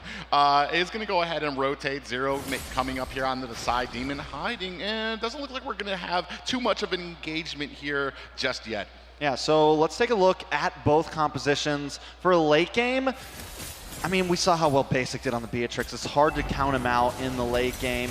But Marcutie we've also seen, and there's a bit more movement there. There's a little bit of possibility. So I think Area 77, once again, that's kind of the plan. But this time, they're not just trying to stop Basic. They have to worry about Demon as well. So there's a lot more kill pressure on the side of Avalon, I feel. Yeah, as we're talking about it, Merciless walks into 3 members, is able to zone out Cold World. We're still working on this turtle, slow playing it a bit. A stun lands on the Promise. Heavy spin is out, maybe a little early, is eaten up, and down goes Cold World. Merciless with the kill there. Merciless actually in trouble now. Demon finds a kill onto him. Tarzan picks up the early objective, and Promise finds a kill onto DPR. Avalon, a super successful fight for them. Yeah, I feel like Area 77 did the best they could there with the heroes they have and just weren't able to pull it off. 0 on this Gushin. I feel like in the laning phase, it just can't do a whole lot. And if he risks it to go in, if he doesn't get the Petrify onto Cold World, he's immediately going to get knocked up. He's immediately going to get bursted down.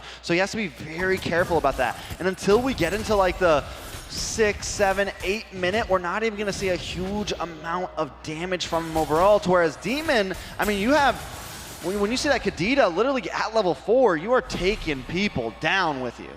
Yeah, and we've already seen it, man. It's from the opening seconds of the game, the pop-up there. That's just the amount of damage that she comes stock with. And maybe it kind of comes into play with how they draft for some of these games. We talked about it before. Area 77 does favor that late game. But what is a late game if your early game is suffering?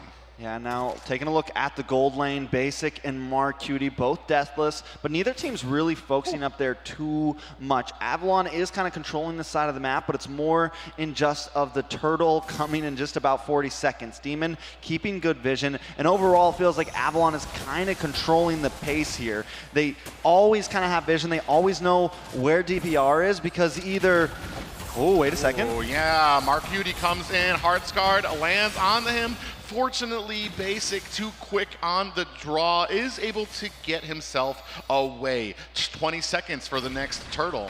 Oh, look at Tarzan and Demon, man. The positioning of Avalon, the patience of Avalon right now. Ooh. Oh, and just as you said that, Marcuti gets caught. Heavy spin is out, but Marcuti, oh, actually take a look at the damage he's able to do. Marcuti, thankfully, Zero finds a kill onto Promise, and Avalon giving chase to the next two. DPR from the back does find a push onto Demon. The rest, Tarzan and World running back to the turtle, looking for a reset. Basic coming in here. Big stun lands on the DPR. Ultimate down, and that is a jungler down for Area 77. That's going to be a good turtle for Avalon. Just when the fight starts to swing towards Area 77 a little bit, it felt like they kind of had it. They lose DPR right before the objective. Tarzan still able to take it. Now, Merciless and Marcuti probably doing the best on both sides of the team. Merciless solo, even able to get that kill on a Promise alone. I feel like I want to see him rotate more. I feel like they're going to start needing him in these fights if Area 77 doesn't want to fall too far behind. They're already almost at a 2K deficit, and if Merciless doesn't start getting involved and just gets stuck down there in the bottom lane, it's going to spell trouble for Area 77. Yeah, pretty dominating performance there by Avalon's XP laner.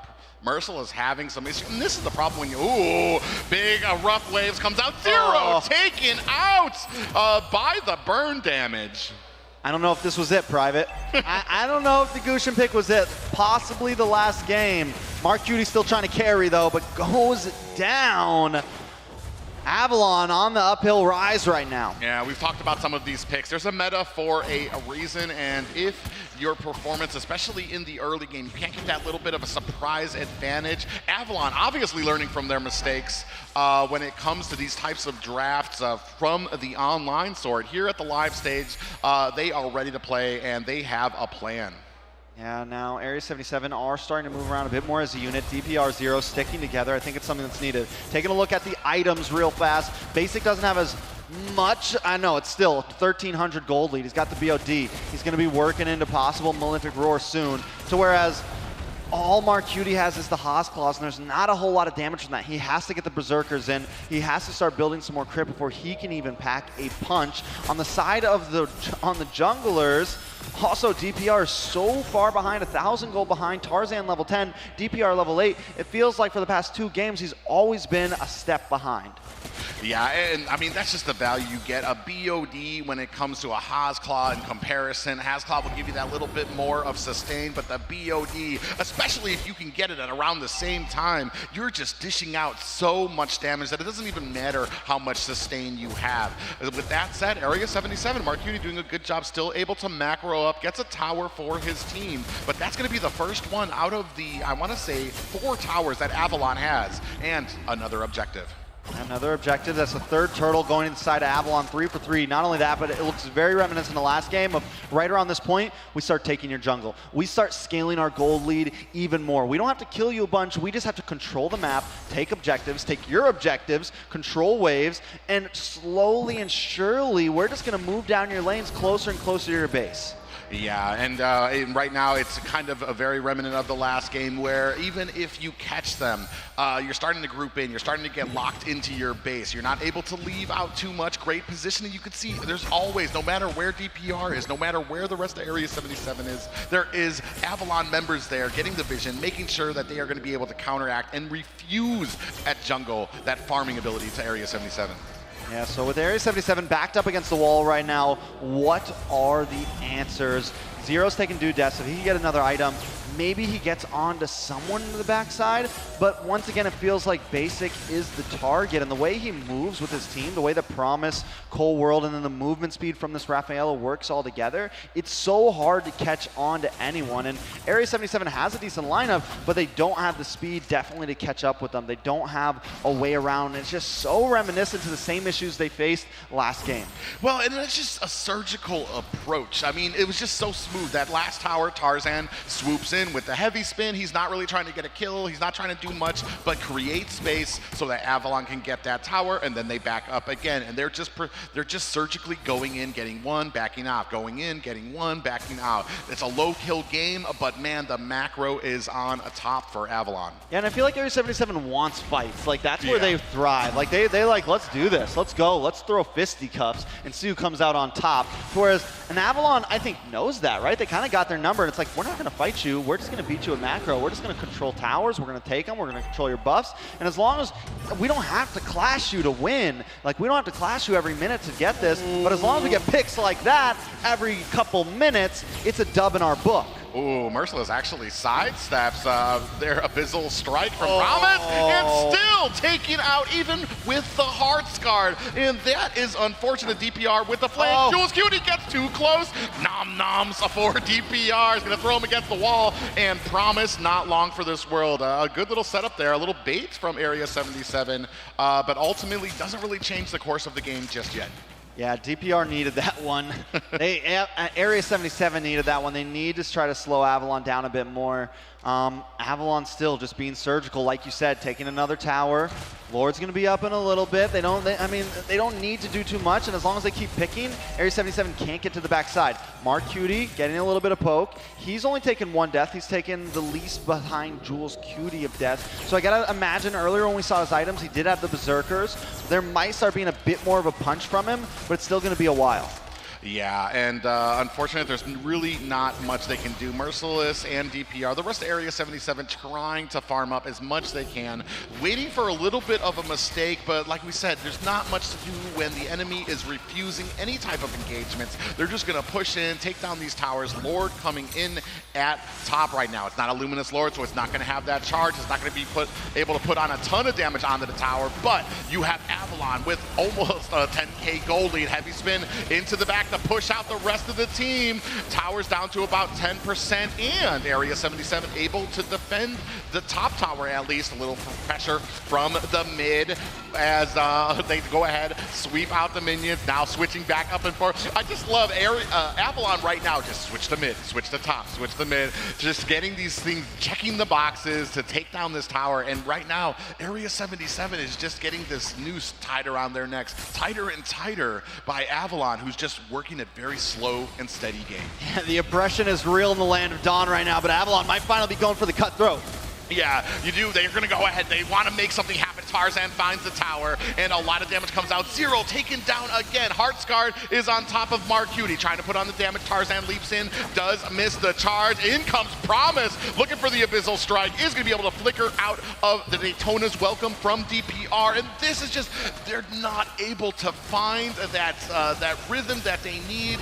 So slippery is Avalon right now. Merciless comes in with the falling Star Moon, a little bit of a push. A DPR not able to capitalize on it just yet, and minions, there's not a tower left, and we have an exposed core. I can hear Area 77 on the comms right now. Just a little bit longer, guys, just a little bit longer. Just defend a little bit longer, and they are kiting so well. They are defending these pushes very well. They now know, okay, we actually don't want to force a fight. Let's just try to defend. We need a little bit more time. Wait for this next Lord. We're now about 9,000 gold lead behind, but Mark Cutie still hasn't taken a death. The deaths are still low. They did just get a little bit of a gold boost from those waves that they were able to clear from Avalon shoving them down their throat, essentially.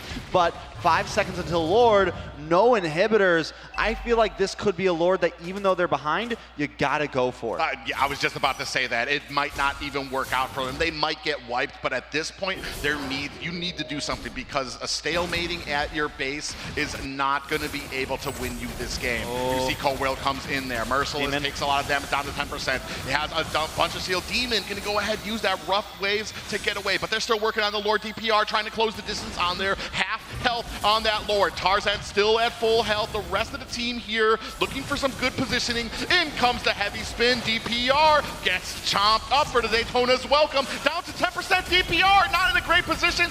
Tarzan picks off DPR, but DPR gets the turtle, but they need to escape. They need to not be punished for it. Mark Cutie finds the kill onto basic. DPR getting honed down by Tarzan, but Jules Cutie there to cut off the escape of Tarzan. Slowing him down. Stun comes out. Promise coming up from the side as well. Mark Cutie, good distance. He doesn't realize Promise is out there. This might be it. Promise locked on to Mark Cutie, takes him out. In comes the dash from Tarzan, and Jules Cutie is down as well. That is 3 players down. They got the Lord, but at what cost? 0 up in 3 seconds. It's not quite over yet. Lord going up the top side. It would have been much better if it went down the mid, but you get what you get, and that is that. You still have DPR up. He's able to get back to base here, heal up. Minions come out. I don't think Avalon can end this just yet. I don't think they're going to go for it. They're going to go back, try to clear this Lord. And Area 77 just bought themselves a bit of time.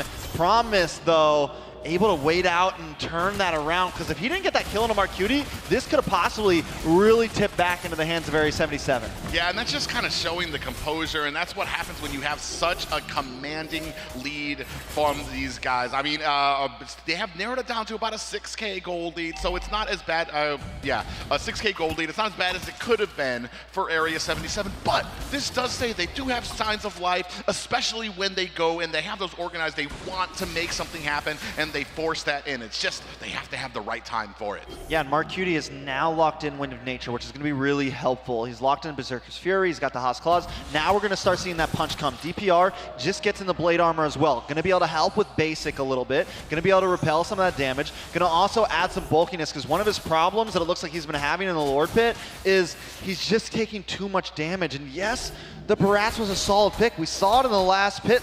Even when the heavy spin is going on, he can get the num-nums, he can get the Daytona's Welcome and stall that out, and it's one of the only answers, but they had such a rough start in the laning phase in the first 5 minutes that they fell behind too much. But if they can buy some more time, we're looking at least an even game here. The only one that really needs to come online is Zero, because right now 1, 5, and 3 we're seeing nothing from him, but you know who we're seeing a lot from? Demon. 3, 0, and 6. Definitely one of the stars of Avalon right now. Yeah, 5 to 12 right now, and they've kind of started closing in that gold gap. It's only about, I want to say, a 4K gold lead. So even though they don't have the advantage, still able to use that early, I want to say, deaths they were able to cause onto Avalon and go ahead and farm up. Tarzan knows, he knows his strength right now. He's like, I know you guys are there, but there's nothing you're going to be able to do that I'm not going to be able to escape from. He has the heavy spin. He has no fear right now, and DPR, unfortunately, doesn't have the stacks that you usually want with a Barats there. All right, but Lord is now up. This could be the one to decide the whole series or just this game. Promise going to hang out up in the top side, and that's something the Merciless is going to have to continue to go. But look at them.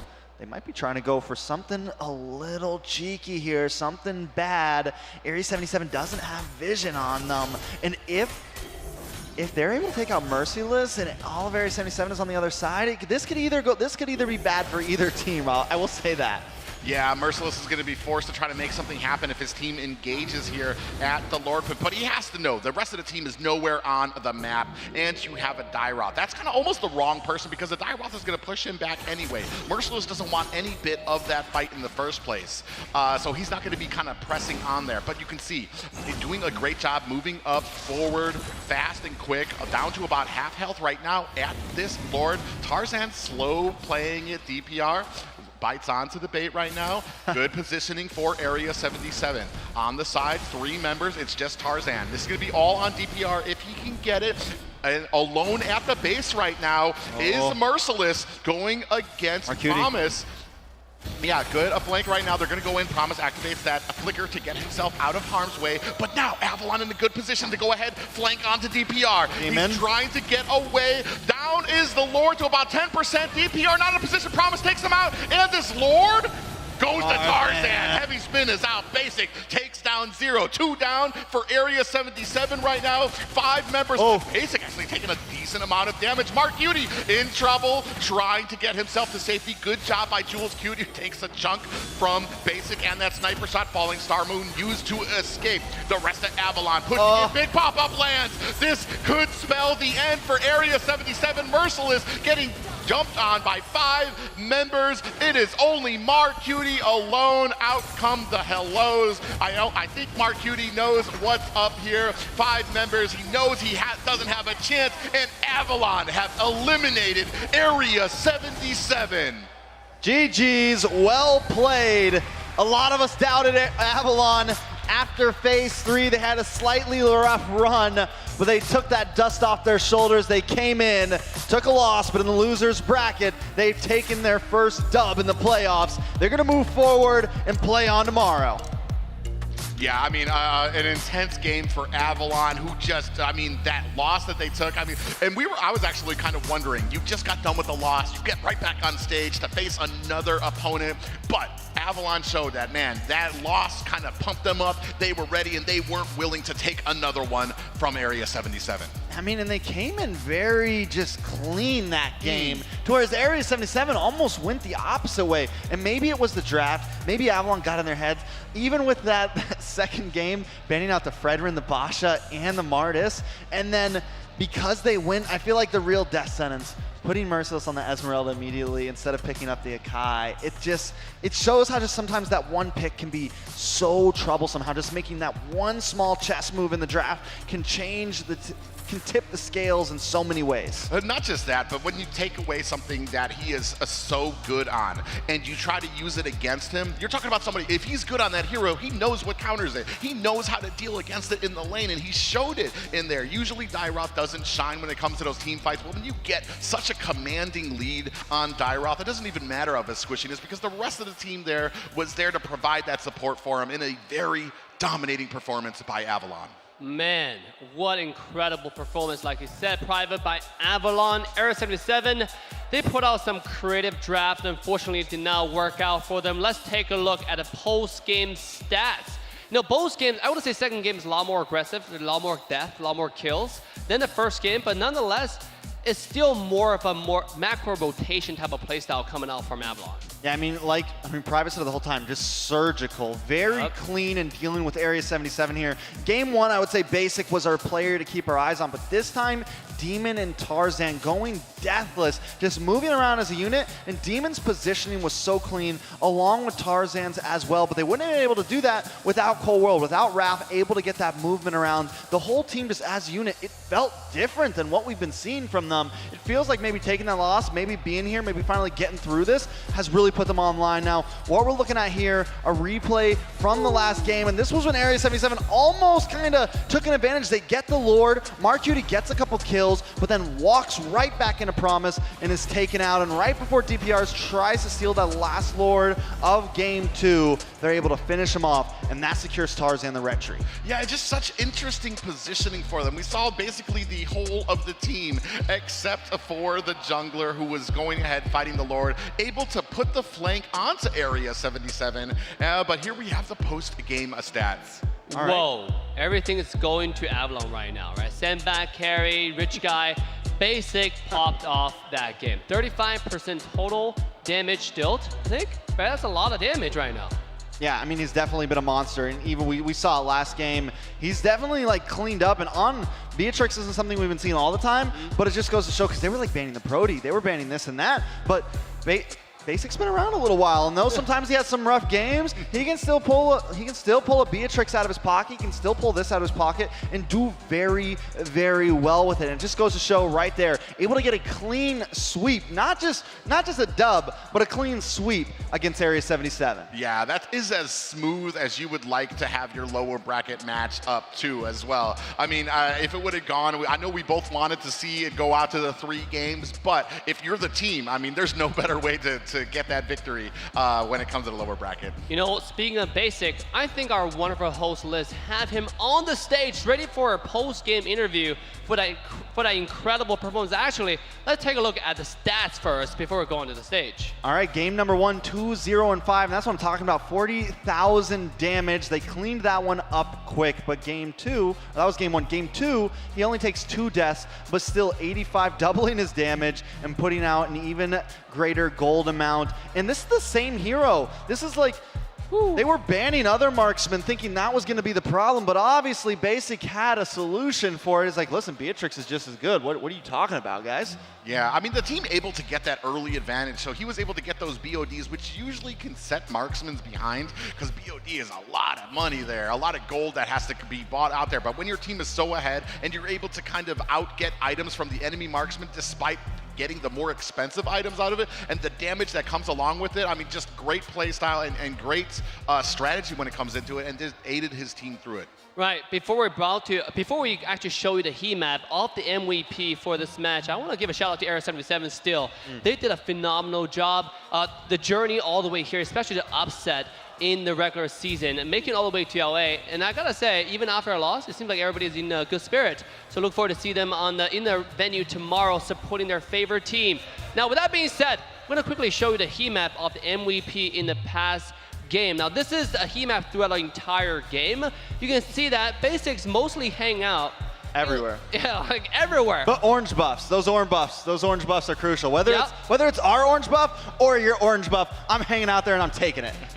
Yeah, and I was just about to say, I mean, a lot of that heat coming from the enemy's side of the jungle there. So, I mean, and that's just what you get when you have such a firm lead. And then not Area 77, but Avalon able to take that lead and force their way into the jungle to go ahead and secure those buffs for Basic to allow him to be that successful. Now, we know the MVP is Basic. We know he was all over the map taking everybody's buff, everybody's red buff especially. We got a special interview ready for you with our wonderful host list. Let's go ahead and take it to the stage. All right, everybody, we have Mr. Steal Your Buff, the MVP of the last series, on the stage. Basic, how you feeling? Feeling good. We were nervous in the first game against BTK, but we bounced back. They gave us momentum when after that loss, we kind of woke up, and then so when we faced A77, we were not that nervous anymore. Because it was very fast, right? Speaking of bouncing back, that was a 5-minute break after a defeat against BTK, and you guys quickly came back right around the corner and then took a sweep against Area 77. That was impressive. Now, a lot of the heroes you guys picked today with that Rafaela and the Akai, is that a pocket pick that you guys have been practicing in the back? Oh, we saw them first picking Esme, so we were like, we were thinking, what good tank can we like take? They said Angela, but I was like, I think Angela's bad because Esme is just gonna take the shield off. So we said Rafaela, and I think Rafaela is good right now since support meta is buff. So I think she was really effective for our team. Especially we got like Akai, Beatrix, something like that. For sure, that mobility is key. And you guys had some pretty surprising drafts like Dyrod, as well as we have a Basic bobblehead in the audience right now. But we also had the Guinevere in the first game. So a lot of things are pulling out in your pocket, and it's really shocking us. And you, as the marksman, is always their ground in the back. You're just farming, you're getting your money in. And then who is your favorite marksman? Because Beatrix, you did amazing. Who's your favorite marksman right now? Come into the next games. Probably Brody. Brody is my favorite marksman. Brody, are we gonna be seeing more Brody tomorrow? Let's see. I don't know. All right, thank you, Beatrix. You're gonna do great tomorrow, and we'll see you then. All right, guys, last series of the day is on its way. We have our teams ready behind us, but first, let's have our cosplayers joining us on stage. We have the Dairoth in celebration of that wonderful Dairoth game. Just now, KOF skin, our cosplayers here. So, you know the drill. What is going to be your favorite number? 37. 37. 37 is the lucky winner. 37, who will that be? Zabbies? Zabbies.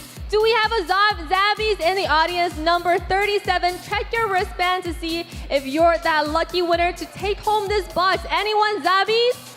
Anyone in the back?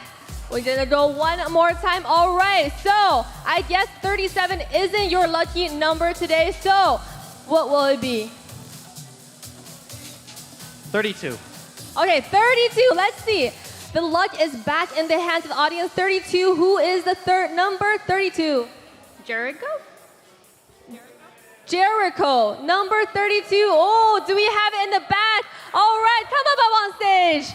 Number 32, Jericho. We have him rolling in onto stage for our last mystery box for the lovely audience. We have our exclusive merch coming from Mobile Legends to give our lovely audiences. Thank you guys. This will be the last giveaway today, but we have much more coming tomorrow.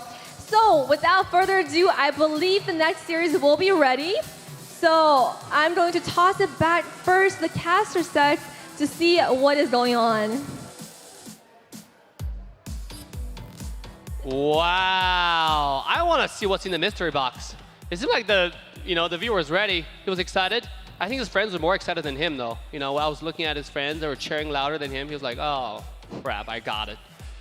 Yeah, I definitely want to see what's in that mystery box as well. But hey, today's been pretty eventful so far, right? We got to see Area 77 and Avalon fight it out.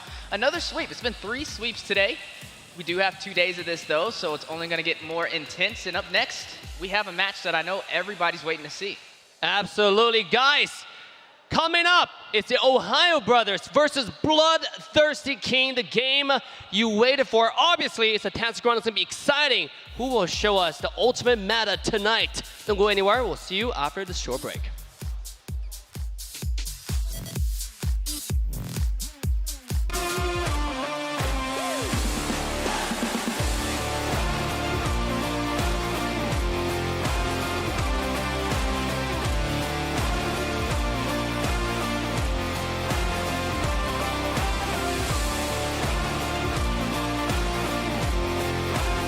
Could be huge, but it looks like could be another kill.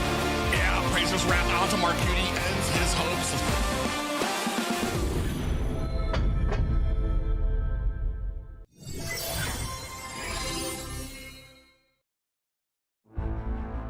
In the world of esports, every battle is a chance to prove oneself. Every moment holds the potential for greatness. It's not just about winning, but the spirit of competition that drives us forward. NACT 2023 Fall Season is where dreams are realized, where champions are crowned, and where legends are made.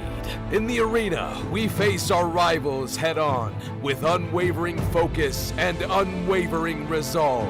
We leave no stone unturned, no opportunity wasted.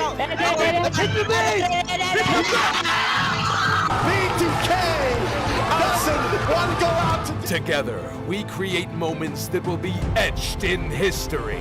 We inspire, we innovate, and we forge new paths towards glory. NACT 2023 Fall Season. My fight, my moment.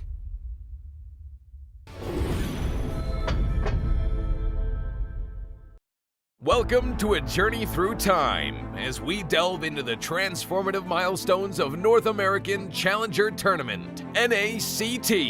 Our story begins on April 11th, 2022, when the North America Community Tournament was officially renamed to North America Challenger Tournament. The official NA YouTube channel was also introduced, and Team A77 claimed the title of champion for the season. Fast forward to August 7th, 2022, and NACT evolved into an officially organized North American regional event. The tournament spanned 13 days of thrilling online broadcasts, with Team First Blood triumphantly seizing the championship. As we moved into the fall of 2022, the first ever offline grand final was held, taking the tournament to a whole new level. This landmark event took place in Las Vegas, USA, creating an unforgettable live experience for all the fans and competitors. The NACT trophy was unveiled, and the championship title went to the Valley. They also represented North America in the M4, finishing in an impressive 6th place. It was a remarkable moment, as it marked the start of a new era for NACT. By February 2023, the NACT spring season was underway. The offline finals took place on May 14th at the HyperX Arena in Las Vegas. Our livestream page was a sensation, reaching number 36 on YouTube's trending list. Gerald Solomon, the head of the North American Esports Association, was in attendance. BloodThirstyKings, who will represent the United States in the IESF. This has been a brief look at the significant milestones of NACT, charting its growth, evolution, and the challenges conquered along the way. Stay tuned as we continue to make esports history.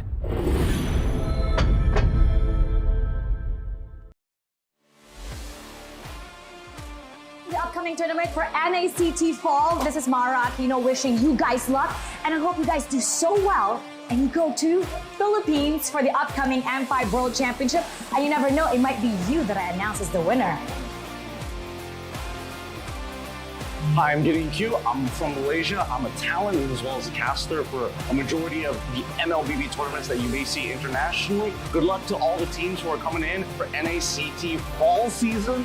I can't wait to see potentially new talents coming out from North America. Obviously, we love the old, but some new ones would be great to see how the community is going to continue to grow, and especially when we're looking at the top 1%, good luck to all of you guys, especially those who are prepared to deal with a giant crowd when you start flying over for the international. Good luck, everybody. Wait. Hi everyone, I'm Eterna. How are you guys doing?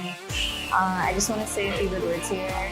I've been very excited to see you guys grow. It's so great to see how things have developed over the seasons, over the years. I hope it gets bigger. I hope you guys have more to say on the international scene, and I heard you guys are coming to ISF, so that's super great. Can't wait to see you guys there. Can't wait to see you guys rock the, LLBB scene. Hey guys, my name's TheOhioBrothers, and here's the thing, we watch NACT Grand Finals, and if that shows anything about how NACT is as a region, you know what? I can't wait for it. I hope NACT Falls, all of you guys will do good, because at M5, we gotta see a surprise, man. I can't wait to see NAs in M5. What's up, guys? I'm Mirko, Indonesian caster. Right now, casting for MSC. I'm eating. They told me to do this. It's all good. NACT is gonna be insane, all right? You know who I'm rooting for. I'm wearing their colors. BTK all the way, all right? So yeah, BTK. Support M5 BTK.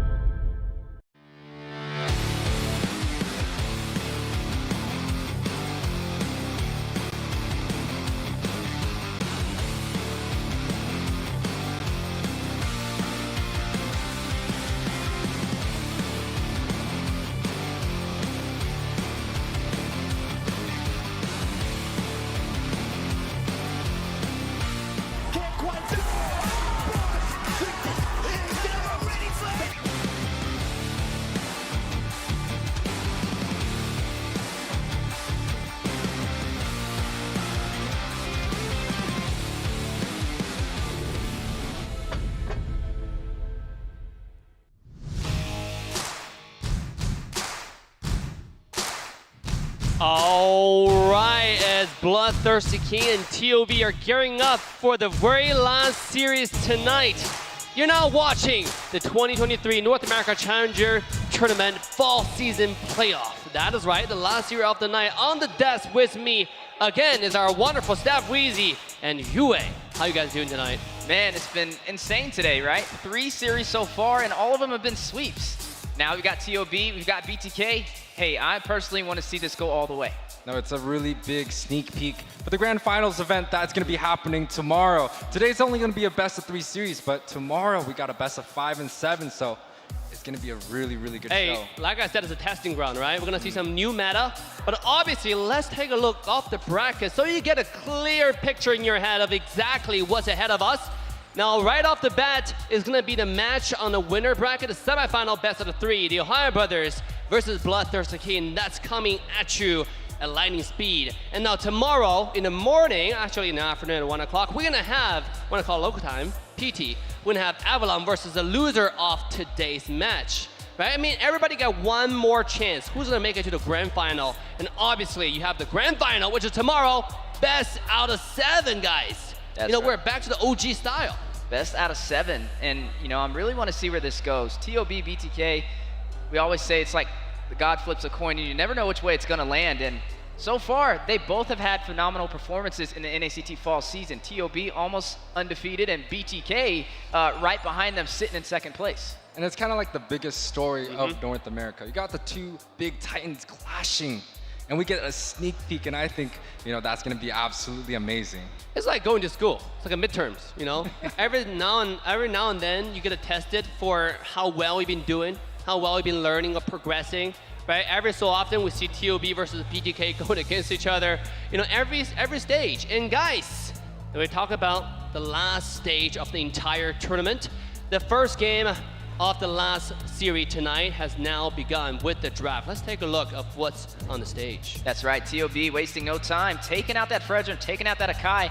Looks like they're focusing on Mobizane's hero pool.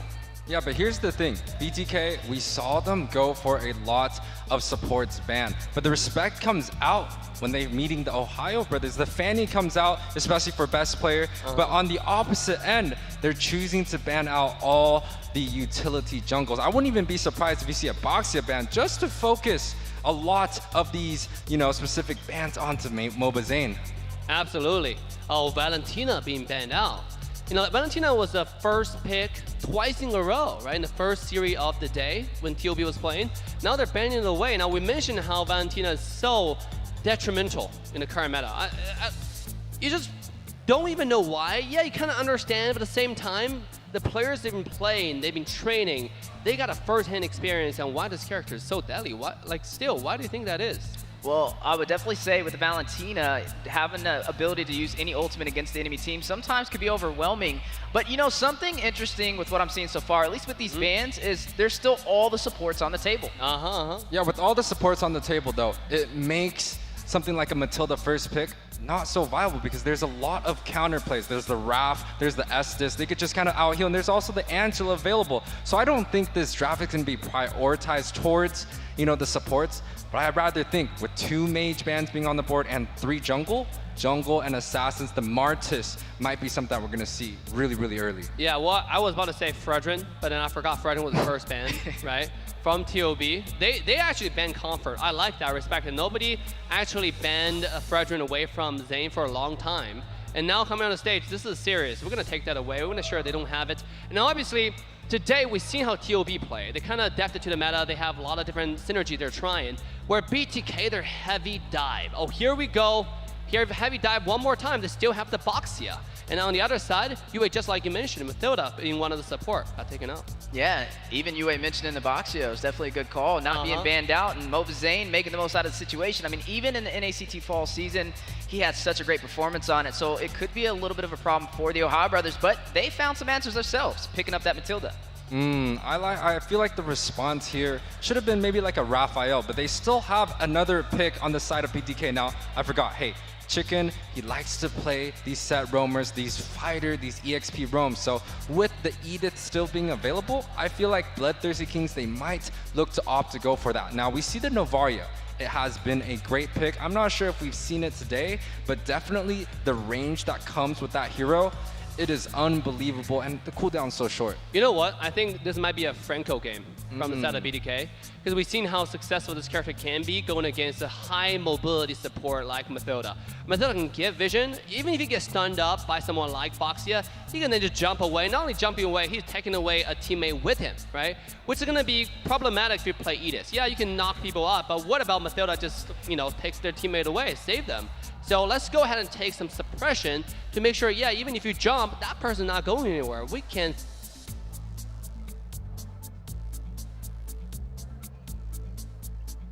And then also that export being slotted in, the Ohio brothers picking up 2 picks of their own.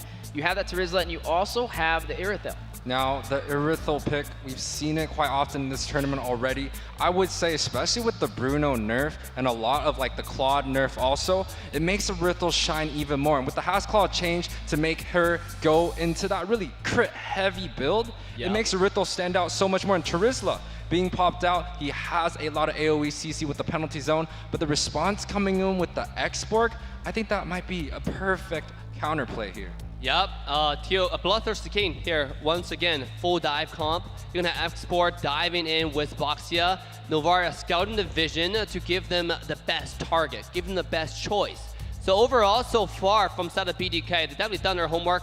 They have figured out their own comfort zone, their comfort draft, and I feel like, you know, before this game, I was talking to some of the players off stage. They were saying this is probably BTK's roster at its prime.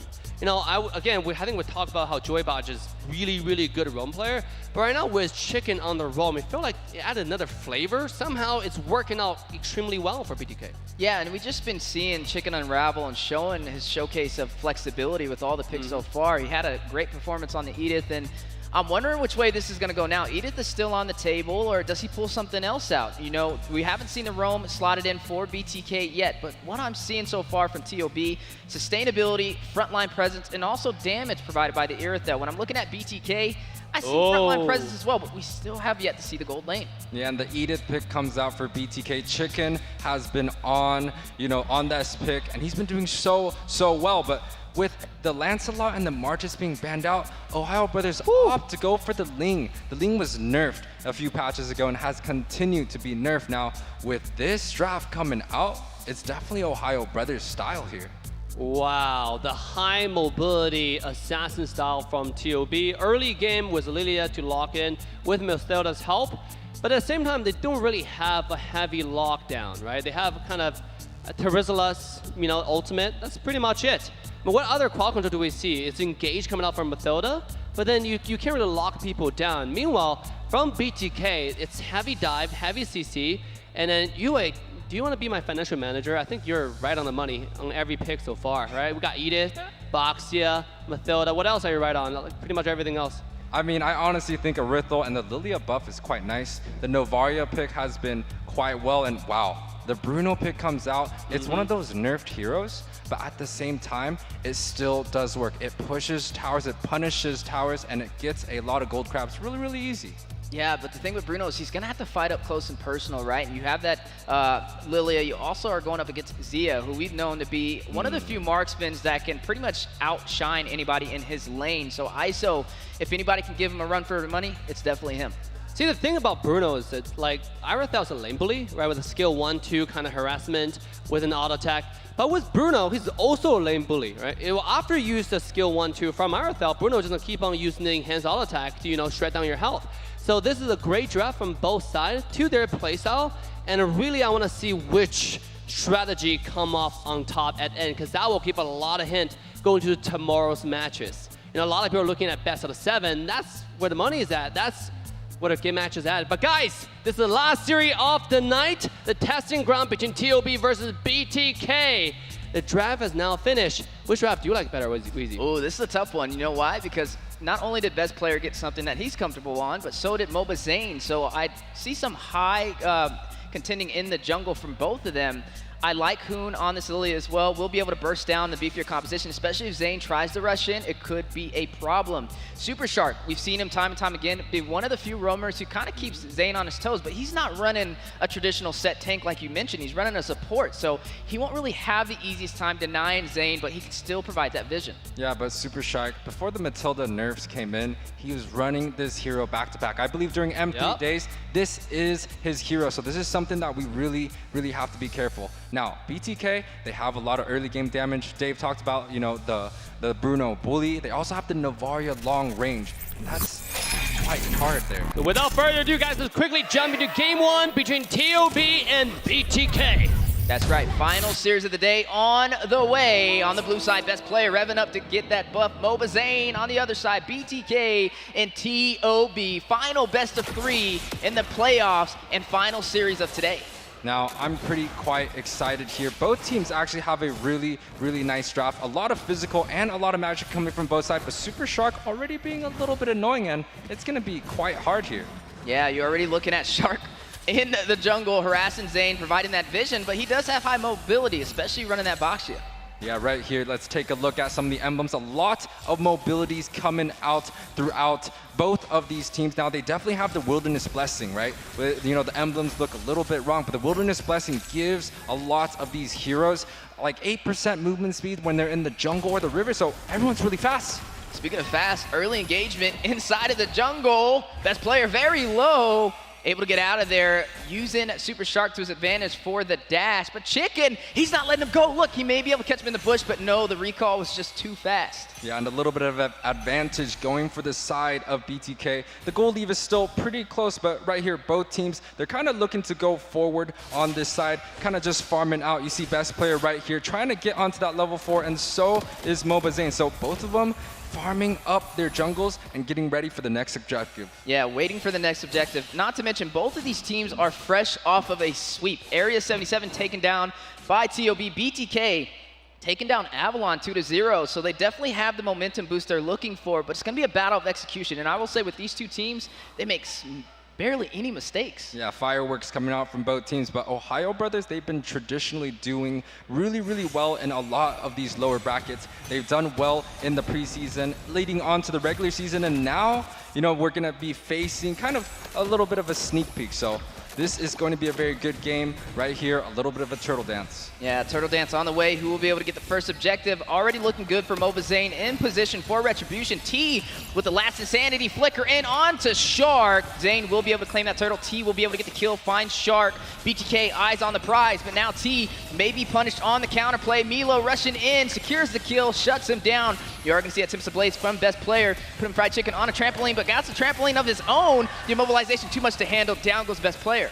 Wow, we don't really see a lot of these roamers being able to catch up onto these assassins, but right there, Chicken was able to use that flicker, hits best player, and picks up that kill. BTK, they got the very first objective. They're up in gold right now. They're definitely going to kind of snowball ahead, especially with the Boxia pick where it's so objective focus. Yeah, definitely objective focus, and if anybody can execute it, it's definitely Mobazane. Able to get that first neutral objective, which will give his team the slightest advantage when it comes to XP. Yeah, but now take a look at some of like the macro plays coming out from BTK. They're putting Chicken onto this gold lane, making it visibly clear, right? Giving ISO a leeway to kind of fast clear and go back to the base. So definitely putting some pressure, but best player right here already going for a little bit of an invade, and we don't see that often when it goes against Boxia. And now the 1v2 matchup. Last Insanity from T. Astro Echo from afar. T need to get out of there. The Finch boys dive in from best player. Tips of Blades dropping down for the knockup. Milo securing the kill with execution strike, and Chicken will fall. Best player takes him down. Man, you could definitely see the Matilda plays coming out. He did die early on, but he was able to get a 2-man knockup along with best player picking up T right there. A 2-for-0 trade for the side of OhioBrothers. And now Mobazane invading on the purple buff. Has Shark, has Hoon by his side. You are going to see Shark taken down by Mobazane. Hoon dealing some damage, but also Zane able to sustain himself and gets out of there. He was able to, no, it looks like Yato got the purple buff. Yeah, Yato did get the purple buff, but hey, that is going to be a buff towards the side of BTK. Denied, but Zia getting bullied by ISO right there. The Bruno matchup, it just seems so well when it goes against the Rithel. That's right, Worldy at its finest, hitting Zia, connecting. You are going to see Chicken with the Primal Wrap trying to deal some additional damage. A little slight miscalculation, and Super Shark for the punish. It is a small mistake, but a lot of utilities have been used. Super Shark did use that ultimate, so it gave a free turtle to BTK. For me, you know, a shield along with all the teammates right there, I feel like it's a win for BTK there. Yeah, definitely a win, but it's going to take a lot more than that to take down the OhioBrothers. Both of these teams, powerhouses in North America. The #1 versus the #2. Never know which way it's going to go. Yeah, and 5 minutes in, the gold lead is still really close for both of these teams, so we can't really say BTK has the advantage or OhioBrothers. But if we take a look at some of their comps right now, Ling has the ability to split push, but we also got Boxia rolling around, so they're going to be able to kind of just counter out that. Yeah, and speaking of actions on the way, you're looking at a 2v2 matchup. ISO doing some damage, kind of having an easier time against Zia in the gold lane. Yato joining the party alongside Huna. Here comes Mobazane. Man, some early engagement. We may be in hands of a high kill game. Yeah, definitely, and the blue buff little dance right here. Best player trying his hardest, doesn't hit the retreat, and the Falling Eagle goes in, but it definitely looks like TOB looking to disengage here. BTK able to pick up that buff and kind of just bullying their way around this assassin pick. Yeah, now on the top side, some slight engagement on the way. Chicken with the flicker in, not able to connect on the knockup, but they got what they came for, putting some pressure in that lane, but they weren't able to take the turret. Yeah, that's a flicker coming out from Chicken, trying to catch the second skill coming out from Matilda, but Zia was able to kind of just get away there on the Riddle. Now, we kind of see that Zia's having a hard time up there, so this switch coming out from OhioBrothers, I feel like it's really, really nice. Yeah, and looking at BTK, putting a lot of pressure on the top side. Down goes the turret. They're definitely focusing on the gold lane, and that may be a way for them to have the advantage. Yeah, advantage indeed. You see a little bit of gold lead on the a little bit of a gold lead on the side of BTK, but honestly, both teams are just trying to deny some of these buffs. Ooh, speaking of buffs, Astro Echo on the way, the knockup. Hoon taken down to about 50% HP. Does have the black shoes, is going to use that to regain some of that health, but BTK, they do have map control right now. They were able to take the first turret and 2 turtles on their side. Yeah, but Chicken, he's not having the cleanest game anymore. The Circling Eagle is going to go down. Mobazane getting the wind of it, possibly. Very low, 25% HP. Tips of Blades dropping down, but Hoon will secure the kill. Last Insanity from T. Maybe able to get a double. Fried Chicken gets Milo. He gets a double of his own.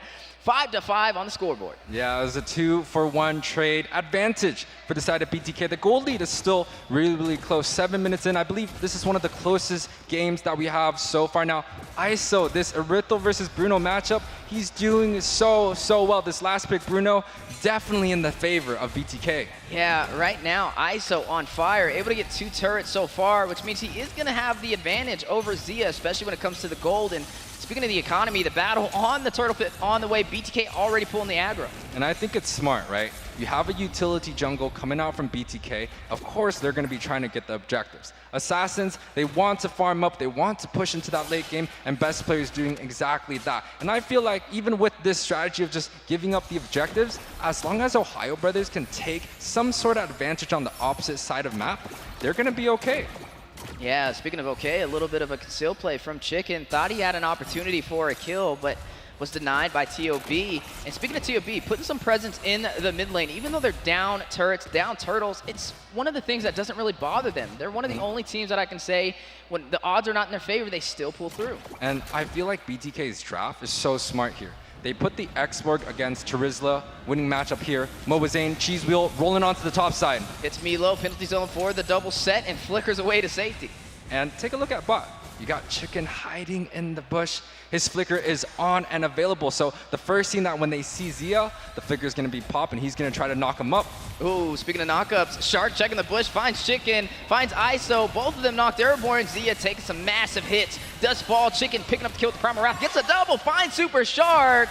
Mr. Worldwide in the building. Best player finds ISO. You are going to see Chicken with the triple. Takes down best player. That gives BTK a 3K gold lead on this game right here. 9 minutes in, they're able to grab up the marksman on the bot side. A 3-for-1 trade for the side of BTK, looking to push the mid side. Yeah, trying to siege that turret. We know how important this objective is. If they can claim that, it'll open up the map even more in BTK's favor, but TOB there for the denial. Hoon with the glooms, dealing some damage. Chicken very low, is able to get out of there. No, Milo with the shutdown, and now a possible punish. Rushes in, Shark able to get a set onto T, but not able to draw the kill. Yeah, and Zane right there zoning his teammates off. They did end up losing Chicken, but they got like a slight push onto the mid side, but the counterplay coming out from TOB, the Lilia, it seems like it's doing quite the good work. Lilia recently received a buff where his second skill gets a 50% cooldown reset if you land on an opponent. So with this new buff, Lilia is going to be both good in the early and into the late game stage. Yeah, but speaking of stages, a turret has been claimed, this time for TOB on the bottom side. That will be their first turret of the day. 7-8 so far. We've officially hit the 10-minute mark. Yeah, and we go on to the mid game right here. A lot of these items are going to be built for both of these players. I believe Zia definitely has 2 to 3 items, Berserkers into Hasclaws. You see the Lightning Truncheon being built up by Yato, and it feels like they're ready for a small Lord Dance Tango. Yeah, and looking at best player, just focusing on the objectives, he snuck in and took down that mid lane turret, which means they do have map advantage for TOB. You are looking at BTK though, trying to get onto this Lord, zoning out TOB from even pushing through the mid lane. Yeah, but they're looking to target Milo. Milo is kind of low, but whoa! The Lord is already at 25%. They do end up disengaging the Lord, but I think BTK has the advantage right now. They're looking to see if they could get this Lord here. Yeah, Mobazane in position for Retribution. Winter Truncheon. Oh no, you are going to see ISO go ahead and pick up and negate that damage when the Nature best player is going to get the Lord for his team, and now they have to get out of there alive. BTK trying to put on some hits. Chicken very low. Shark draws the kill, and BTK disengages. Yeah, BTK was unable to grab up that objective. Even though they were the ones starting, it just seemed like best player had the better retry in that situation. When we talk about the retry situation, always assassins, they're gonna have the advantage in terms of last hitting. But when it comes to a lot of these neutral objectives, kind of soaking up a little bit of damage, making sure they're in position, you have to give it to the objective focus. Speaking of positions, TOB for the siege onto the tier 2 turret is able to claim that. Zia taking it down. Mobazane finds one, shuts down Hoon. Can they get another? Milo getting punished, hit with the Worldy. You are looking at T with the fire missiles, dealing some damage as well, and TOB will pull their punches. Yeah, the Lord is going to be marching down onto the mid side. You have best player going across the map on this Ling, and that's kind of the advantage of having these really mobile assassins. He's always been famous for the Fanny. Now he's coming back with the Ling. He's definitely pulling BTK apart, not letting them group up into this death ball, where I feel like Mobazane, their strategy is to kind of group up, making sure that they could win these 5v5 fight, getting the picks that they can. But unfortunately, Ohio Brothers, their strategy is just a little bit better so far. Yeah, so far in the early game, it looked like it would be more in BTK's favor, but with TOB, best player, able to take that mid lane. It just shows you how impactful of a turret that is. It opens up the map in their favor, and it kind of keeps BTK on their side of the jungle. It's a close kill game. It's 8-9 so far. Definitely textbook and what you expect from North America's top 2 teams. Yeah, and right here, BTK, they're kind of looking to get some vision. I feel like Chicken is slightly out of position right here. He's looking for the pick, but gets the ultimate. Ooh. That's going to be a utility wasted, but ooh, Chicken is taking some hits, very low. Heavy crossbow going out. Milo finds the kill, takes down Chicken. One player down for BTK. Mobazane very low as well. Best player dealing some damage. Will go ahead and step away, but you are still looking at Hoon and Zia willing to take that fight. Shark sustaining the team.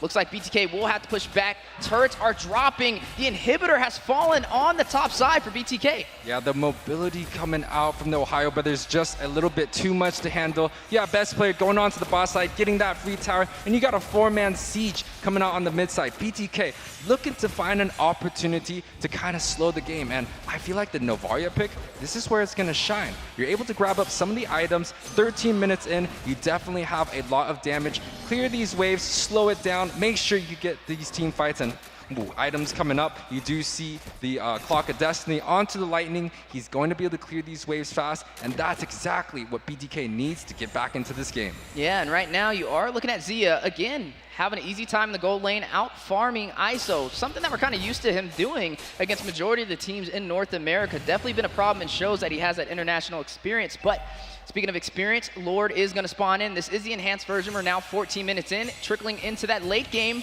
but it's TOB's advantage. Yeah, TOB, if you just take a look at the map, they have majority of the river. BTK kind of peeking out here, trying to see what TOB is doing. But once again, TOB has the Ling. They don't have to commit. They could always look to split push, and they could go for the opposite side, but it seems like TOB, they want to get this objective. Yeah, and right now you're not looking at ISO being a part of that plan, so that will make it a little bit easier for TOB to take this objective uncontested, especially not having that marksman there. And that just shows you the power of the split push, right? When the minions are forced in on the opposite side of the Lord, you really can't take that fight because you got to defend your inhibitors. And we did get to see the new item, the Flask of Oasis, being picked up by Super Shark here. And you know, that item is quite beautiful. As long as you put a little bit of utility, a shield, or some healing onto your teammates, they're gonna gain a shield if they're below 35%.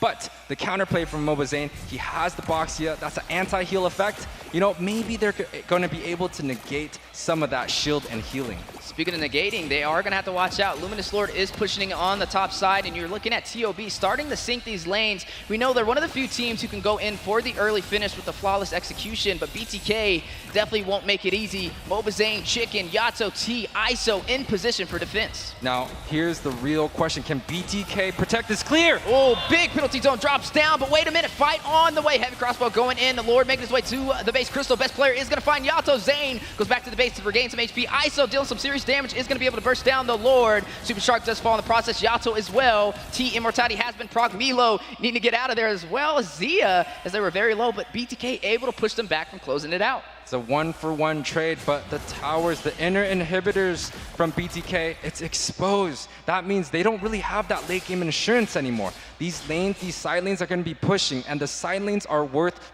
towers are worth a lot more than the mid lane. Because honestly, you kind of just Lord dance the Lord, the minion's going to push by itself. So right here, OhioBrothers, they have the full advantage in BTK. They got to make sure they find the pick, the Drizzler. 4, 1, and 4. Best player, 3, 2, and 5. They got to find the shutdowns here. Yeah, needing to find the shutdowns. And speaking of shutdowns, Zane hit with the knock-up, and Hoon takes down Fried Chicken. Tips the blade, dropping down ISO very low. Milo will secure the kill. That is 2 members falling for BTK in the mid lane.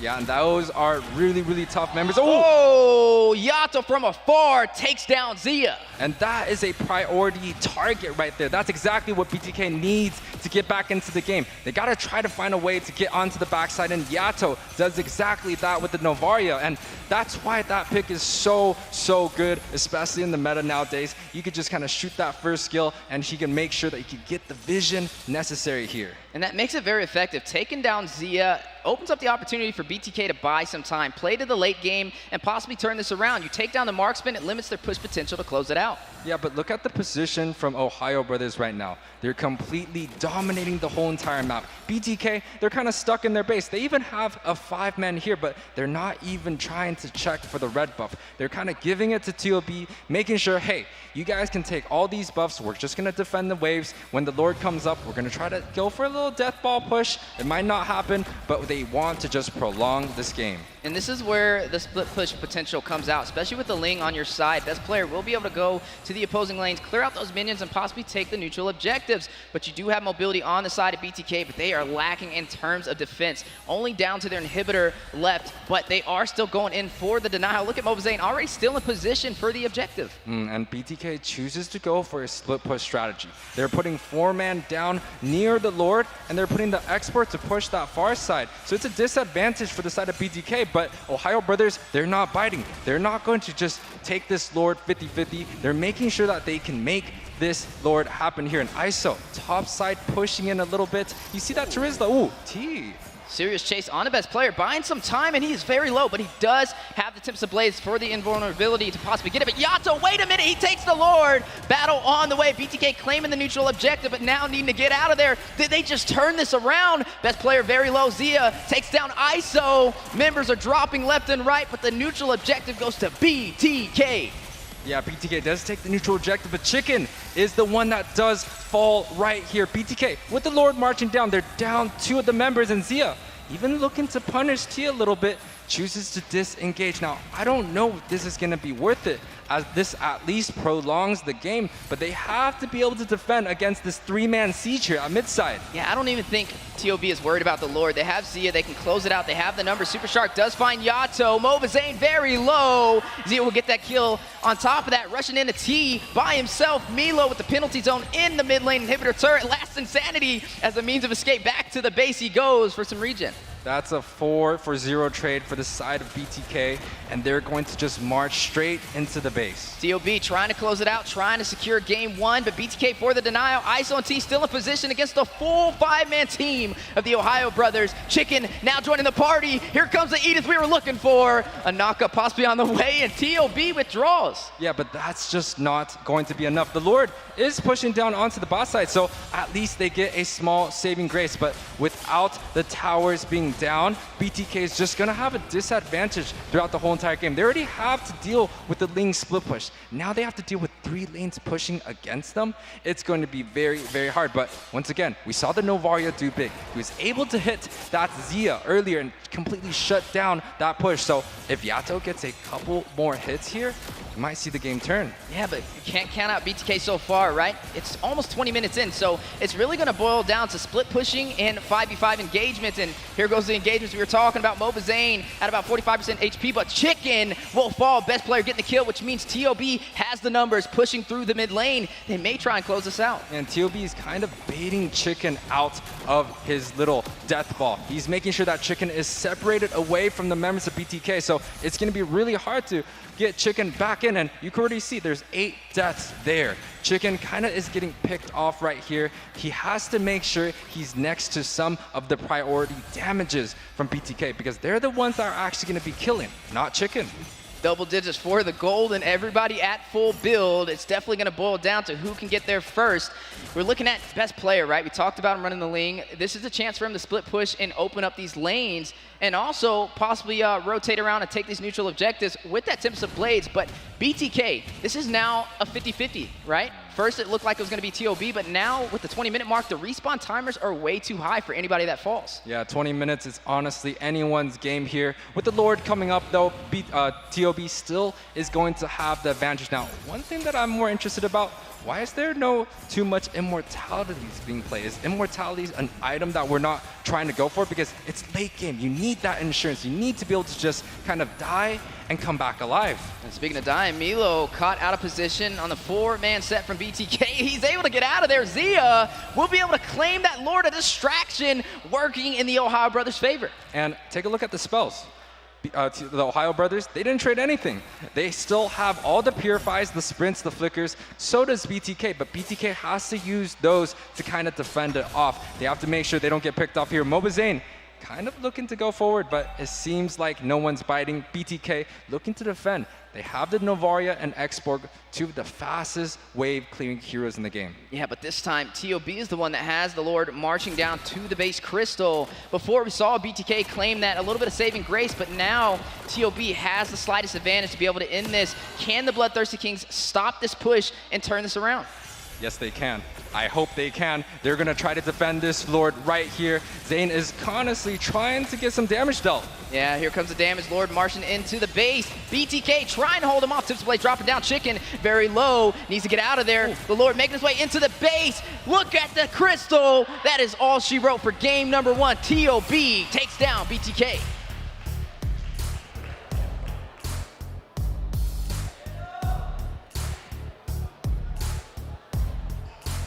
Right here, BTK was unable to defend against the Deers, the TOB right here. They kind of had a clean early game leading on to this mid game and just kind of snowballed ahead. TOB kind of too much to handle. The Ling that came out, it was nerfed, and you know, the mobility coming out, we felt like the Boxia should have been able to negate the rotations coming out, but the Ling, it just seemed like it was too good. We saw best player able to get that mid tower really early, grab up some of the neutral objective, did lose some of the Lords, but Ohio Brothers, especially with Zia, he was just popping off. The Rithel, it was too much to handle in the late game, but early game, it still seemed like BTK still had some advantages. Yeah, definitely having the slightest advantage, and now they are 1 up in this best of 3, which is going to put them at match point. They could possibly send BTK to the loser's bracket, but hey, it's still anybody's game. That was a 20-minute match. For sure. What a game for the Ohio Brothers. BTK definitely pulled out a great fight. In the beginning, it seemed like they had an advantage. What was the turning point now looking at the stats? Yeah, it was quite close. We're talking about a 17-11 game for the side of TOB. 22 minutes in, so, you know, it was quite close. It was quite 50-50. And honestly, BTK was there at almost every single objective. I would even say they had a small advantage, but I felt like Chicken, he was kind of singled out by the pack and TOB, and I would say that's thanks to TOB. It's not that Chicken was playing bad. TOB just played so well, they baited Chicken into a spot where he had to be singled out. He was soaking up damage, and there was no Bruno, there was no Boxia, there was no Navaria there.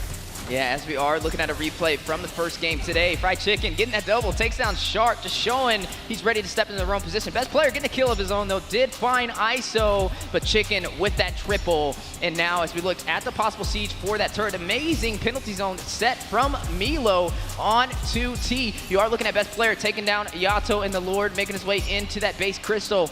You know, it was back and forth, right? That was 15 minutes. That was over a 20-minute game. Right when you thought it was going to end, BTK was able to hold them off. Here we are, 22-minute mark. This is where the game ender was.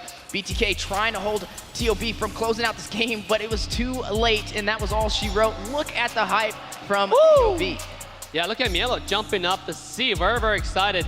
I gotta say the winning strategy from the Ohio Brother here is really mobility, right? Kiting.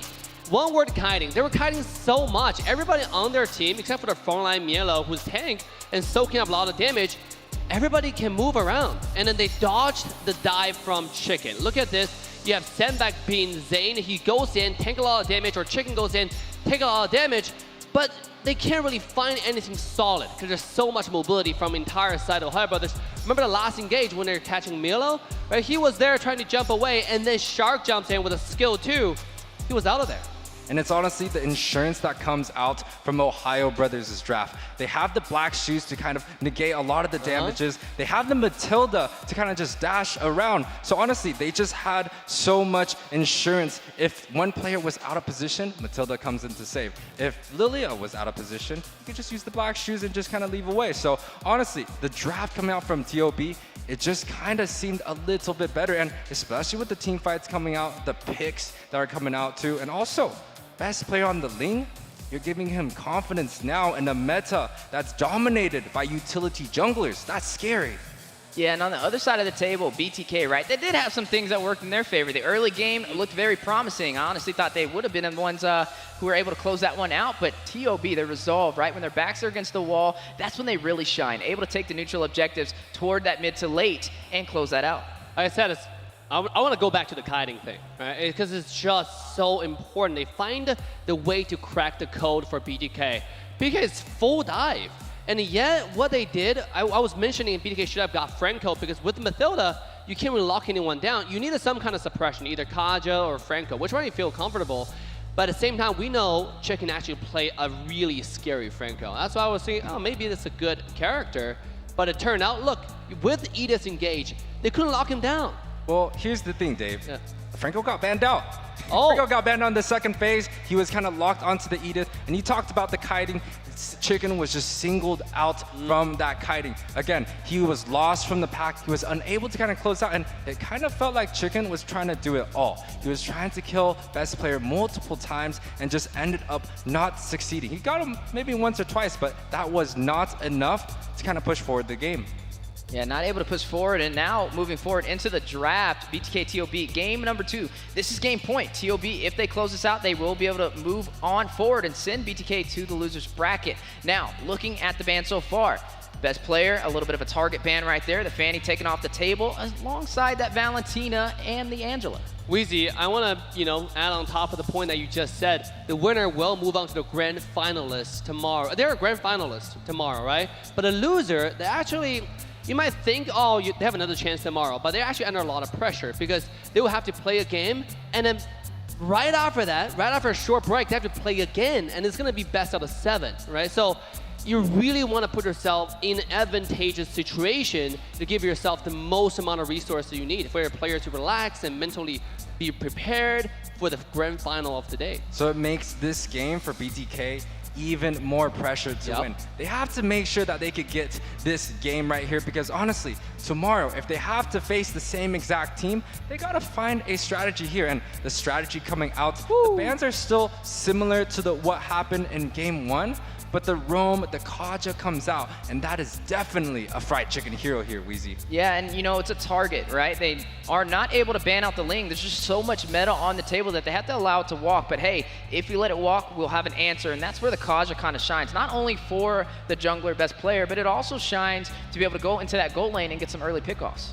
Right, with Kaja, the best thing about it is everywhere you go, you got a guaranteed lockdown. There's no Purify or there's no Matilda skill 2 in the world that can save you. Now, on top of the fact that Matilda's banned this game, you can see right now with Lancelot, with Terizla, even though you have high mobility or a tanky character, you have to think twice before you jump in, just because of the Kaja pick, right? Because that character changes everything.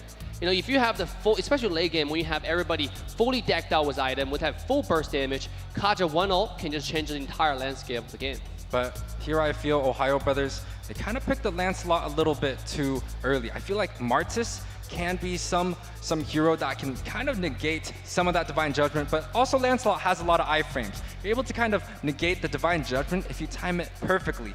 They got the Terizla, which had a lot of success last game, and it doesn't feel like BTK is opting to go for the Exborg. They decided to go for a double single target mid lane here. The Kadita and the Kaja, and we've seen this combination work wonders. Yeah, speaking of wonders, BTK already off to a great start, right? Yato securing that Kadita, which means they have group CC.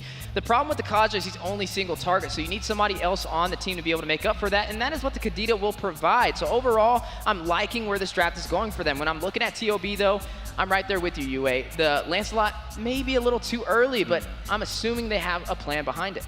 Absolutely. You know, you have a Terzla in the front that can tank up. We'll talk about that. And also, he's probably going to be given the primary job to get vision. You know, Lancelot is probably not going to be the person, even though we know that how scary, how mobile best player can be on the Lancelot. But in this case, if you jump in, Kaja can Divine Judgment, and there's nowhere for you to go unless you iframe it, which is like really hard to do. You know, like we're talking about Divine Judgment, which is a skill like if you miss the iframe, you're dead with Kadita. Of course, and honestly, Hoon picks up his Lilia. He had an amazing game coming out from game one. He had the highest damage dealt as the only magic damage coming out from OhioBrothers. So coming out with this Lilia pick once again, especially with the buffs, you could take Purify, you have the black shoes, the insurance is there, dealing against these single target damages here. Yeah, but there is a counter on the table, and that is Chicken running the Kaza, right? I mean, yes, he has a Purify, but he can't Purify the Divine Judgment, and the black shoes won't matter if he grabs him for that set and his team, you know, provides that kill for that assist. So I'm liking what I'm seeing from both sides of the table, but something we haven't seen so far is the marksmans. That's right. And to be honest, at this point, I think that BTK, we're talking about last game, they are missing the suppression, right? They played the full dive comp. This comp, again, is full dive, but with a little bit more synergy. You guys mentioned it perfectly, Kaja, Kadita, great combo, right? This combo is a death combo, 100% kill rate, doesn't matter whoever they get. Now, if you get a squishy character like the backline, but again, I think TOB, the best thing about their whole performance this playoff is execution. You mentioned the word surgical, I think that's private. That's exactly what this game, what TOB is. They're really careful with the positioning. You saw last game, we mentioned one word, kiting. I think they're about to do the same this game, which is getting vision with Mielo and everybody else looking for the Kaja position and trying to avoid a Divine Judgment on the wrong target. Now, there's still a lot of marksmen on the table right here. I feel like OhioBrothers, they're going to look to take the Rithel, which had a lot of success in previous games. Now, BTK, on the other hand, I don't think they're going to look for the Rithel. The Rithel is one of the best marksmen, but with the Kaja Divine Judgment, maybe they want a burst, an early game hero. The Brody has done wonders here. The Bruno actually did quite well here too. So there's a lot of these marksmen on the board, and no, they decided to go for a late game hero. So the OhioBrothers, they definitely need to find a set, maybe with the Franco available. The Bloody Hunt might come out. Yeah, it could be a possible answer, but with that carry, one thing that it could be a slight problem is it lacks mobility, right? It's going to force Zia to do one or two things. He can run the Flicker to be able to get out of a tricky situation, or he can run the Purify and hope to not be knocked up from Yato. Either way, it will be an easier chance for BTK to be able to dive into that gold lane. And speaking of gold lanes, ISO showing his cards is going to pick up that Irithel. I like the Irithel a lot, right? So far, Irithel has a high burst damage and also a lot of mobility. You know, you can take two choices. You can take a Purify to get away from Terizla's ultimate. Either way, you're gonna have mobility with your ult and run really, really fast with a new item. The Dragon Spear that allows you to run really, really fast with your ultimate, the Ferrari. So, Khalid, the first time on a playoff. Again, full dive comp, full engage comp. I think now this game is a matter of who takes more Purify. Yeah, and I feel like, you know, BTK, they maybe should have picked up the X-Book to deal with the Terzla. That's kind of the natural counter that we have right here, but it's not going to be good against the carry or the Lilia. You're just going to get zoned out. You're going to get kited, but the Khalid, that's a wild element. He should be able to lane bully against Milo relatively early. The little sand slash, little 3-slash, he should be able to deal a lot of damage and kind of push for the early game. But what I'm worried about is the lack of CC, the lack of mobility towards that late game. If you get hit, if you get kited, if you get set by this Kufra, you're a sitting duck. The Kufra, an excellent answer. I was about to say, there's no knockup on the OhioBrothers, so I'm like, Khalid definitely could profit, but Super Shark's not going to allow that to happen, right? He's going to pick up that Kufra and provide the knockup that TOB is going to need to shut down T in the XP lane. Hey, don't forget that Khalid ultimate interaction with the Flicker that was updated a few patches ago. Now it's really easy now for Khalid to lock down to the backline.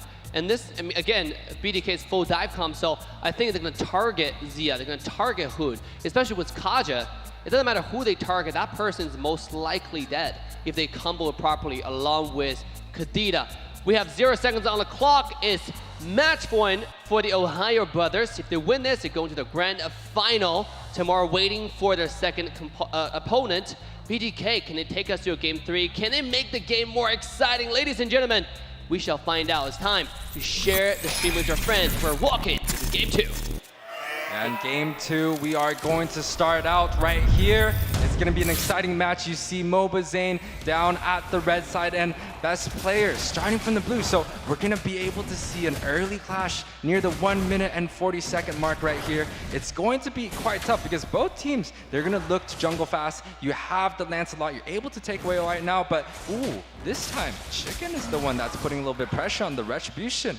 Yeah, best player forced to use that Retribution will be able to claim that purple buff in his advantage.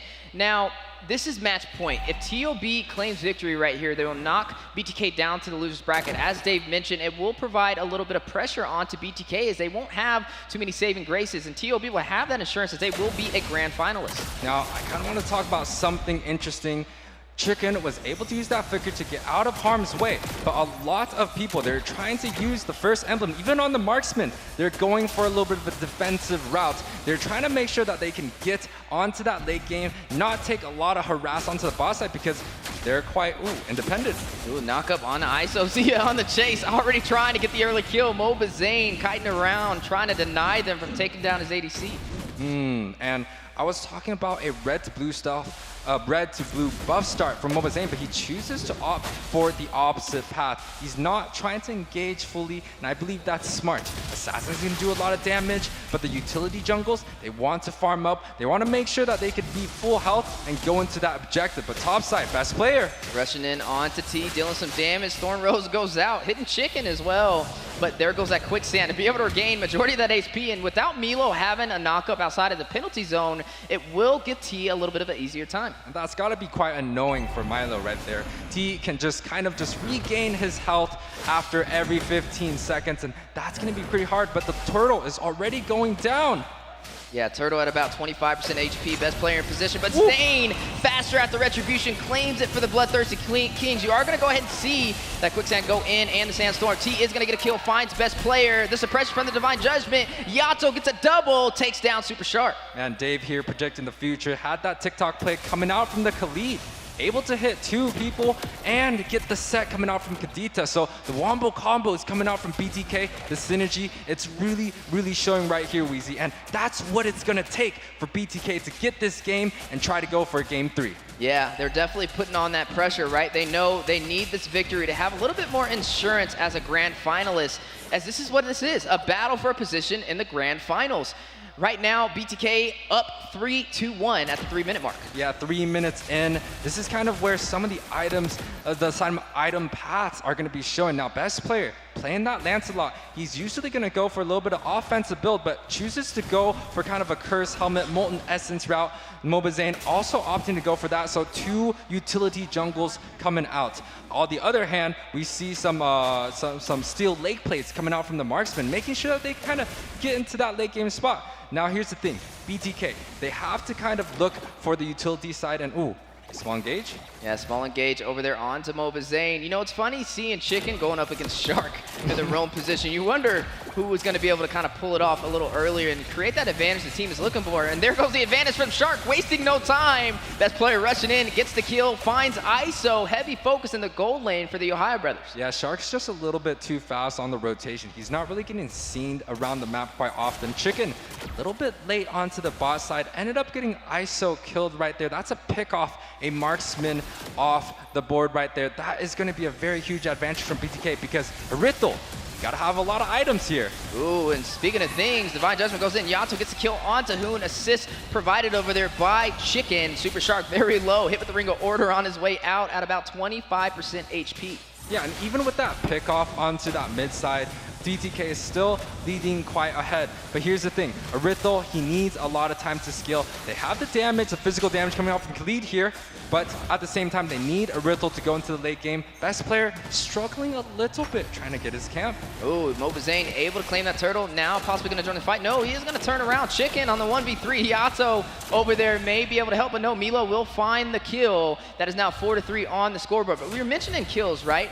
With, on the bottom side, gold lane Zia picking up that assist and ISO falling, it is going to give him a little bit of that slight advantage, right? You mentioned Zia is one of those few marksmen that pretty much majority of the time wins his lane, and with that gold difference, may be able to give him that advantage. But now, wait, Milo turning the tables, being a lane bully against T. Yeah, but T got that heal coming out again. Already half health, he should be able to defend this tower. Yato at a whopping 3-0-0.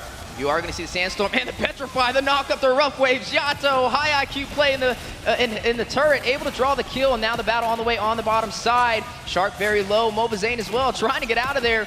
Best player right on his back, doesn't connect with the Thorn Rose. You are going to see Mobazane be able to sustain the damage. Yeah, Mobazane kind of was being a little bit tanky boy. He soaked up a lot of damage, enough for the members of BTK to kind of collapse around, and TOB chooses to disengage. That's going to be quite the best decision that they're looking for. 5 minutes in, 2K goal lead, 5-3 is going to be the scoreboard. TOB caught in the backside of the situation. You are going to see Mobazane hit with that Tyrant's Revenge, and also, speaking of the scoreboard, 2 turtles for BTK and 1 turret, which means they have the map advantage. TOB kind of falling behind so far in the objectives. Keep in mind, this is match point. TOB 1 win away from being a grand finalist, but BTK may be able to take this to a game 3. If any team can do it, it's definitely them. I mean, it's kind of looking like a repeat of the Las Vegas finals. Ooh, the repeat of the Las Vegas final. That was a best of 7 series, and man, no one slept that night. Everyone was just looking at that match. But here, BTK, they're still looking to hold on to their lead. We saw this in the last game, and they just weren't able to push ahead. And we actually saw it in the A77 game. Ohio Brothers, they have this weak early game, and they continue to kind of fall back early on, but the late game, it just feels like their team fight strategy, their IQ is just so good. But wait a minute, numbers in TOB's favor. ISO by himself. Zane is going to get the turtle. Hoon will find ISO, though. That's the trade that the Ohio Brothers were looking for. You take the turtle, we take your marksman. And Milo here, getting a little bit low. T looking to kind of close out the gap, but he does end up missing that first skill. I don't think he's going to be able to shut Milo down. TOB, ooh, actually, he grabs up that kill right there. Yeah, and the turret on the bottom side falls. TOB able to claim that, which means now both sides are even in turrets. And if we talk about the late game, the roam, honestly, Kaja does well at picking. He can use that flicker off cooldown along with the Divine Judgment, making sure that they can pick one off. But Super Shark on this Kufra, he's seen this matchup before. He always looks at these Kaja, and he picked that Kufra specifically to counter out that chicken. And honestly, he's doing a great job so far, getting a small siege on the top side, and both teams, low kill score. Yeah, definitely a low kill score. But something funny is Chicken and Shark both even on KDAs, right? 0-1 and 4. ISO will be able to claim that turret on the bottom side, which will give BTK the map advantage. Yeah, but here's the difference though.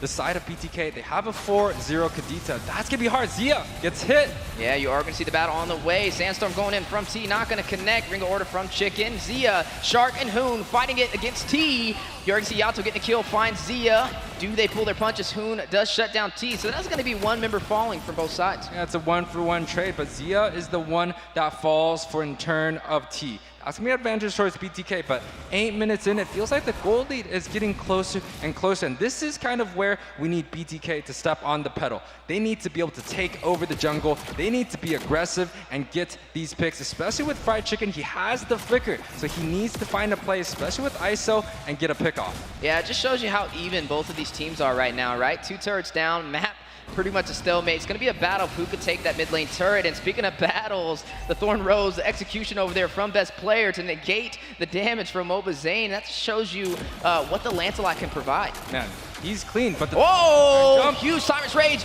triple knockup. Hoon finds Yato, killing spree activated. Mobazane does fall. Hoon gets a double, showing you the new buffed. Lilia gets a triple kill. What is going on? Shuts down ISO. And look at Yato and Hoon's KDA. They're both the same once again, 5-1-1. So both of these teams are actually quite focused onto the mid side and the roam. So honestly, it depends on the marksmen. And ISO sitting at a 0-3-0, he's not going to be doing that much damage. Ooh, speaking of damage, Divine Judgment and the Sandstorm combination to shut down Hoon. A little bit of revenge for that triple kill that we seen, that TikTok play a minute ago. And now T trying to go ahead and clear this mid lane. Does not want to open up the map anymore in TOB's favor. But speaking of favor, best player able to claim the Lord and a set on the chicken on Mobazane. But wait a minute, the Rough Waves goes in. The Ocean's Oddity from Yato. ISO finding Zia, takes down the ADC for the Ohio Brothers. Shark by himself may not be able to escape. T finds Milo off screen. ISO gets a kill as well. That is going to be 3 members falling for the Ohio Brothers. A full 5-man team of BTK still standing. Yeah, Ohio Brother led with the Shark ultimate, hits 2 players onto the wall, and then Milo jumps in with the penalty zone. But here's the thing, BloodThirstyKings, they fought on that objective, and that is one of the rules. You don't fight after you get an objective, so it's a very big mistake coming out from TOB. They have to make sure they play a little bit more disciplined. Zia, it didn't even feel like he wanted to fight, and his teammates went in, he just had to send it, and he had Yato on him the whole entire time. Yeah, now you got to ask the question, where does BTK go from here, right? Their backs are against the wall right now. They need this victory to be able to have a secured spot as a grand finalist. If not, we're going to be seeing them fight out tomorrow to try and claim a spot up against Avalon. Now, looking at what we're seeing so far, mid lane turret has been pushed in. BTK needs to be able to take the one from TOB to open up the map, and that looks like that may be their next focus. Yeah, TOB has a small advantage in the jungle, about 500 gold difference. He built up that War Axe into the Thunderbelt, so best player, he's looking quite sharp. But when you talk about both the marksmen, they're actually even in gold. So BTK, they still have a good chance at this, but TOB really pushing the jungle right now. They're getting a lot of pressure. And look at the map. You have Yato on the bot side, kind of just sneaking there, and TOB pushing on the far side with 4 members. Yeah, it's definitely a game of patience so far. 11 minutes in, moving to the mid game. Zia does find his turret. Yato takes down Milo. You are going to see turrets dropping, though, on the bottom side as BTK opens up the map. Yeah, it's hard to defend against that Kadita.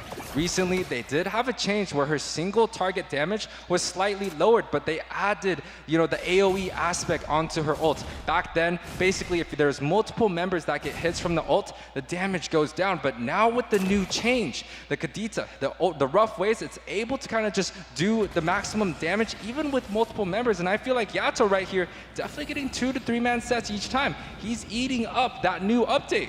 Yeah, definitely eating up the new update. And my question now is, where is the Khalid going to be impactful? The later this goes, the more burst damage is going to target him, and he may not be able to sustain himself with the quicksand. I think this is one of the downfalls of running the Khalid, especially when the map's opened up. You're going to be going up against Shark, who does have the bouncing ball for some knockups. And speaking of Shark, there goes the set. Wait a minute, Caster's Curse on the way. Best player takes him down. T does fall. ISO finds Zia. That is going to be a 1-for-1 trade. But wait a minute, ISO getting the kill, finds best player, gets the double. 2 members falling for the Ohio Brothers. Now pushing into the mid lane. That was a good set coming out from Shark right there. He was able to pick up T, which was sitting at a 4, 1, and 6. Now with T down, you had Chicken flicker into Zia right there, and with the Purify, he wasn't able to negate some of that damage, and then you had ISO coming in, so BTK having the perfect plan right there, getting onto the priority targets. Fried Chicken definitely grabbing up the right one, letting BTK have this objective for free.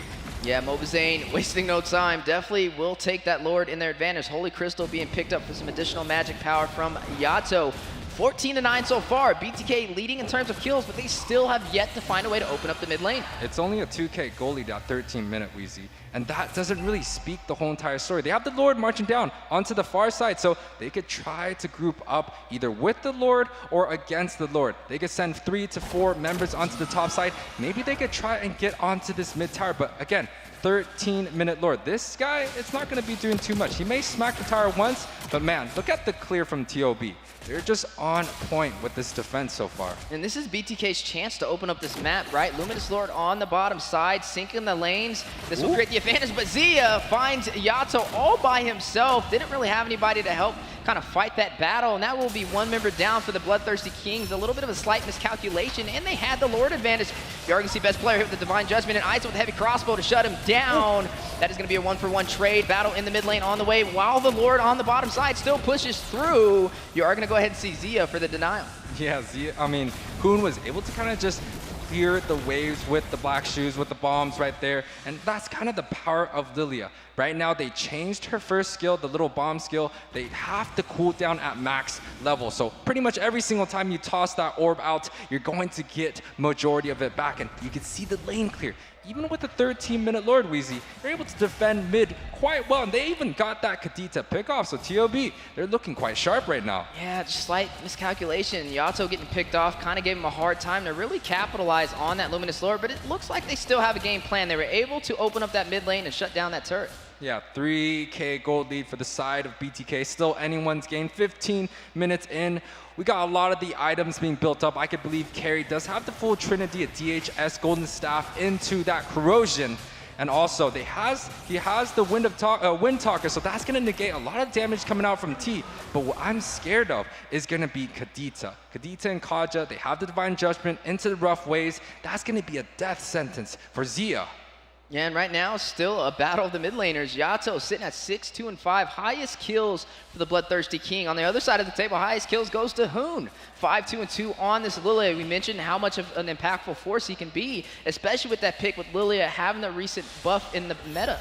Yeah, the conceal play pops out, looking for Milo. Oh, able to catch him with the Divine Judgment. The suppression, too much to handle. ISO with the monster kill takes down Milo, but are they done? Will they still push through? You are seeing TOB clear that bottom side, but look at the HP on that turret. It is hanging on by a hair. And I thought BTK was kind of sneaking in to get some of that pokes right there, but Milo does end up falling right there. That's going to be a trade, but a lot of spells have been used. The Flicker, the Conceal, Divine Judgment, they're not going to be able to have that for this next objective. So BTK looking to slow down the pace a little bit. Zia does pop the Speedy Light Wheels. That's another utility used kind of for nothing here. Yeah, and this is kind of looking familiar, looking similar to last game, going to the late game. But this question is, can BTK close this one out and take us to a game 3? Or will we see TOB push forward as the first named grand finalist for the NACT Fall season? Now with the Lord on the way, the knock-up, you are looking at the Lord at about 50% HP and Mobazane in position for the Retribution. Same with Best Player. Now these Lord dances, I'm not sure. The Lord is so low, so they're definitely gonna look for full engage. Big Divine Judgment on the Best Player, has to use the Phantom Execution. Shark finds Yato. Lord still intact at about a quarter of HP. Fried Chicken and Mortality. Frog T takes down Best Player. No Retribution for the TheOhioBrothers. Hoon takes down Chicken. Mobazane with the Retribution for BTK. Super Shark finds Mobazane for the response. Hoon takes down T. ISO by himself against the 4-man team of the TheOhioBrothers. Can they close this out? They do have about 20 seconds before any members spawn back. For BTK, ISO left to defend. There goes the conceal play. Yeah, it's a 4-for-1 trade. The Lord does go to the side of BTK, but 4-man is awake for the TheOhioBrothers. ISO is the only one left to defend, and there's a lot of minions still. He needs to wait for Yato. There's a cannon right up there, and the Lord, thankfully, marching down onto the mid side, becoming the saving grace for BTK. Very close call, but Shark rushing in for the set, the stun, the penalty zone. Hoon finds Yato. Wait a second, there are no minions though. Do they get out of this? Do they still fight? Milo shuts down ISO. Huge play, finds the marksman for BTK. An airborne knockup on the Chicken. Ring of Order goes out. Sandstorm going in from T. Chicken finds Z. Zia T finds Super Shark. Look at the base crystal, 1%. TOB officially named the first grand finalist, taking down BTK and sending them to the loser's bracket. A complete clean sweep for the side of the Deers. A 2-for-0. For these brothers right here. They kind of took the game by surprise.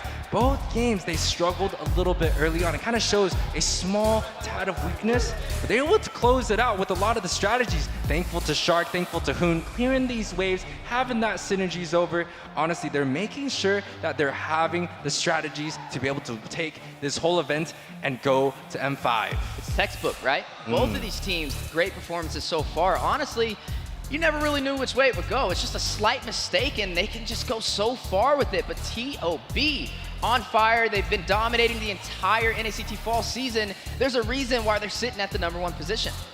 Yeah, and honestly, at the #1 position, they're kind of looking to make sure that they can stay in that position. Last time, we did see TOB fall to BTK in the Grand Final Series. This time around, I feel like they have the firepower behind. They have literally one of the best of each of the roles on their roster. They're looking to push ahead. They're looking to make that judgment into M5. That is a different TOB, right? A different TOB. Everything turned on one team fight at the Lord. Just like that, snap of a finger, it changed, right? It seemed like BTK had what it takes to finally find their playstyle, but then one team fight when BTK was so focused onto the Lord, the same thing they did in many other games before, TOB took the opportunity, go for the kills, go for the team fight first, then find advantage. I don't know if you guys noticed, but also we're talking about iframe UA. There was an iframe there from Best Player. He iframed the ultimate from Kaja's Divine Judgment. It was insane.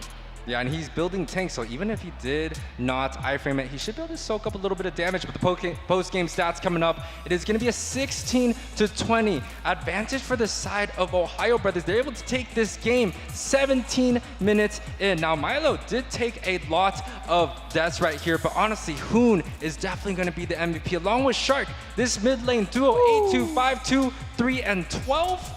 That's definitely a power combination. Right, a little bit of a blast from the past. Triple set over there by Shark onto the wall. Hoon taking down Yato. Killing spree activated. Lots of aggression in today's series. Hoon finding Mobazane, but this was back and forth, right? There goes that triple. Oh, there it is. The battle on the Lord Pay penalties on dropping down. Shark finding Yato. Lots of TikTok plays right there. High execution from both of these teams as T takes down best player, takes down the jungle for TOB, opening up the opportunity for Zane to take this Lord without a retribution for TOB. Yeah, and honestly, BTK, they did grab up some of these objectives, but TOB, they just had the firepower behind. Their marksman, Zia, was almost always alive when they're getting these objectives, and they played so extremely disciplined. That's kind of the style of TOB. They play clean, they have the discipline, and they're making sure that they can get all these kills. Post-game stats? Let's take a look. Rich Guy, Sandbag, and Forgotten One all goes to BTK. What a game. They almost took it home. They almost took us to game 3, but unfortunately just missing it by a hair. Using your word, Weezy, that was incredible. You saw the very last team fight, right? That's when Zane was just laser focused onto the Lord. And then TOB was like, I'm going for your backline, right? I'm going for ISO, I'm going for your mage, I'm going for Yato. And that worked out super well for them. They took the team fight and took the game. Yeah, they definitely went for the quick finish, trying to close it out. There was a chance where BTK almost turned it around, but then they were able to find the marksman and shut him down. And then you just seen TOB stampede through for the finish, which means, hey, that was match point, right? That is our final series for today. And TOB, the first grand finalist of the NACT Fall season. And they get to go on into the best of 7 series. They're going to be sitting tight, watching all the teams that are going to be complete. Next, we're definitely going to have Avalon versus BTK right here. That's going to be an exciting match tomorrow, so make sure to tune in right there. You know, we've seen so many of these great teams, so many great players, so. Hey, every single series, though, I want to give some shout out to BTK. It seems like they're getting closer and closer to that sweet dub, right? Just a little bit. If that team fight, if they just back out a little bit and help the team to do the team fight first, it would be a different outcome, to be honest. But guys, speaking of a last match, let's reveal the MVP of the series of today. It's gonna be Mr. Hoon. Now, let's take a look at the stats of Hoon in the past series. Yeah, looking at Hoon, Mr. MVP. Both of the games on Lilia, KDA wasn't the highest over there for game number 1, but game number 2 definitely shined a lot more. 8 kills, 2 deaths, 5 assists. And honestly, it has to be the damage dealt. We don't get to see it here, but he was doing 31% on game 1 and about like a 25-28% on game 2. Talk about the KDA, these assists definitely counts. That's almost a 15-2 KDA on game 1. You got a 13-2. So this man is playing clean, and he's the leader of TOB. So he's definitely pushing ahead, making sure that his level is up to his standards so his teammates can just follow in. Absolutely. I think you hit a nail on the head right there. Even though the game 1, he was 2-2-13. There wasn't a lot of kills, but there was a lot of damage, right? Over 100K. It's like probably the most damage to goal ratio was in the game. Let's take a look at Hemap. Most of the game, he's just hanging out towards mid. That shows you they drag the fight to where they're good, right? Which is the mid-roam jungle rotation. And let's take a look at Hemap. Yeah, a true mid laner. I guess that's what we call that, right? That's all he needed to do. Stay in the mid lane and you get the MVP. That was a 17-minute, 43-second game. Honestly, every time TOB and BTK go against each other, it's always an exciting match and a long one at that. Hey, we talk a lot about our MVP, Hoon. How about let's throw it to Liz to actually interview our MVP to see what he was thinking in the past series. So we are on the stage with Hoon, our first grand finalist of tomorrow's games. Hoon finally landing on MVP this season. Was that a question? Well, I mean, throughout the season, we had Zia shining a lot as well as Shark, but finally, Hoon at the grand finals, you did so much damage on that Lilia. You guys did crazy well in this game. So how are you feeling right now? 100%? Still 99, because there's a game tomorrow. But yeah, it feels great to play Action Mage instead of Angela Fredrin that I've been rocking with lately. But yeah, it feels really good. And you pulled out an Angela this morning. Were you practicing the e-girl tricks in the back of the pocket, or is that something that's coming on the way? Yeah, we've been practicing it. Whenever I make mistake, they just put me on Fredrin sometimes. So they put you in the penalty zone when you're making a mistake. Now, for tomorrow's games, are you excited? Because you guys took the series like swiftly. You dominated. It was a clean sweep, 2-0. So tomorrow is going to be the grand final. 7 games. Are you prepared? Yeah, really prepared. Actually, very excited. I wish we just play right now. You know. And I mean, you're gonna need all the rest you can get. But Hoon just told us that he is buffing up for that 100%, and he got 99% out of the way today. So tomorrow, that 1% is gonna come. Thank you, Hoon, for joining us today, and may the best of luck come to you guys tomorrow. G4. G4. All right, thank you, Hoon. Now, let's bring it back to our wonderful casters, Yue and Weezy, to give us their final thoughts after that exhilarating match. Yeah, right here, OhioBrothers able to take that victory. Moving on to the grand finals of best of 7. That's going to be the match later for tomorrow. Now, losers round 2, BTK versus Avalon, the best of 3 series. That's going to be up ahead for us, Weezy. We're going to have that game tomorrow, and man, it's definitely going to be an exciting to fight for that 2nd place. I'm just looking at all those 2s on the board. Nothing but sweeps today, and I'm a man that likes to see it go all the way, so hopefully tomorrow we can go the extra mile. A best of 3, a best of 7. Now, BTK and Avalon, that's definitely going to be explosive, but whoever wins that, like you mentioned, will be able to be the grand finalists to go up against the OhioBrothers in that best of 7. So that's it for me and UA, but let's go ahead and see what Dave has for us. All right, back to the stage again with Magic. Dave is back on the stage. That was a great interview, by the way, Liz. I was just talking about it. But hey, I think who mentioned G4? G4. I mean, that is a hint for tomorrow, because tomorrow is the grand final day, and we have some special guests for the biggest, greatest MLBB event in North America yet. That is right. So make sure, if you're in the LA, Long Beach area, get your Lyft, get your Uber, get your car. I don't care what it takes. Come to the offline event. It's going to be exciting. Definitely. I mean, G4 Gosu reunion, because you guys already know Gosu General, the OG of NA, will be joining us tomorrow for a special series with all of you guys, interacting with all of the heartfelt fans. And tomorrow we might see a Gosu reunion. So G4 for sure. Hey, 2 great series on top of that, right? We have the loser bracket grand final. Who will go to the grand final? It's going to be an upset? Or are we going to see a TOB BGK grand final BO7 again? Well, either way, it's going to be exciting. And on top of that, the meetup event tomorrow is going to be the biggest yet in North America as well, okay? We got a band, we got cosplayers, we got Boxia rolling in, right?